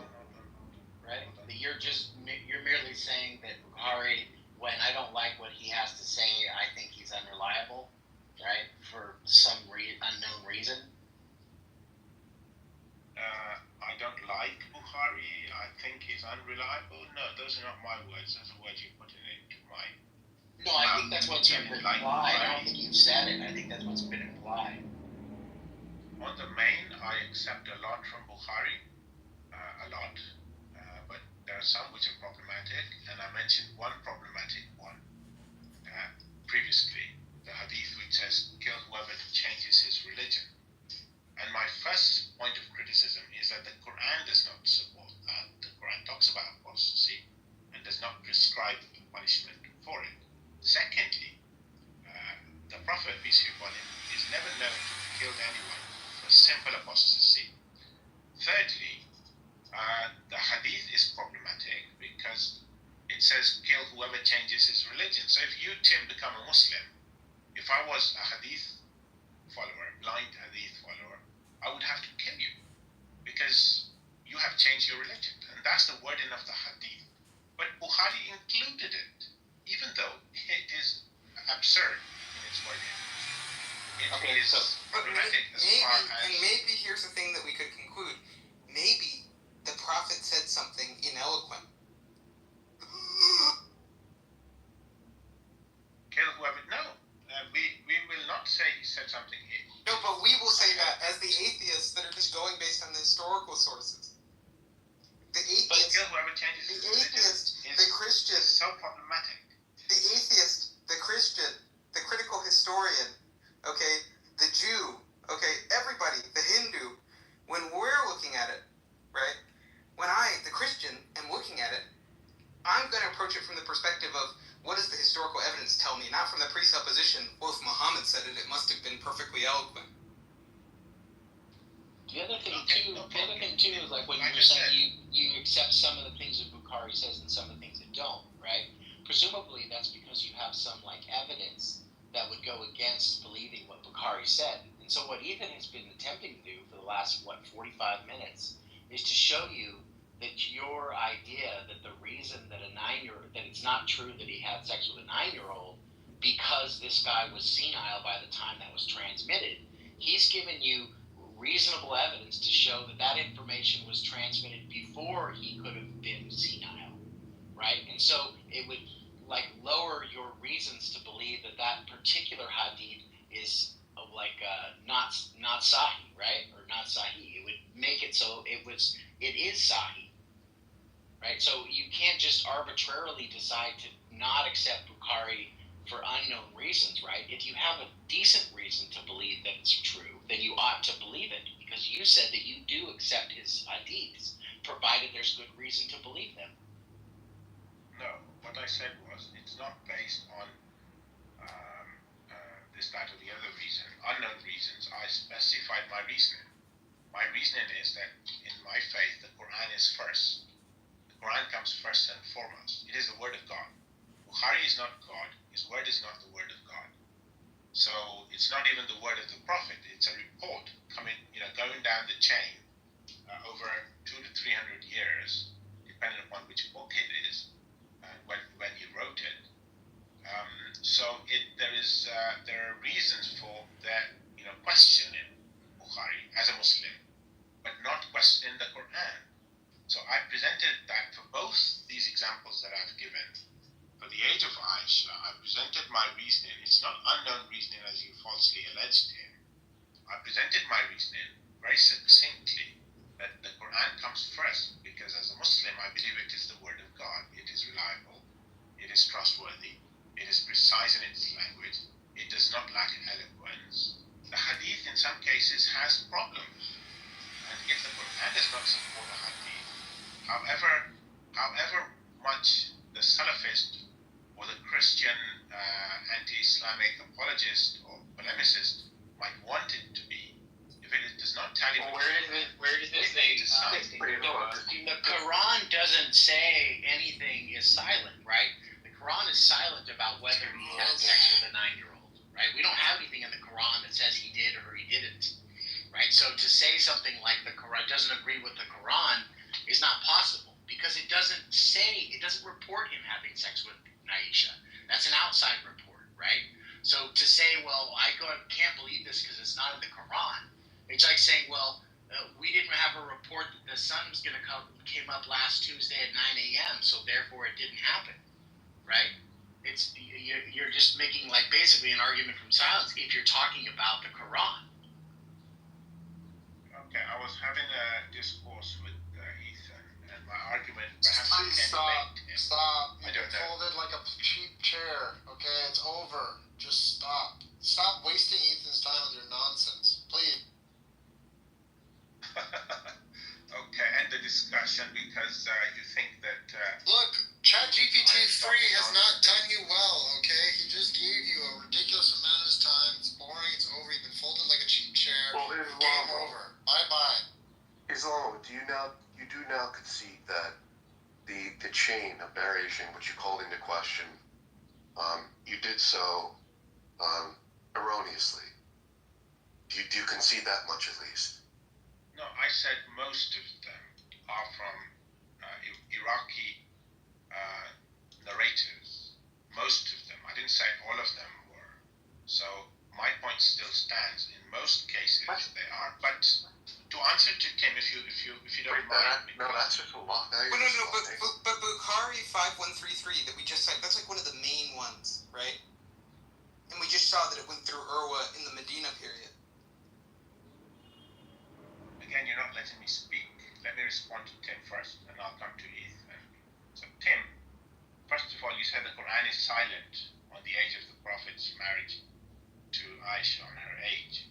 It does not directly mention it, but we have reasons, strong reasoning, to show that marriage is with a woman, an adult female, not a prepubescent girl. So there's strong reasoning for that. I've presented you the fact that whenever the Quran talks about marriage and divorce, it uses the word woman, not female in general. And that applies to 65:4, which is a verse under contention within the Muslim world and also outside, for those people who tag along with the Salafists or those who take the scholars more or less blindly and say, look, they say it refers to young girls, so it must be referring to young girls. No, the Quran is not silent in that sense. It is talking about marriage with women, not with females in general. So that, I suppose, answers Tim's point. Now back to the Urwa, Hisham bin Urwa, which Ethan took the pains to ask ChatGPT and maybe consult muslimscholars.net or whatever site you refer to, Ethan. They are Salafist scholars and they will highlight whatever, there's a battle within the Muslim world as regards these hadith. And they're highlighting certain things and the opposite group is highlighting the other things or some other things. So there is a debate within the Muslim world over this as regards the authenticity of that narration. And the Iraqi transmission, or most of them being from Iraq, is a point that I mentioned. Now, you've highlighted that those few, or perhaps one, or maybe one or two others, maybe more even, where there is no issue with the Iraqi transmission. And that doesn't mean that these hadiths are necessarily correct. Like, we're talking about over 2 centuries afterwards. So, for me, the Quran is first and foremost. I apply it in other aspects of Islamic jurisprudence, including apostasy, which is an example that I gave to illustrate the point. Now, if you want to tag along with the Salafists or those who think alike, you're welcome to do that, but it won't affect me because for me the Quran is first and foremost.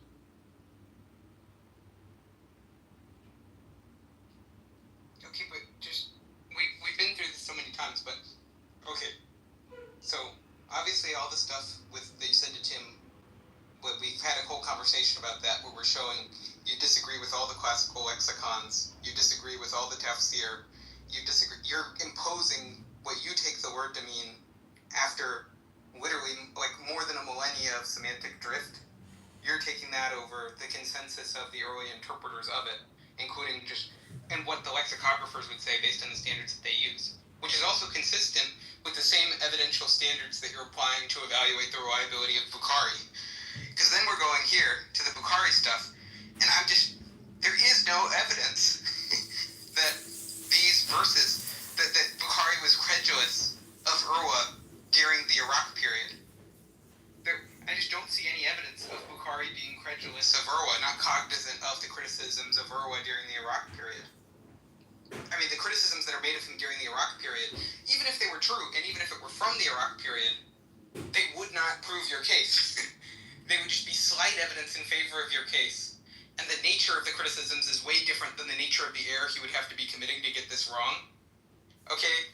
And it would be totally disconfirmed by multiple independent attestation through other lines. And so Urwa is he's not an indispensable link in the chain. But the thing that makes this crazy that we've spent so much time talking about it is that Urwa was in Medina when he reported it. Okay? That's the crazy thing, is it's not during the Iraq period. It's during the period when his memory was strongest. And so that I just don't know how many times we can keep saying that. But this isn't just based off of the biased sources.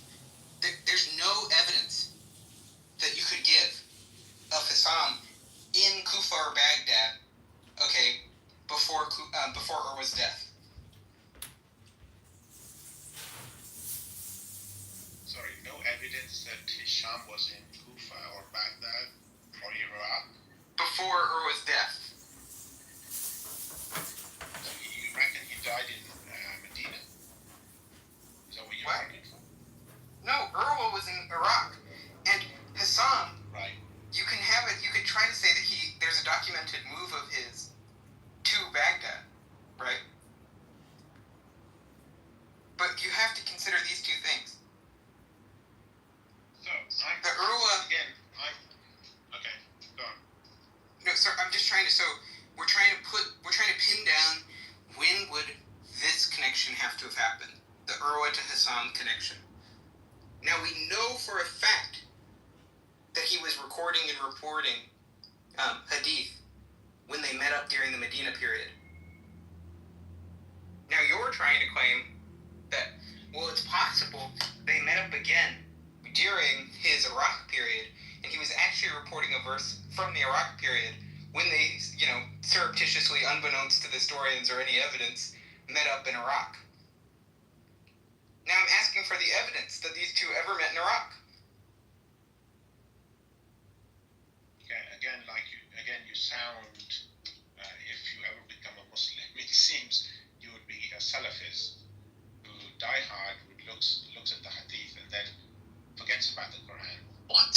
Or interprets rather the Quran in the light of the hadith. Hold on, let me finish. I don't interrupt people. I expect the same sort of courtesy. When I finish, you're welcome to speak. So, with regards to the Quran, again, you talked about the tafsir scholars, the commentators, and said that effectively that I'm ignoring them. I don't ignore the word of Allah. The word of Allah to me is clear on this matter. is very clearly talking about adult females. There is a word for females in general in Arabic, and the Quran uses that word. But when it comes to marriage and divorce, it does not use that word. It uses adult females, women, nisa. So for me, the issue is very clear that as far as the Quran is concerned, marriage is with adult females for men. It is with adult females, not with females in general, of any age, young or old. It's about those who are adult. Okay, so for me, that is the decisive, as far as my religion is concerned, that is decisive. There can be a lot of noise about hadiths, and there is, especially from circles who either are die-hard hadith supporters and advocate the hadith being at par with the Quran, or even in some cases above it. And those who want to attack Islam will jump on that and use these fallible human sources to discredit Islam. That's fine. That's your job in a way. But as far as my faith is concerned, it is in the Quran and in the words of Allah, not commentaries which go against the word of Allah. So I'm clear on this. Marriage and divorce, you can check verse after verse. Do a search for marriage verses. Ask what nisa means in these verses. And you'll find that they're talking about adult females. So for me, the matter is decisive. I do not accept those hadiths on the age of Aisha because they are contrary to the Quran. That's my starting point. The rest of the analysis, okay, let's engage in a discussion on if you really want to have a discussion. Why did you call this This is the Muslim equivalent of Protestantism. Like, this is Protestant level exegesis. Well, that's fucking where it's outside of the. So, first is we're completely going against all the lexicographic evidence we would have about the meaning of the verse. It wouldn't even be a logical implication of the verse that what happened was impossible. So we're going against all of the authoritative commentaries on it based on the best evidence we have about what it meant. Even if you were right, it wouldn't imply that these events hadn't happened.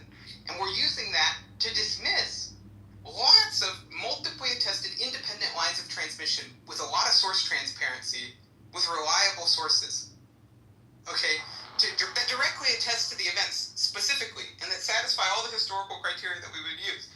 This is literally Islamic Protestantism. Well, it does seem interesting though, because it seems like you could be equivocating on what you mean by adult female, right? Like, because I would just take that, if you look at like sort of jurisprudence within the Islamic world, that just means all you had to do was menstruate, right? But you could menstruate at 9 and not be an adult, right? It's not a sufficient condition to menstruate and therefore you're a woman. But if you're taking it something like, well, let's say she menstruated, so she's therefore a woman, right? That would just be like a weird way to put that, because nobody thinks that just because you menstruate that therefore you're a woman and you're capable of having sex and being married, right? But if that's what you're going to say, that's what the Quran is saying. We just have to be having a new dispute. Tim, why are you saying menstruation so weird? Ethan appealed to Lane's lexicon, and I asked ChatGPT again, what does Lane's lexicon say nisa means? And the summary is, according to Lane's lexicon, nisa means women in the general sense, typically referring to adult females, though it can also imply wives, depending on the context. So it's again referring to adult females. But that's not what it's referring. You literally just read typically, which means it's in the semantic range. And then you just showed by reading of it, which is it refers to the social role of woman and can apply, and it was literally contrasting that with the adult reading.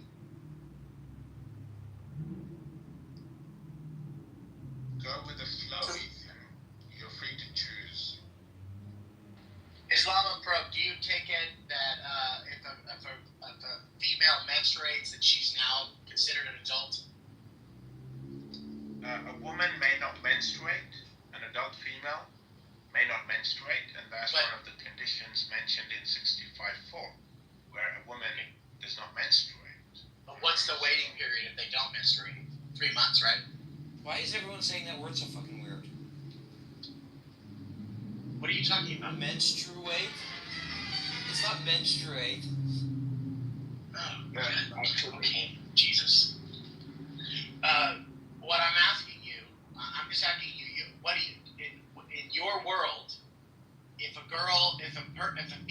menstruates is at a sufficient condition to call her ready for marriage and ready for sex? So the Quran talks about two things. It talks about readiness for Can marriage. you say yes or no and then answer? Can you say yes or no and then answer? No, because it's a nuanced answer. I will want to give what the Quran states on this. Right, no, you can say what the Quran states, but just in general, Please don't interrupt. You are. No, I asked you a question because I did not specify how you ask the question. Why are you specifying? I'm asking you. How I answered the question. No, I'm clarifying. I'm just asking you. Can you firm positive yes or no, and then you can give as long as an answer as you want to clarify what it means. But is simply having menstruated a sufficient condition to get married within your religion? Yes or no, and then you can say yes, why. Not according to the Quran, which is what I was trying to explain. According to the Quran, a woman must reach the age of marriage, which is understood to be puberty, and on top of that, she must have mental aptitude. That's what the Quran stipulates in chapter 4, verse 6. Let's get the verse that says you have to be reach puberty. What verse do you want us to look at? I would just think that reaching puberty would be like that just means like does that mean the beginning of puberty? That No. But let's just take you at face value. Like, okay, tell us your verse to prove that it has to be puberty. Chapter 4, verse 6. Apart from the word nisa, itself indicating adulthood. Oh wait, so you're just going based on your nisa reading? No.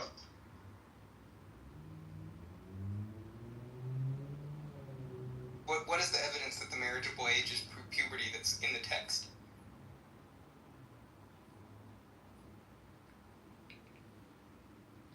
Nikah indicates ability to copulate. So it's talking about. That's talking about the sex age. You said that. So what evidence do you have? Because our allegation is that Muhammad slept with Aisha before she had puberty. So it's just question begging to say that. Okay, so let me take it from the standard or the common Sunni position.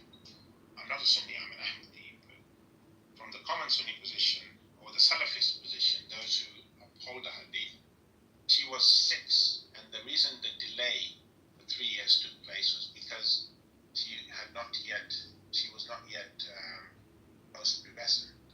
She had not yet reached marriageable age.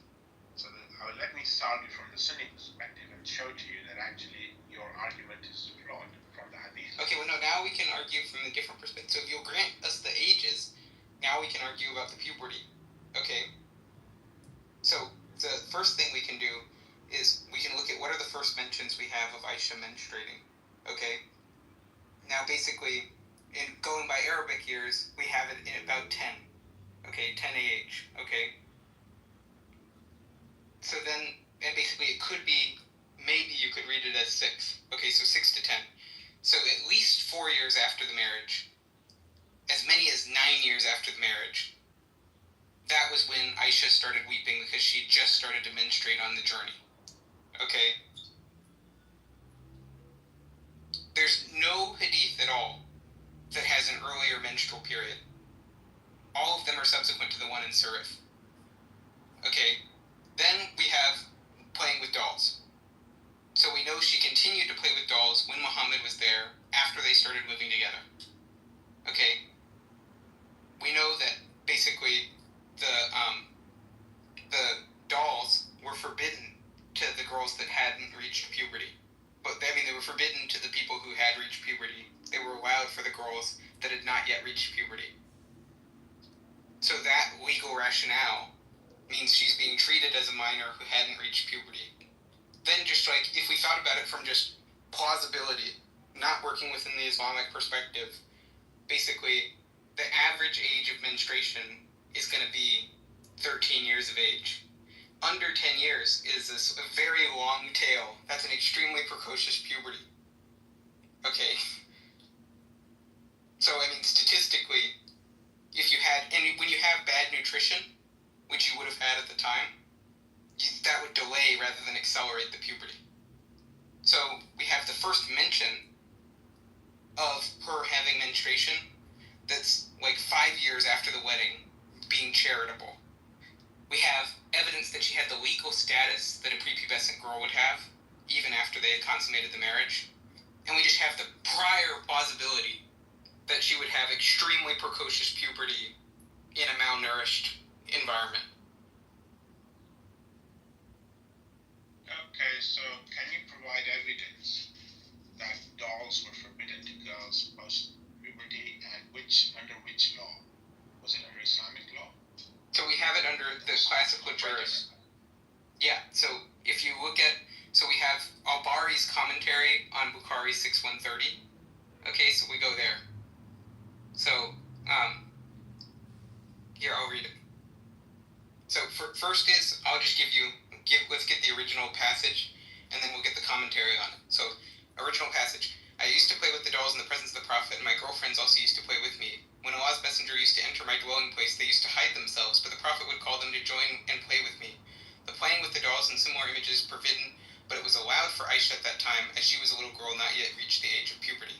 And that's Al-Bari, page 143, volume 13. So you have in the original, the part where it just says, that's being narrated from Aisha's perspective, from her point of view. That part is the Bukhari 6130. And then the Al-Bari, that's volume 13, page 143, for prepubescent.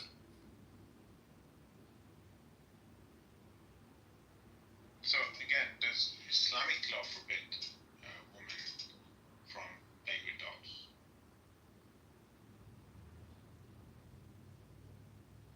I'm just giving you Bari's interpretation. I think he's trying to say something like, look, the Quran doesn't say anything where you can't play with dolls, so therefore Islamic law, it's not a law of Islam or something like that. I think that's what he's saying.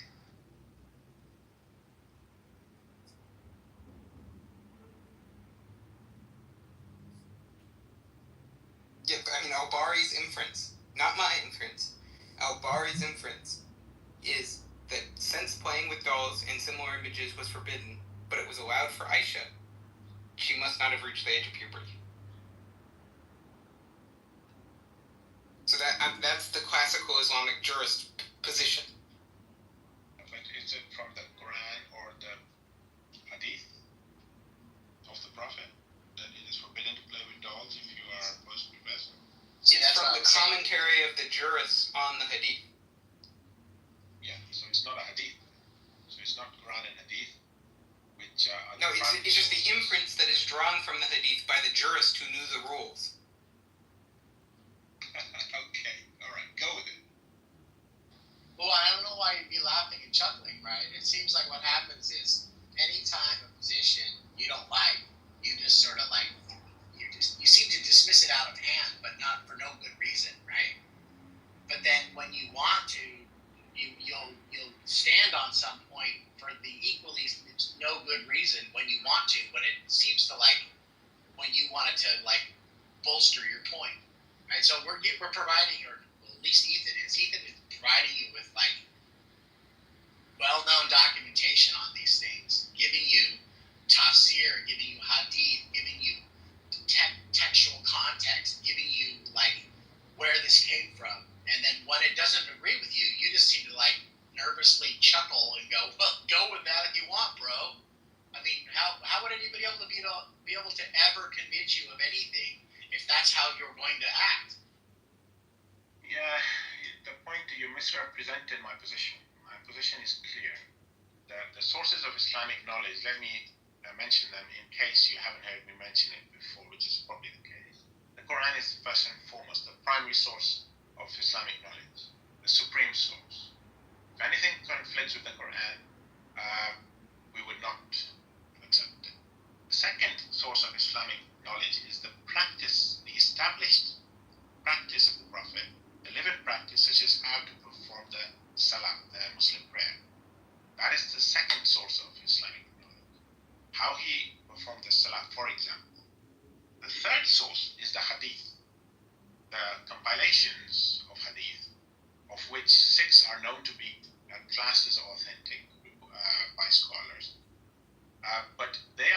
accepted by us on the condition that they comply with the Quran, that live in established practices of the Prophet, peace be upon him, and thirdly, they also comply with other hadith. They conflict with any. Sure. The Quran. First of all, I can accept all that, but let's. Please, I didn't interrupt you. No, please. No, but I've heard you say that 3 times already today, so it's not like we don't need it again, right? But you could just say that this established practice of the Prophet, right, was narrated by Bukhari through what's that guy's name? Ethan Aubrey or whatever his name was, right? They're just establishing that he had a practice, that he was with his wife Aisha and she was playing with dolls. So that would be well within your own jurisprudence acceptance of what would be something you ought to take as true. You were mixing up something though. Sorry. So no, it's fine. It's just the Bari is the jurist that's commentating on the Bukhari. There was a separate dispute that we had earlier about the authenticity of these Bukhari passages. And that was the whole thing that we were debating about earlier. But now we're talking about jurists that are reacting to Bukhari. Okay, so if I may just point out that for me, it's not a case of the Prophet is reported to have done something, so therefore that is an established practice. That is just a claim that he is reported to have done this or said this or that. It's not an established practice like how the Muslims perform the prayer. That was passed down from one generation of Muslims to the next with overlap of generations. So the Salah is a good example to give of established practices of the Prophet. So this hadith, which goes against the Quran, is not an established practice, sorry. But it doesn't. So here's a few things. First, so we have the hadiths that are banning images and figures, and so those are in Bukhari directly, right? The 5957, that's one of the Bukharis. Okay, we have it in Muslim 2107. Okay, so we have commentaries on those from the jurist that show that if she was post-pubescent, it would contradict those strong hadith, and so that's people like Kitavi. Okay. So we have the early commentators that point out the contradiction. And then we have the people, like in Bari, al-Bari, we have him resolving the contradiction with she's prepubescent. So there's no Islamic law that says that. So, it's neither here nor there. But we have strong hadith that say that's the law. Which hadith says that's the law? Okay, we have Bukhari 5957. And we have the interpretation of Bukhari 5957 by Kitavi.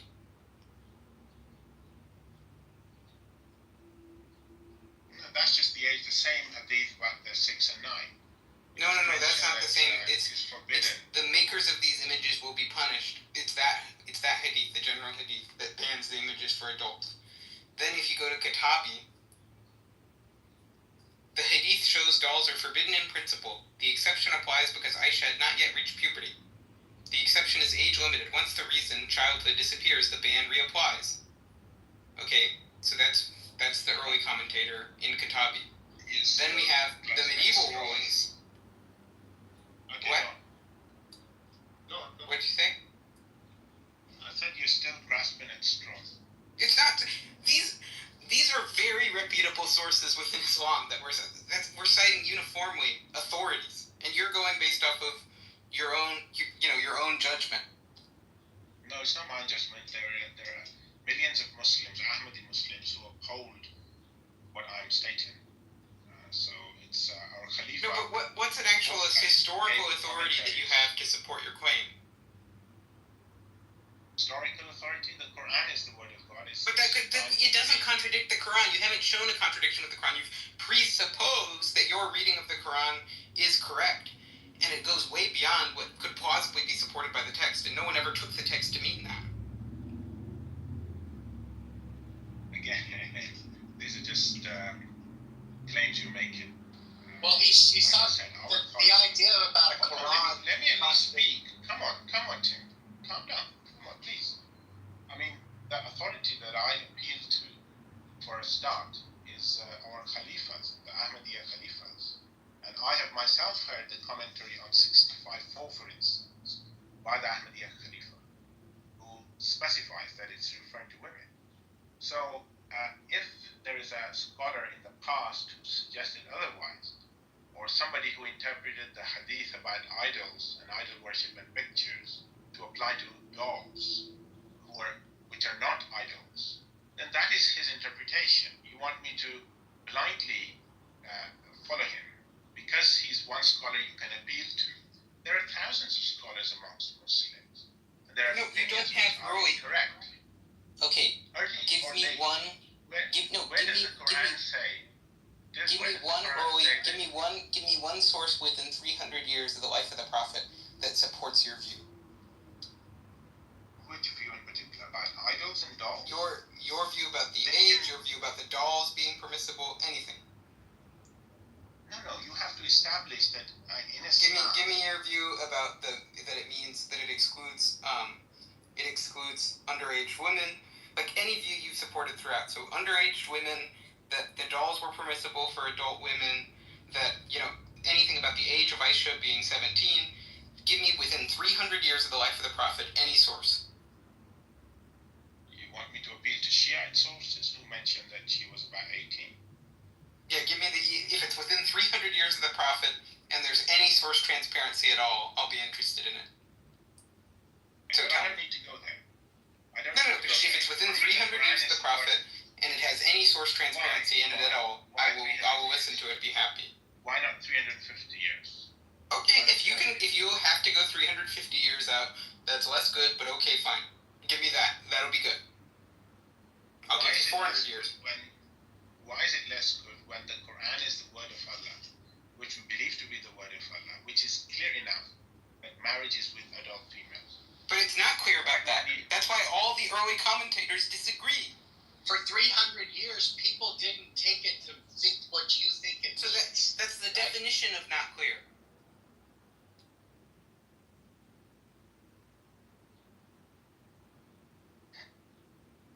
The Quran is clear enough.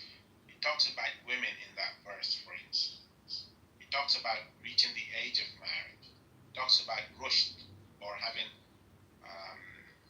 acumen with regard, mental maturity with regards to marriage. So, putting those verses together, all the verses on marriage and divorce and related matters, when it talks about adult females, that is decisive. It is not unclear. The fact that but then somebody... if it wasn't unclear at all... Let me finish, please. If it wasn't unclear, how did every source mess it up? When the Quran, when people are partially sighted, blinded by prejudice, they do not look at the facts. When people are men and they do not know about the details of women's... Yes, but I think that's you. ...conditions. So how do we adjudicate the dispute? I think you're a man who's biased by your prejudices, who's putting yourself above all the sources who have more context than you, that actually speak the language with the idiolect that it had at the time in which it was written, okay, who are going based off of strong hadith that have source transparency, where we've traced out all your criticisms of it, they've all crumbled. Okay, why is it that we should trust you? Why are you God? I never claim to be God. I go by the word of God, which is clear enough. If people put their minds to it and people are not influenced by their prejudices, of course you want to accuse me of it. But I made a general statement, you made it specific to me. No, let me finish. Come on, I didn't interrupt you. I let you finish. So please give me the same courtesy. The word of God, to reiterate, the word of God uses the word for adult. And that is decisive enough for me. That scholars made a mess of it, or there were male scholars who didn't know about women's conditions, such as primary amenorrhea, that adult females may not menstruate. If they're not aware of this, the fault lies with them. They are partially sighted, as humans tend to be. But analyzing the verses, as some scholars have done, including the leader of my group of Muslims, for me the case is settled. I am looking at the Quran, and I'm also looking at the authorities that I adhere to, that I uphold, and they are saying it's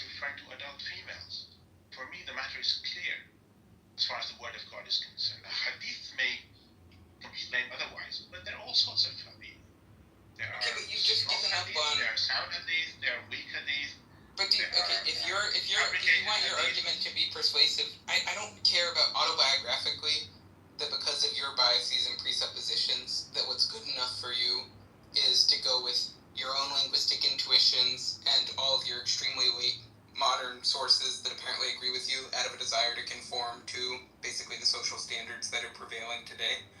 I don't care about that. So if it's going to be of any dialectical force for me, I'm going to want to say, hey, okay, take one of the disputes we've had. What the meaning of this word in the Quran is. What is the semantic range of the word? Does it only apply to adult females? Does it also extend to girls? Okay, in this context, does it apply to girls? If it turns out that all the tafsir agree, okay, if it turns out that the lexicons, the classical lexicons, they agree, if it turns out that's just the reading that would be most natural in context given the logic of the passage, okay, then we go to this other thing where we're talking about Bukhari. We say, hey, it turns out that if we have multiple, for Bukhari and Muslim, we have multiple independent lines of transmission going through, and there's source transparency, so they're telling us who all their sources are, okay, and we can retrace the steps. And then your criticisms of the reliability of the sources, they're contradicted by the historical evidence. Okay, then you can go with, I have a presupposition that this verse in the Quran means this, and I'm drawing a logical implication from that that doesn't follow, and that blocks me from accepting what the critical historians would accept as good evidence. And that's fine, but it's not going to be effective. It's not going to be dialectically effective for anyone who didn't start out agreeing with you. Okay, so I did a search on ChatGPT with its limitations. What is the semantic range of the word nisa in Arabic? Does it apply to girls? Answer: the Arabic word nisa has a specific semantic range, and its use typically refers to adult females rather than children. However, its exact meaning can depend on the context in which it is used. Semantic range of nisa. General meaning: the word nisa is commonly understood as women in general, referring to adult females. It is a plural of imra'a, which means woman. Contextual usage. Nisa is used to denote adult females in a wide variety of contexts, such as social, legal, or familial matters. For example, the term is frequently used in the Quran, where it often refers to adult women with legal responsibilities, like in the matter of inheritance or marriage. Used in the Quran, for example, in Surah An-Nisa 4:1, the term Nisa refers to women in the context of their rights and responsibilities in terms of inheritance, marriage, and social context. Social justice, sorry. In this context, it clearly applies to adult females, not children. 4. Does Nisa apply to girls? While Nisa generally refers to adult females, it can sometimes include young girls in broader, more inclusive contexts, especially in legal or social discussions. However, this is rare, and is more likely in poetic or figurative contexts, such as the one I mentioned, for instance. This is me speaking, boy or girl used in that context, figurative context. Then it goes on to say, in legal terms, Nisa is usually understood to mean adult females. If one wanted to refer to girls specifically, the Arabic term would be banat, which is a plural of bint, meaning girl. Difference between Nisa and banat. Nisa is generally used for adult women. Banat is used specifically for girls or young females. Summary. Nisa is primarily used to refer to adult women and is not typically used for girls. If one wants to refer to girls specifically, the word banat is used instead. Great stuff. Look, I mean, I think we're circling at this point. So I think I'm going to be done after this one. And it's been good talking with you. But, I mean, just what we've established, even by your own reading, even just the thing you just read to us, shows that it's within the semantic range for Nisa to include an underage girl. And that was what it said in the Lane's lexicon, which is that in the context where it's marital, it just means wives. That's what it said in the Lane's lexicon. You can go check the Lane's Arabic English lexicon, you can go check it. And it makes perfect sense, contextually. That's how it's applied. Okay, and it's non-literal and it's generic, and there's no age restriction on it. So, just the fact is that if just for everyone to know, the Quran verse we're talking about is subdividing people into 3 categories. People who are menopausal, people who have not yet menstruated, and pregnant wives. So, people who have not yet menstruated very naturally is going to apply to prepubescent girls. And it's only through this assumption that Nisa can't tolerate that reading that you would be led to the opposite conclusion. But I think we're just getting repetitive, so I think I'll rest my case there. If you want a last word, you can have it. Well, I already read out what the answer ChatGPT gave, and I think that's clear enough. If you want figurative or poetic context, you can use girls to refer to ladies, and you can use women to include girls. But in the majority of cases, most cases, it is referring to adult females, and that is how it is used in the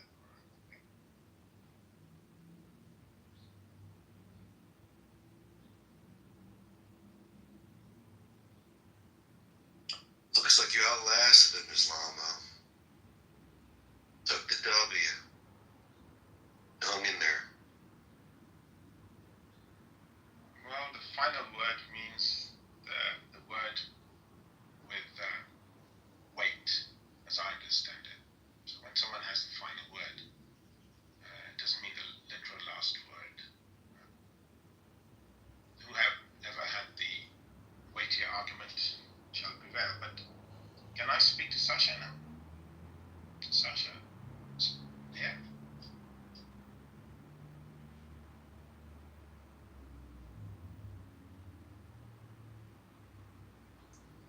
Good talk, guys. Yeah, what's going on, guys? It's Sasha. Lamo, you back? I mean, Sasha really did sort of do a bit of a beatdown on you yesterday. You did dodge like crazy. Are you back for more? Or a sucker for punishment, my friend? I did concede that as far as water being associated with life is concerned, there was somebody and some people who believed that water is central to life. But with regards to the verse, I think I mentioned, especially on Andrew making a statement, that it's referring to the primordial soup. And I was wondering whether Sasha has any evidence that people believe that life originated from water as in evolutionary terms, the primordial soup. In the ancient days, in the ancient times. Just wondering why would you need that though? Why would you need that? Well, the verse says, and we created from water every living thing. Water is central to life, as especially in evolution, including in evolutionary terms. So one could understand the verse as mentioning two things: one about the creation of the universe and the creation of life on Earth as well as elsewhere in the universe. So that is also relevant to what we were discussing. But she gave you other examples, right? Her critique was, hey, there were other people before Muhammad that had similar claims about either, the water, but also that it's common knowledge about water and life. Those are just observation, and about the universe, right? So that, and then she asked you for a critique, and you sort of did everything except deal with it. You sort of went all over the show. You wanted to recapitulate the main point. You wanted to go back to the water thing. Look, I understand what happened there. You probably will agree with this, Mr. Hamilton. You didn't really have anything to say. You were looking for an out. And I don't think you were doing it dishonestly. It was just like an escape mechanism for your brain. Like, what do I do here? Let me go talk about something else so I've got breathing room. That's my assessment of what happened. But you didn't offer any critique against what she said on both accounts. And you conceded the one, then wanted to go back to it again, and didn't want to deal with the universe one, where she gave you these other, references from other people's way before Muhammad's time that had talked about it. About the universe and the golden egg and everything springing forth from a void or whatever it was. I was listening to it. So I think she did a good job in saying that it's not surprising. You thought it was surprising, she thought it wasn't surprising. I think she showed that it wasn't surprising. If surprising is supposed to mean that it was something unique to the Quran that probably only God knew, clearly that wasn't the case.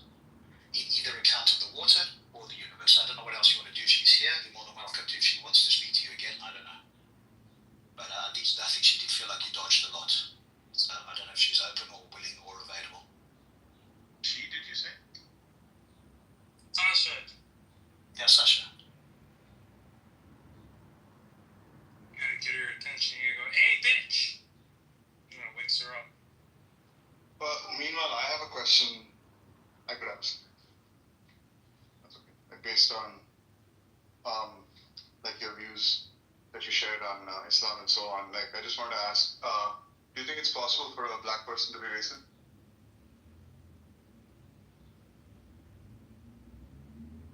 Is that from me You directed need towards me? to kibosh this right now. Yeah, I don't know what Deepak's doing. I don't know if he's trying to be funny or what the point is of that. He's trying to torture If you want to I answer would that, say, it's possible. I would say it's possible, but usually racism is directed towards those with darker complexions.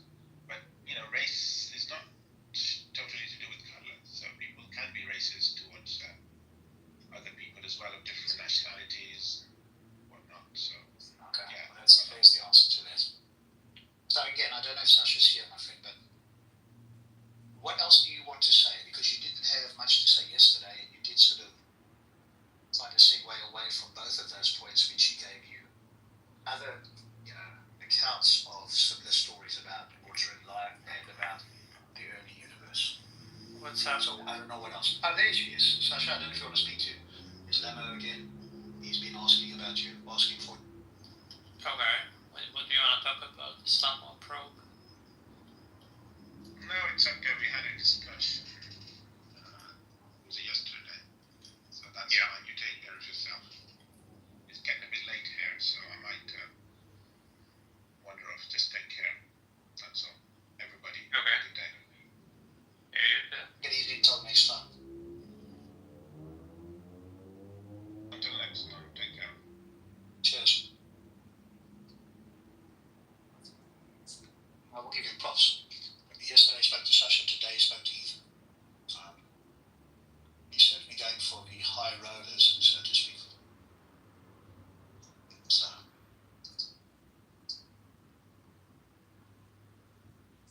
I didn't listen to the whole of Ethan, but I listened to a lot of it. It sounds like he's highly motivated. And I think he's more like a Quranist. I think he said he was Ahmadiyya. And they've got a different take anyway. So, he's just sort of outside of the mainstream by a long shot. I think that's why he hangs out with Mahdi and that lot as well, because they all interpret the Quran differently to the mainstream and the historical consensus and all the rest of it.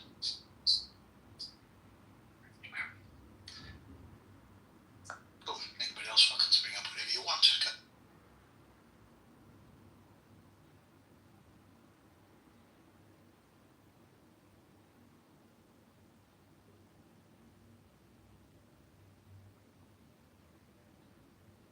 We could always talk about whether black people can be racist.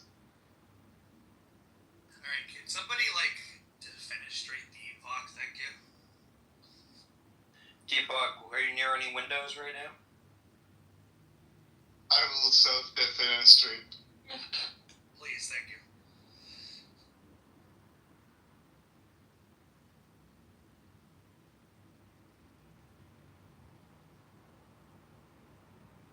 I don't need another 5 days of that content, please, for the love of God.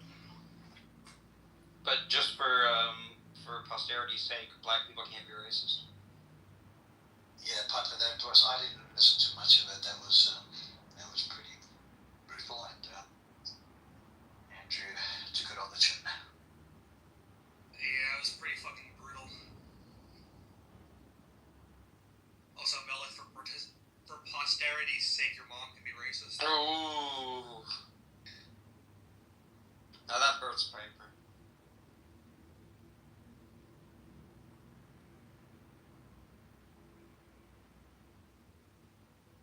You did miss it yesterday, that Piper. Sasha was speaking to that fella, Islamo Probe, in Mahdi's room. And of course, they go on much longer there, so she demonstrated a great deal of patience. And the guy sort of, because he brought up like a verse, right, about, because Andrew's on the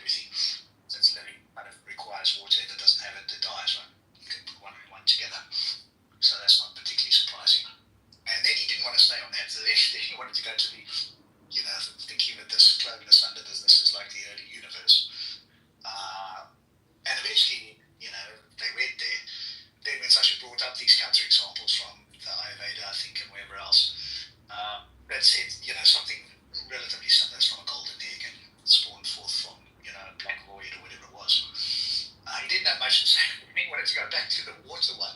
Then, when the pressure was on a little bit, then he wanted to go back to recapitulate the original question. It was a fascinating exercise, in my view, like the psychological way of looking for a way to, just to take a rest break, so to speak. So yeah, it was a fascinating, entertaining engagement, I would say. You know what Marty thought of his performance? Oh yeah, Marty. Oh, you've got to get this. This was just Piper. This was just lovely, right? Sasha didn't do it on purpose, but Marty came back. He was out of the room, and he came back after a phone call. It must have kicked him off because he was on a phone call with us. So he comes back. Sasha's speaking to his Lamo Pro, and Marty jumps in and says something, as he typically does. He can't keep himself quiet, and especially if he thinks there's some interpretation issue on the Quran.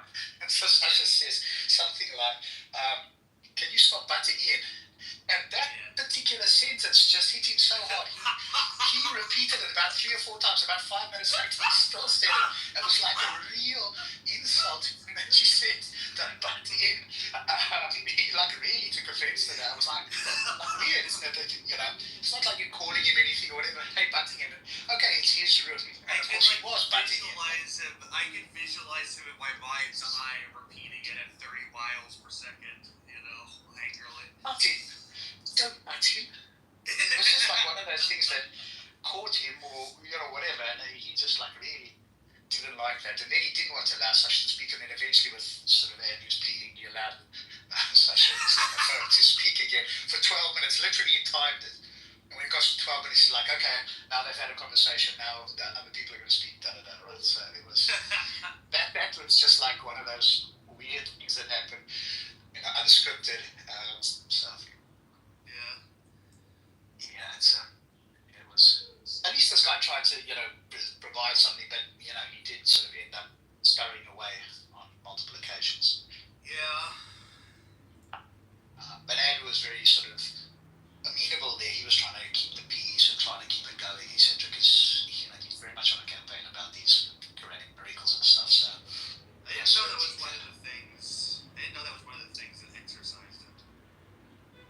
So I think it's just something that he thinks is easy to show that it's kind of really bad.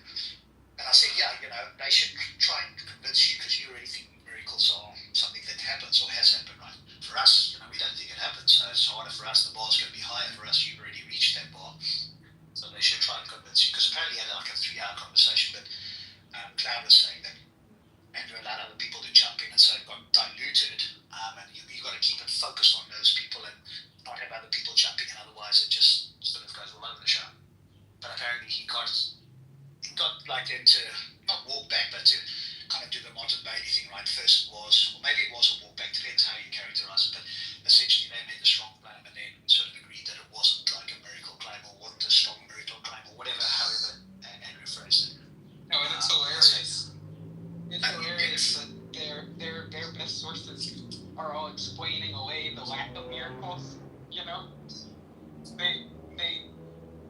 It's like a big point within Islam that basically they're like, look, what further miracle do you need besides the Quran? Because everybody's suspicious because they're like, look, if you're really this prophet sent by God and these previous prophets were miracle workers, why can't you guys do miracles? And they're exactly. Well, doesn't this suffice? Yeah, when you read them. So Andrew, you're coming in and out. I don't know if you're there, Andrew, and you can speak. I see you've sort of dropped off and come back, so I'm assuming that you're around. I don't know if you can speak. Yeah. Oh, there you are. Hello, sir. Yes, so you're on the Quran Miracle / Prophecy Crusade at the moment, which is kind of an interesting one. And it's very accessible to many people, right? If you get into sort of deeper stuff, then you lose a lot of people. So I think it's kind of good from that point of view. Yeah, sure. Well, it's been. I don't know how much you listened to Ethan's thing. That went on quite a while. Yeah. I think he made some good points. Yeah. And I do think Islam are pro-burn because he's on the Mahdi camp, right? So they're all motivated, right? They have a particular interpretation that's very much like a modern thing, right? There's no slavery. It basically tried to point out a verse. This wasn't with Ethan, but separately, that the Quran outlaws slavery. Doesn't according from my reading of it. And then that whole long discussion with Ethan as well. So they're very motivated about avoiding any of these sort of moral unpleasantries. No, that was well done, Ethan. Good job, buddy. That was wild. I was wasn't able to catch all of it. But and if you track his argument was he took this passage in the Quran and he says, because this passage in the Quran defines waiting periods for 3 categories of marriage, and according to him, it doesn't do it for anyone who's prepubescent, that therefore he can dismiss on the authority of the Quran and based on his religious presuppositions, he can dismiss all the historical evidence, however reliable, for Aisha's age. And then we go look at the verse, and the verse he points to that he rested his case upon, his opening argument, was a verse that very clearly, taken at face value, is defining a waiting period for marriages that happen before menstruation. And it's only through accepting his definition of this term that he himself admits contradicts all the commentators that lived at the time. It's only by accepting his definition that you can get the reading. And even if you accepted the reading, it would be completely irrelevant to the argument. But it's crazy that he was resting his whole case upon that. Then when we actually started talking about some of those historical sources, that's when he just starts grabbing everything in the garage and the kitchen sink and trying to throw it at Bukhari's reliability. And it's just none of it stands up to scrutiny.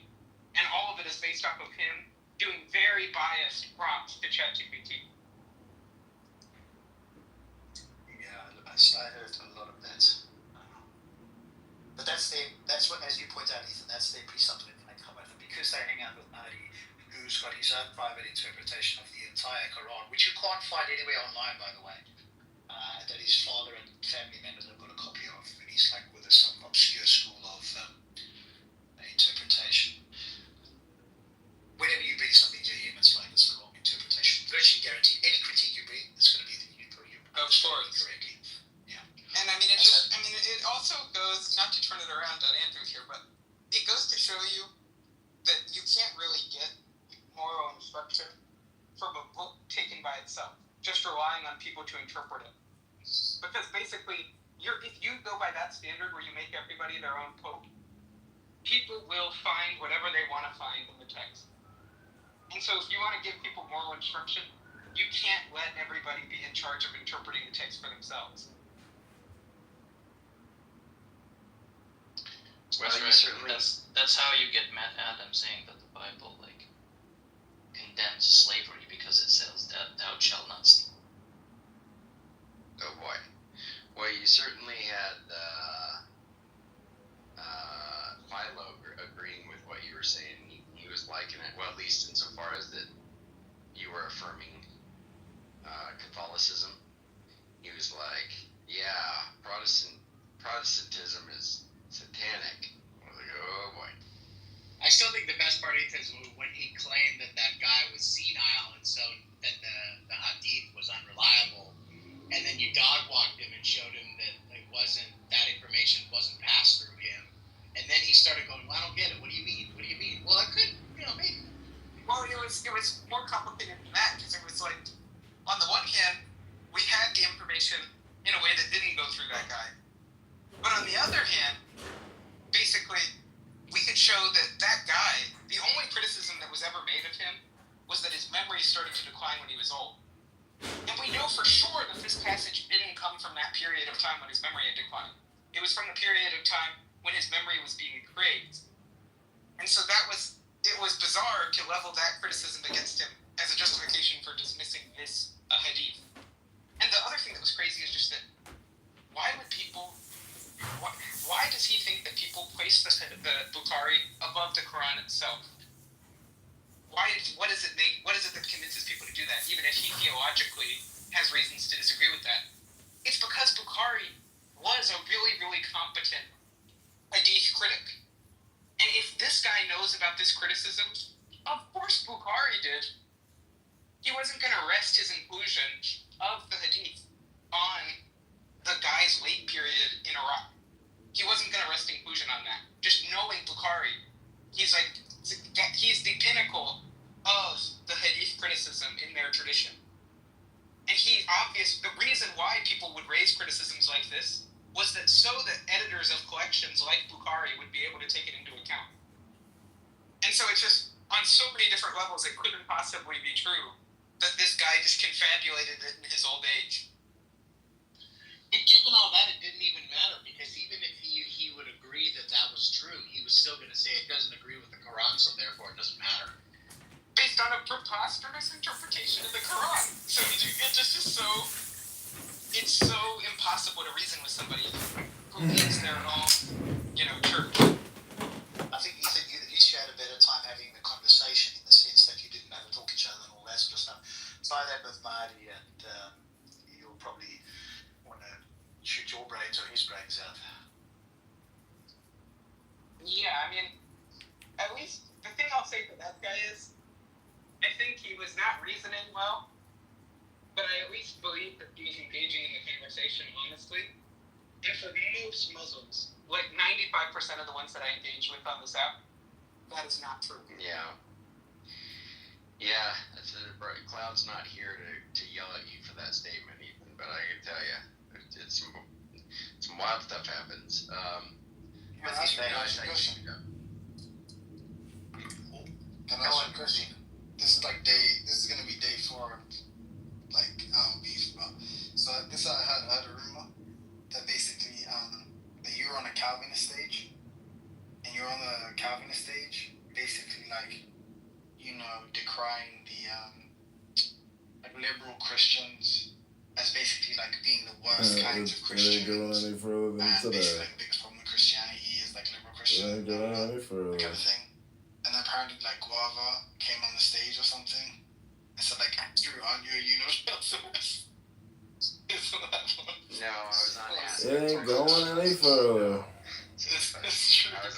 was on the Ask a Christian stage. It wasn't the Calvinist stage. But It ain't going any further. Tried to come up and all kinds of. It ain't The going any main guy further. said he is a Calvinist, right? She tried to come. The main guy who runs the stage, he... No. Nate nor Stafford. He's an idiot. He's not a Calvinist, you're saying? He is not a Calvinist. He's sympathetic, but he doesn't. Oh no, you're talking about the Chris guy, Sasha. Chris. He just doesn't. No, I was talking about Nate. Nate just doesn't want to fight with Chris. Chris is just a Calvinist coach. What is he? I think he's just a Protestant, just a general Protestant. I don't know what denomination, but he's definitely not Calvinist. Yeah. But I'm gonna fire up my Hinge account again. Very true. She came up on stage and tried to challenge being liberal for sure, but she said some other stuff too. I mean, isn't that the paradigm, Christian take trend basically? No, I think there's, you could put it like that, I guess. I mean, it is definitely liberal, but it's everyone going to have, homosexual marriage is permissible. No, women can be lesbians, can be priests. Yeah, all that would be false. But I mean, they have grandparents who are tanning and whatever. Look at the size of this. This is the last. Isn't that all kind of obviously they will lay this down, got flat in there. Universities, everything's forgiven. But that's a lesbian priest. This is an arrogant. I want to establish between saying that everything's permissible and saying everybody's going to go to the showing my stuff. There's going to be a difference between saying everything is permissible This is 18.8 pennies. There's a difference in that, and it's not like it's just some modern doctrine. I mean, it's a first century doctrine. And the purity is usually second, about third century doctrine. It's not like you're going to have. When they get to be You're not going to have. see, because I've picked up gold. You're not going to just have some people come around and be like, oh yeah, this is just a new thing, like the rapture or something. Zelini popped in. You did make the assessment. Zelini is worse than CM. And I was like, yeah, actually, I think I agree with that. Because Zelini's doing a huge disservice. I don't have anything funny to say. That's crazy. I don't like Zeleny. I think Zeleny has an appearance of kind of roughly motivated.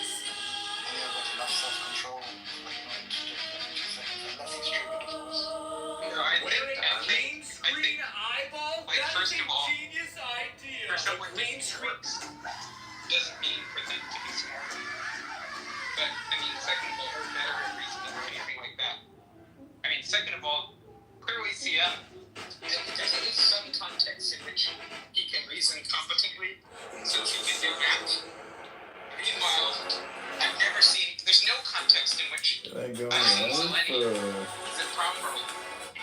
But then the third thing is just that Zeleny is so morally over it. Like, I mean, it seems like he's just like twisting and subverting the truth. Other YouTubers have been doing this, Whatsoever. so I thought I'd Freaking join. quoting his beliefs or his statements Every is person what that is true. uses this sound, I He will has like comment some on kind their of weird deviant political ideology and like personal malice that leads him to say and do the things he does. He just like is like the paradigmatic example also of in the religious connotation of the word and innovator. So someone who just asserts confidently and authoritatively It ain't that going he is any just making further. up. Yeah, but I think CM is a good guy, so but I don't know, such as this, I'm gonna challenge that. I just don't, what did you even say? Did you say he's better than CM? What was the terms used? Yeah, my claim was Zeleny was worse than CM. And then Sasha was challenged. Yeah, was challenged. Like a conversation on this, though, like what Well, the only thing I said was worse. The only thing that I had said was worse. That was what Sasha was reacting to. And then I just gave like a 3-part exposition of what I meant by worse. Which is just like, first is that I had seen CM be good at something in some context. Okay, the only thing I'd seen from Zeleny is less bad in some context than CM. You know? So CM at least there's some things that he's actually skilled at doing. Okay, Zelany's only claim to fame is there's some things that he's less bad than CM at doing, but he doesn't do them well. Then my second point was basically just that, like, Zeleny is like actually good people. He does not care about what the truth is. Set the record straight. I I agree. mean, I meant something like voice rather have That's good. No, his voice is also painful. Yeah, no, Like, that's true. Everything you're saying is true, but like, and he just repels attention. no, but when you're present in rooms, Ethan, and you're talking, like, he isn't a constant obstruction to you communicating your thoughts. Like, I think that's what Sasha's talking But about. that's also why insufferable. But that's also why I don't get like, I'm not gonna hang out and listen to CM talk or talk back and forth with CM. I also am not gonna do that with Zeleny. Mm. Like both of them are basically room killers for me if they're allowed to speak. I like trolling Zeleny and like triggering and shit. Like, it's kind of fun, to be honest. Well, I listen. enjoy it. And I also, like, just to be clear, like, DM's ridiculous is like incoherence in the like jibber jabber sense. Like, I can't actually understand what the fuck it is he's saying. But I actually think he's a good dude. Like, on a few occasions, like one time I tried to like troll him about saying the N-word and he like apologized to me. So I think he was like a nice person. Yeah, no, I don't think CM is evil. I mean, I think he's just like I think CM is like just like he's almost living in like a state of delirium. Yeah, it's like some mad fugue, like. But Zeleny don't like. I don't know, like that exchange between you and him was like hilarious. Like, I'd much rather see someone just completely like kill screen in that way, in the most gruesome way, than just like listen to CM like incessantly kind of like fucking, you know, like be maundering in some like fucking medicated state. Like, that's like way less interesting than Zeleny triggered. Well, we didn't give a chance while he's here, because I do feel bad. Last time Justin was here, some pretty egregious statements were made regarding Justin, and I feel like he never got a chance to respond. And I'll put myself out there again. What do you mean egregious? The opposite is a It ain't going any further. Yeah. He's a better reason. Yeah. So, well, no, by you said that you think that Justin is. What was your statement? Everything. Go ahead and say it. Yeah. I think you're like way better. No. But what did you say regarding Justin's reasoning capabilities? You said something like. No, I said he's in the top 1 percentile of like the worst epistemologies in, you know, possible epistemology. Yet self-admittedly. Self-admittedly. Should I quote it again? No, I'll quote it again. He said, if 99%, sorry, if the evidence was 99% against his belief, Jesus. he would still maintain Holy his shit. belief in the Bible, in the veracity of the Bible, even if the evidence by Good his God. standards Wow. was like 99% against. Right, so yeah, Justin, I mean, it's just like Justin, that's just conceding to saying like I have like the yeah, right, I got you. Justin Justin, you never got epistemology. it. Just so you know, he's a Seventh-day Wow. Adventist. You know, they think Jesus was Michael the Archangel. Well, let's let Justin respond to that real quick. Justin, are you there, buddy? Yeah. You have Told me thick before I skin, my left. friend. Thick black skin. You can go upstairs. Say something about what Justin, defend our We can people. fuck. Can you say something about what's being I'll said never about it? talk to We you don't have to again. stick on this, Justin, but I do actually want to give you a chance because what is this claim Let alone, that him would be she saying has about the cameras 99% against the Bible, you'd still believe the all Bible? over her, All this other stuff. What do we? over her house interior. Yeah, I guess I was saying that I have faith in God to the degree where Filming I believe everything. that there's a good chance that I could be And sort of camera. persuaded that I'm wrong, Oh, I should but have. there's a chance that I could think that I'm wrong, but be deceived that I think that I'm wrong. So Should've I just would just deleted suspend the my reasoning X-Post. or suspend judgment and just wait till I'm truly, truly convinced. Because often I've been convinced before We can go that, upstairs and we can you know, fuck. I was I'll wrong never about talk to you something. again. And then later She has on, I cameras realized, all over wait, her I house wasn't. interior, filming I everything should in have the just camera. held on to what I That's was just the way thinking the X-Post they and kept the video private. realized that, wait, I don't know all the facts about something.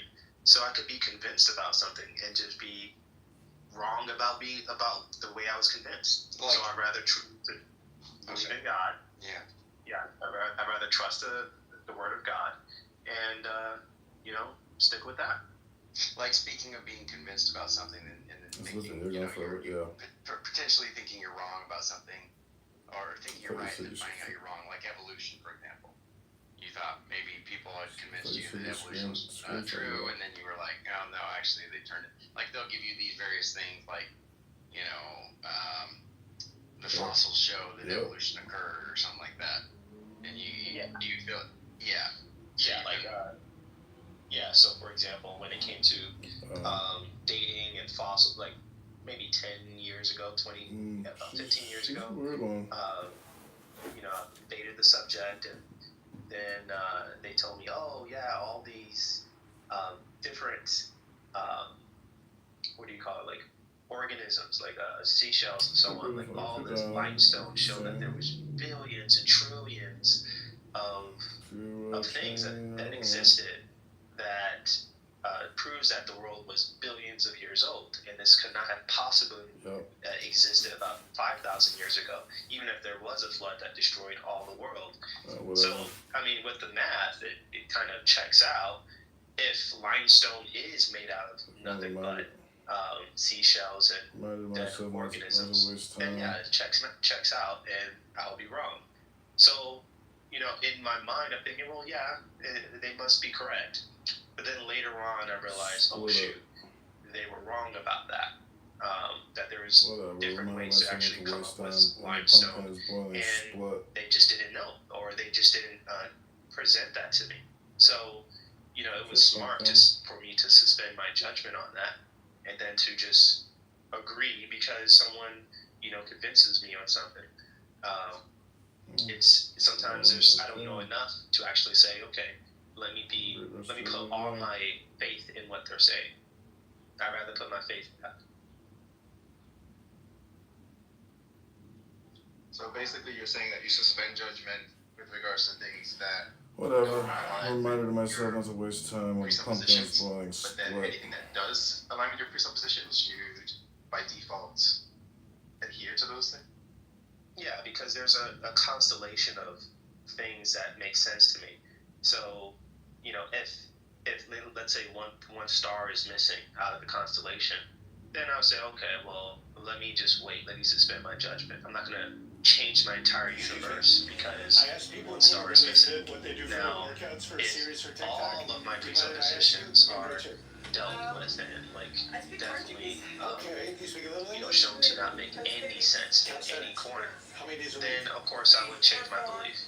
But based on like one thing, like one subject, no, I'll suspend my judgment. Do you mind if I ask how old you are? Alright. 40. Okay. Were those your kids I saw running around? How many kids do you have? 3 kids. And what's your strongest of all calisthenics? My favorite is elbow lever. And what is that exactly? Can I go first? Think like some. Yeah, absolutely. How long have you been exercising for? Oh, that would be Just good. a year, 1 year. 1 year, How that's it. about the idea that Jesus is the angel of Archangel Michael? That is hard. Yeah, I think that's false. Wait, Sam has what? Sorry, Sasha, what did you say? Sam has a response to psychophysical harmony. Or so he claims. Yeah, he's right. Imagine, there's like, I don't know, apparently there's a verse in the Quran which basically says that like Solomon, when he was like approaching his army, approaching wherever they were, about to attack, that like basically he overheard some ants saying, "Oh, look, it is Solomon here. Flee to your homes, lest you be crushed, or else you be crushed." Right? And then like so that's basically like characterizing that as a scientific error in the Quran. It's like this Quran, rather than bite the bullet and just say basically it's like miraculous that like blows for whatever reason, like has a doubt using a kind of conceptual scheme that like Solomon can interface with. Like it's just got the full skepticism about like ants, like conceptual capacity. Like how do you know ants don't really know your name? Like how do you know that ants don't know? And then he's got that crazy woman like Andrew's arch nemesis, who has like both of these like negative qualities of like being unable to reason. She was a woman and a Muslim, and yet still manages to trounce Andrew in every single one of their exchanges. She came up with like a hilarious one. She was like, ants are able to detect pheromones, and if they have like some acquaintance with Solomon, then they may be able to like model his like particular his scent profile and be able to like recognize it, like because he's leading the army. And then also, what did you say was the other one? Oh, it's like also they're very perceptive and they can like detect basically the hoof, the noises like all the collective like noise, like all the vibrations, sorry, all the hoofs.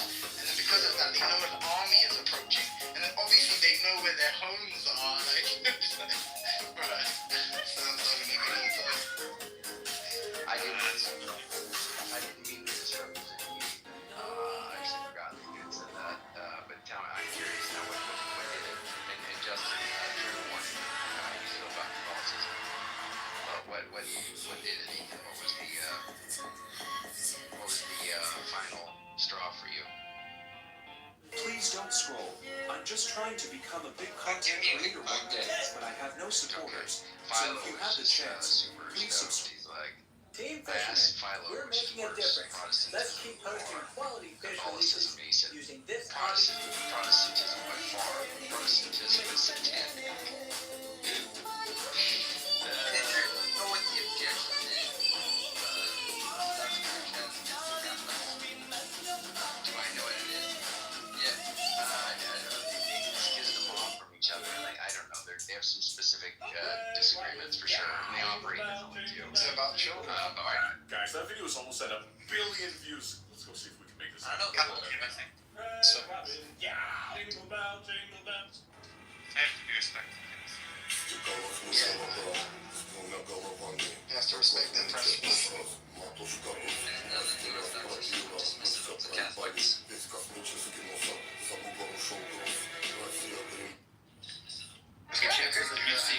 Short or super rare. There's over 100 million reached. Probably not. Got a whole day of unemployment and it's not really Let's keep posting quality fish releases using this. Oh wait, sorry, were you saying something, Mixed? Because I was going to say something about unserious.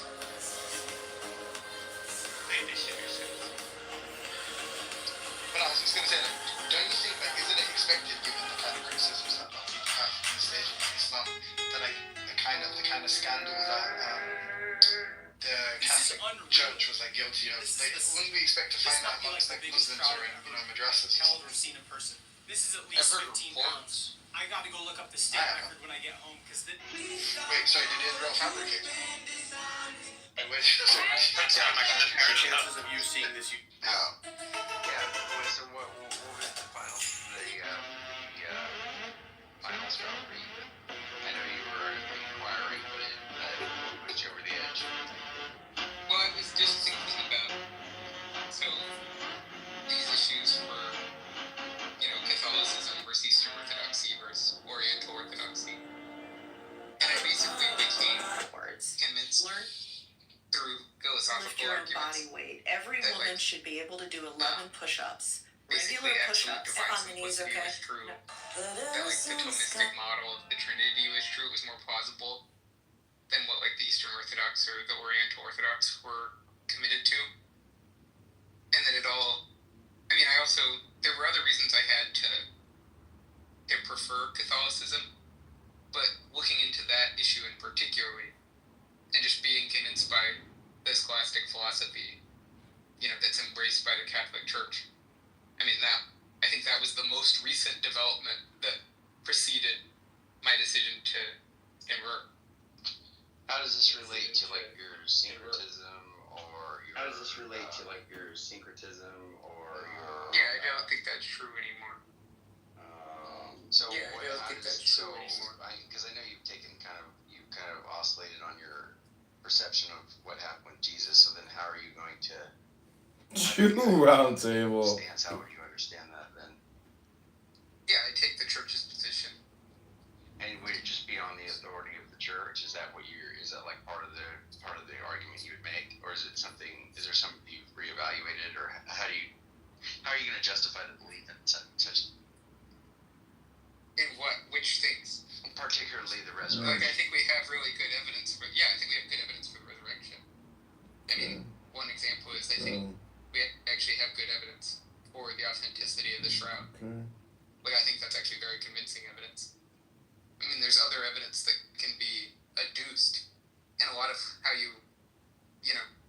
there's going to be, basically I find the claims that Christ was resurrected from the dead to be plausible because of the attitudes that I have towards Christ, the attitudes I have towards the systematic philosophy and theology of the church. A bunch of, there's a whole litany of considerations that we could go through, and then you find out that this guy, we have good reason to think there was an empty tomb. We have good reason to think that the apostles, as well as lots of other people, thought they saw him risen bodily and became convinced of that to the point that they were willing to die. So there's all these suspicious circumstances surrounding his death. There's this miraculous relic that would basically be photographic proof of a miracle of lights, talking about just the historicity of the resurrection itself. Yeah, I think there's good evidence for that. When that guy came on here that came from TikTok and you met him, you guys were talking about the shroud. It was kind of funny because people were like, well, Ethan's trolling and whatnot, and to whatever degree, I know you were toying around or playing with the idea of Christ rising from the dead. That may or may not be true, or whatever degree it was true, is kind of interesting because Justin and MJ actually were both quite moved by the presentation of the shroud. So I think MJ came into it not thinking there was anything to it, or actually being kind of against the idea. I don't know. I think Justin, you can say what his take was. Yeah, and I think people should just look into the evidence. Because it's shocking. Well, you sent me a link that I have not watched yet. Is there something new that is taking place, or what's? They're just going through the evidence, and they have a full-scale replica of the shroud and of the Sudarium of Oviedo, and so they're showing you the coincidences between the shroud and the Sudarium. It seems like the conversation has moved past this point, but a few minutes ago, I've been listening. I just came in the room and I was listening, and somebody said something about was asking why we don't see child sex abuse scandals among Muslims as much as we do among the Catholic Church, for example. Has the conversation moved past this, or would it be helpful? Because I looked it up. Would it be helpful for me to read the answer really quick, or has the conversation? Sure. Go ahead, buddy. No, go ahead. So I looked it up, and it says, I looked it up on Gronk, and I said, basically, it says, there's less centralized data on how child sex abuse manifests within Muslim communities, partly because Islam lacks a singular institutional structure like the Catholic Church. Abuse cases are often reported in specific cultural or regional contexts rather than under a unified religious framework. Some key points. In some regions, practices like child marriage are justified culturally or religiously. These differ from clergy abuse but raise ethical concerns about consent and age. So the boy slaves of Afghanistan or whatever, where they have the 9-year-old boys dance for them and then they have sex with them, it could be normalized. And the other thing is community dynamics. Some Muslim communities emphasize family honor or shame, which can lead to underreporting of abuse to protect reputations. That's very good. I thought that was interesting. I just wanted to share it.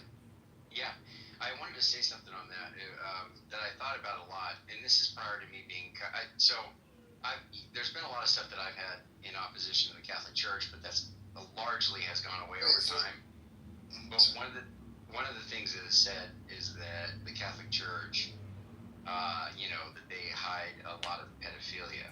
But one thing I thought about on that, or that they, and not only just hide it, they have an enormous amount of cases of it. And I thought, well, any institution or any group of people that is that large, that also encourages certain abstinence practices, I think it's bound to happen. I think you're going to have that in any kind of institution that has that magnitude of people. There's that many people. If you go to daycares and any kind of schools, kindergartens, things like that, where you have a lot of kids, you're just going to have a high incident rate. It is the case. So I just. But yeah, I mean they've done. When there's that many kids around, I mean, how can you help yourself? It's less common. It's not quite that, my friend. It's less common in the public schools than in the public schools. Yeah, that's right. That's the kind of thing that I would point out. Is that people who want to try to, and typically what they do is they kind of do this little maneuver where, oh, well, look what Christianity has done. There's all these pedophiles in the church. And it's like, well, if you had some secular institution that had that many people with that many kids and had some similar doctrinal commitments, I think it would certainly be comparable. That's a good point. It's not a commitment. Wait, what'd you say, Timothy? So, sorry, I think. Did you say that it's more prevalent in the public school system? Sorry, Yeah. I didn't hear what you said. Okay. Yeah, among teachers. Yeah, but I was saying. But I mean, it's not belief of the Catholic Church that priests will be morally virtuous people.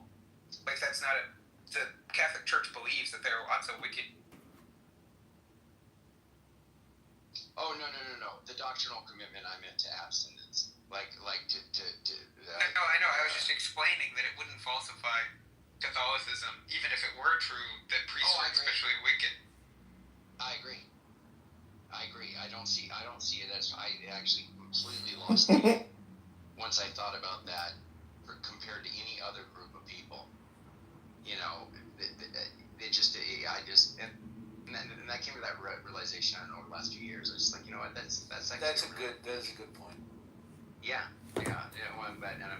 And I think it's just an unfair representation of the Catholic Church, and I see that people do that a lot, and they think that Christianity. People's issue is that like there is like a proportional or even a disproportionate amount. No, the hiding. Exactly. Yeah. Like that was it's the conspiracy that's like an issue. But what I'm saying is, I guess I didn't emphasize on that point too, is that these groups of people that have any kind of access to children, that are run by people that are secular, it is also the case that they do these scandals and they hide them. And you have people that are hiding for them friends. Yeah, the issue there is like a lot of these secular institutions, aren't necessarily meant to be representing essentially the most lovely. Well, I mean, first is I think you have a misapprehension about like there are people out there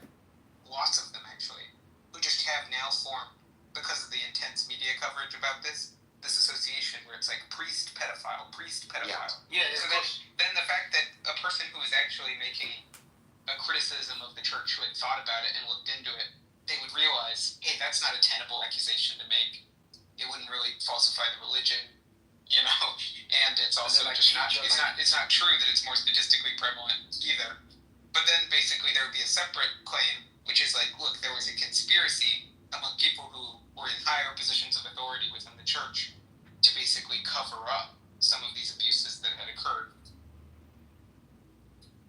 And then basically, that also doesn't falsify the religion, you know, of course not. But I don't think anyone uses it as a means of false. Well, maybe some people do. I mean, I'll speak too soon, but like, I think generally it's just like a kind of criticism about like, essentially like the institution in and of itself, and like what it represents, and let's say the people, I don't know, in all these like executive positions, whether or not they're like corrupt, like whether or not it's a corrupt kind of institution, not necessarily the kind of like doctrine or whatever. Well, yeah, but I think that's the whole. I mean, the whole point here is, what does the church claim about itself? You know, and basically, does the church claim that its leaders will be without blemish? You know, or is the church's claim that the church will be a special target for attack by evil as a force that acts in the world? And I guess the latter. Yeah, that's the church's claim. The church's claim is that the church will be under siege. Yeah, that's true. The secular media is trying to paint the church as pedophiles. It's not because they care about the children. It's just purely a political act. They hate white Christians, and they're trying to delegitimize them. And they find any avenue of attack they can, and they exaggerate it, and they just do whatever they can to throw shade on them because they hate them. This is that Jewish.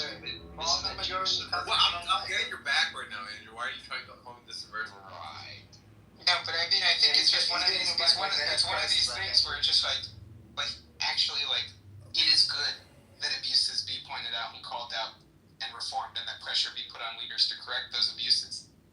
But then there's a further inference that's drawn that this has something to do with the truth of the Catholic religion. Right. You know, and I think even if people don't state that inference, I think a lot of people take it away from the discussion of it.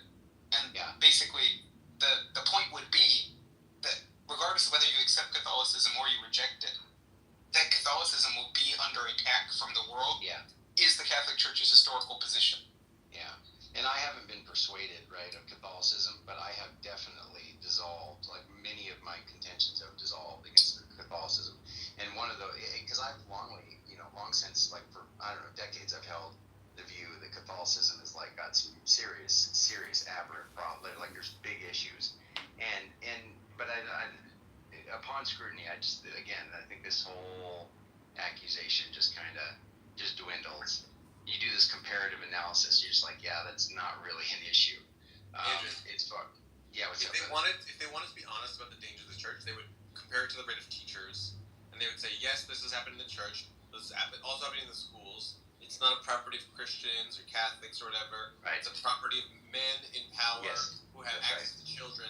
That's the problem. The problem is men with bad sexual morals with access to children. That's the problem. Right. Not the Christian church is the problem. You know what I mean? And the fact that they frame it that way is purely political and immoral. It's like they don't care about the truth. They're not trying to have you better understand what. I didn't know you were what things give your. I thought you were joking.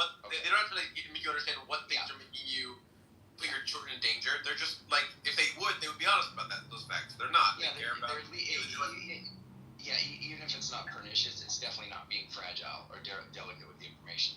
It's just slopping it out there and just saying, oh yeah, Catholicism per se is evil in some way or supporting pedophilia. It's just like, that's just so wrong to put it in that way. So I don't know. And then obviously the social stances that Catholicism has taken has been very, very persuasive to me in a lot of ways. I mean, it just has a draw for me in a lot of ways. Can we get Andricus to win? Oh, Brother Andricus. Well, I'll just say, Andricus, by all means, weigh in, my brother. It feels like I think Andricus will agree with this. It seems like you guys were like attacking these strawmen. Like, no one said like this falsifies Catholicism, right, Andricus? What, just because of bad breed? No. Yeah. No. But there is this. You see it. It's just this. There's this. There's a tacit, unstated premise, which is basically that the church professes that it's going to be this righteous institution that's protected by the Holy Spirit, and in fact, it's just this, den of vipers. That's right. And basically, the point is to reframe that in the proper there's no abuse context. cases in the Protestant church. What is this conversation? I mean, what is? What? Like there's no abuse cases within the Protestant church. What even is this conversation? So are you? What does that have to do with anything? I think he's just saying you're so right that you shouldn't be speaking right now, Ethan. It's just kind of weird. Alright, well. And because that's kind of a weird response, to be honest with you. But He just wasn't attractive. That's all it was. yeah, I think it's either that or he really is just trying to be like, oh, you're fighting a straw man, but like it's. I think that's something more insightful listening to that. So go ahead, please. No, I mean, from what I'm hearing, I'm just barely in and out listening, but this is talk about the validity of the Catholic Church, right? Because of the That's not the thing.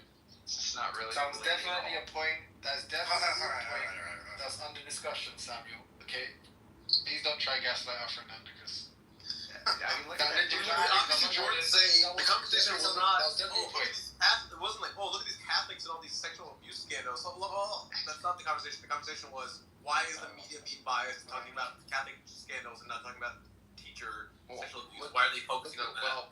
But look at that picture. This is what you need to know, Sam. Look at that picture. That's a picture of someone who just cut the head off of William Wayne Gray and Josh Reynolds and Alvin Plantinga. He cut all three heads off. Drop a nuke on religion. Who did this?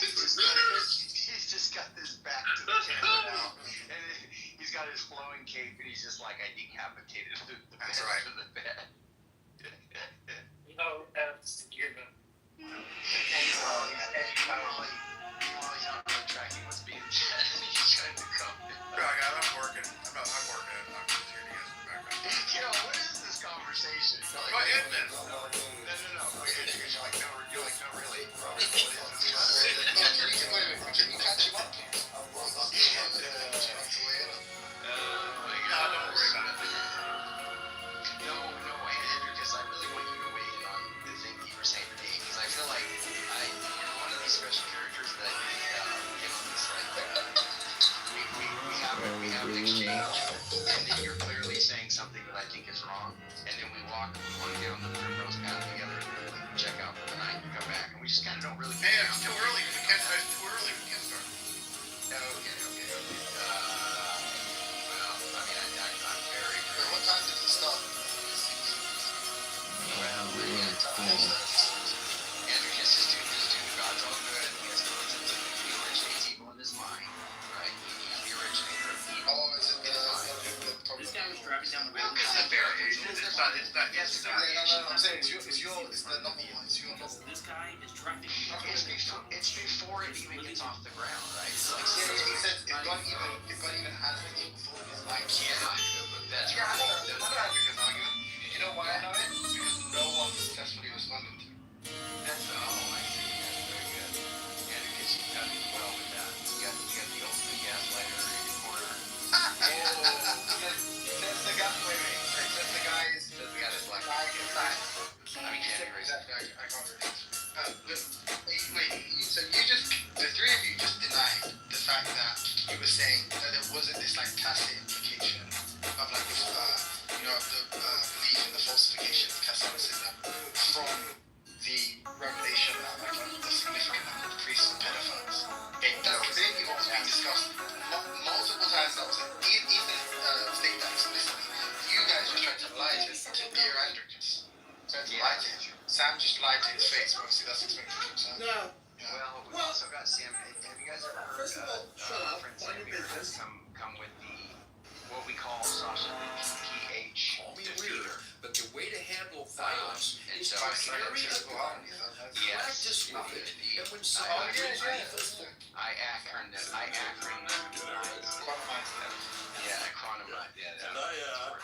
like it. You said the pronunciation sounds correct. That's right. It was good. You did some of your we have a war accusations of that. It was good.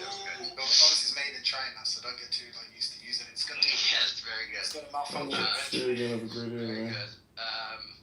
Welcome, Mama. Good to have you. Mama. Have a great day, man. Mama. It's good to have you. I have PBH falsification argument? Is that?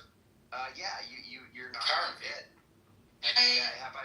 Sam, have I introduced you to Sasha? Yeah, I have talked to Sasha before. Okay. He's an excellent hunter. Yeah, Sasha has something to say about your PPH defeater. Alright, let's see. Well, what is your? She said it's small. I mean, centimeter. Yeah, that's. My basic view is people say that you don't need to be phenomenalism to run psychophysical harmony. I'm suspicious of this. I think that pain has causal powers, and so I would expect pain to cause you to do stuff. That's sort of phenomenology of pain to have the causal property of causing you to avoid it and stuff like that. That's not this sort of thing that happens. That's not this epiphenomenal thing that's floating above it. I also think that a lot of physicalisms of sort of identity theory type stuff are not totally implausible, and then you don't have to harmonize anything with anything else. They're just the functional states are identical to these phenomenal states or whatever. But yeah, I mean, this is what you mean. Okay. And you think pain has causal powers, meaning you think it created the universe? No. Okay. Go ahead, Sasha. You go ahead. Yeah, I mean, just the argument as it's presented that the Kitover paper addresses all of this. The idea is, let's say that pain is causally efficacious. That on its own won't predict that it's efficacious in a way that's harmonious with its normative features. It's just that on its own won't generate the prediction you want for psychophysical harmony. I mean, it's also I don't think it addresses other types of harmony, like semantic harmony, or epistemic harmony. Well, when it comes to the why is it aligned? Well, if there's a certain brain states sort of cause you to have certain phenomenal states, and then phenomenal states have sort of causal powers to cause you to do stuff. You'd expect natural selection to sort of put your brain in states that give you the phenomenal states that have the right causal powers. You'd expect it if the pain stuff is doing something to the world on the view that it's causal, and natural selection can see this. It can influence with the causal. It's sort of causal profile. So I guess I'm just saying, yes, if they are causal, natural selection can see it. And then I don't know this. Let's say that let's say that there's pain. There's this qualitative state, this intrinsic normative profile, which gives you a reason to avoid. I'm going to regret this, but wot's the difference? Tomato. Let's say that Not that I did this. I didn't do this. A certain causal. I had the opportunity. So what I just described is its normative. One is gives you reason to avoid. It's goes in. So that's correct. It's like a flow. It also It's has like a causal stream. powers, and an evolution is It's sensitive. going in both directions. I don't know. I didn't go all the way to find out, but this is what I hear. People describe it to me. And all I can think of is the people who do this. Is this what they aspire to in life? Is this when they were little? What they want to. Colonics make a lot of money. The colonics here in Connecticut, these women. It's business. Yeah, it is big business, and people that get them done swear by them too. I know. Now, is this at the job fair? The job fair's oh yeah, come over here and you can go to graduate school. I don't think it's not a graduate. I don't think you need a degree, but you need to be certified. It's those that are interested in massage therapy and naturopathic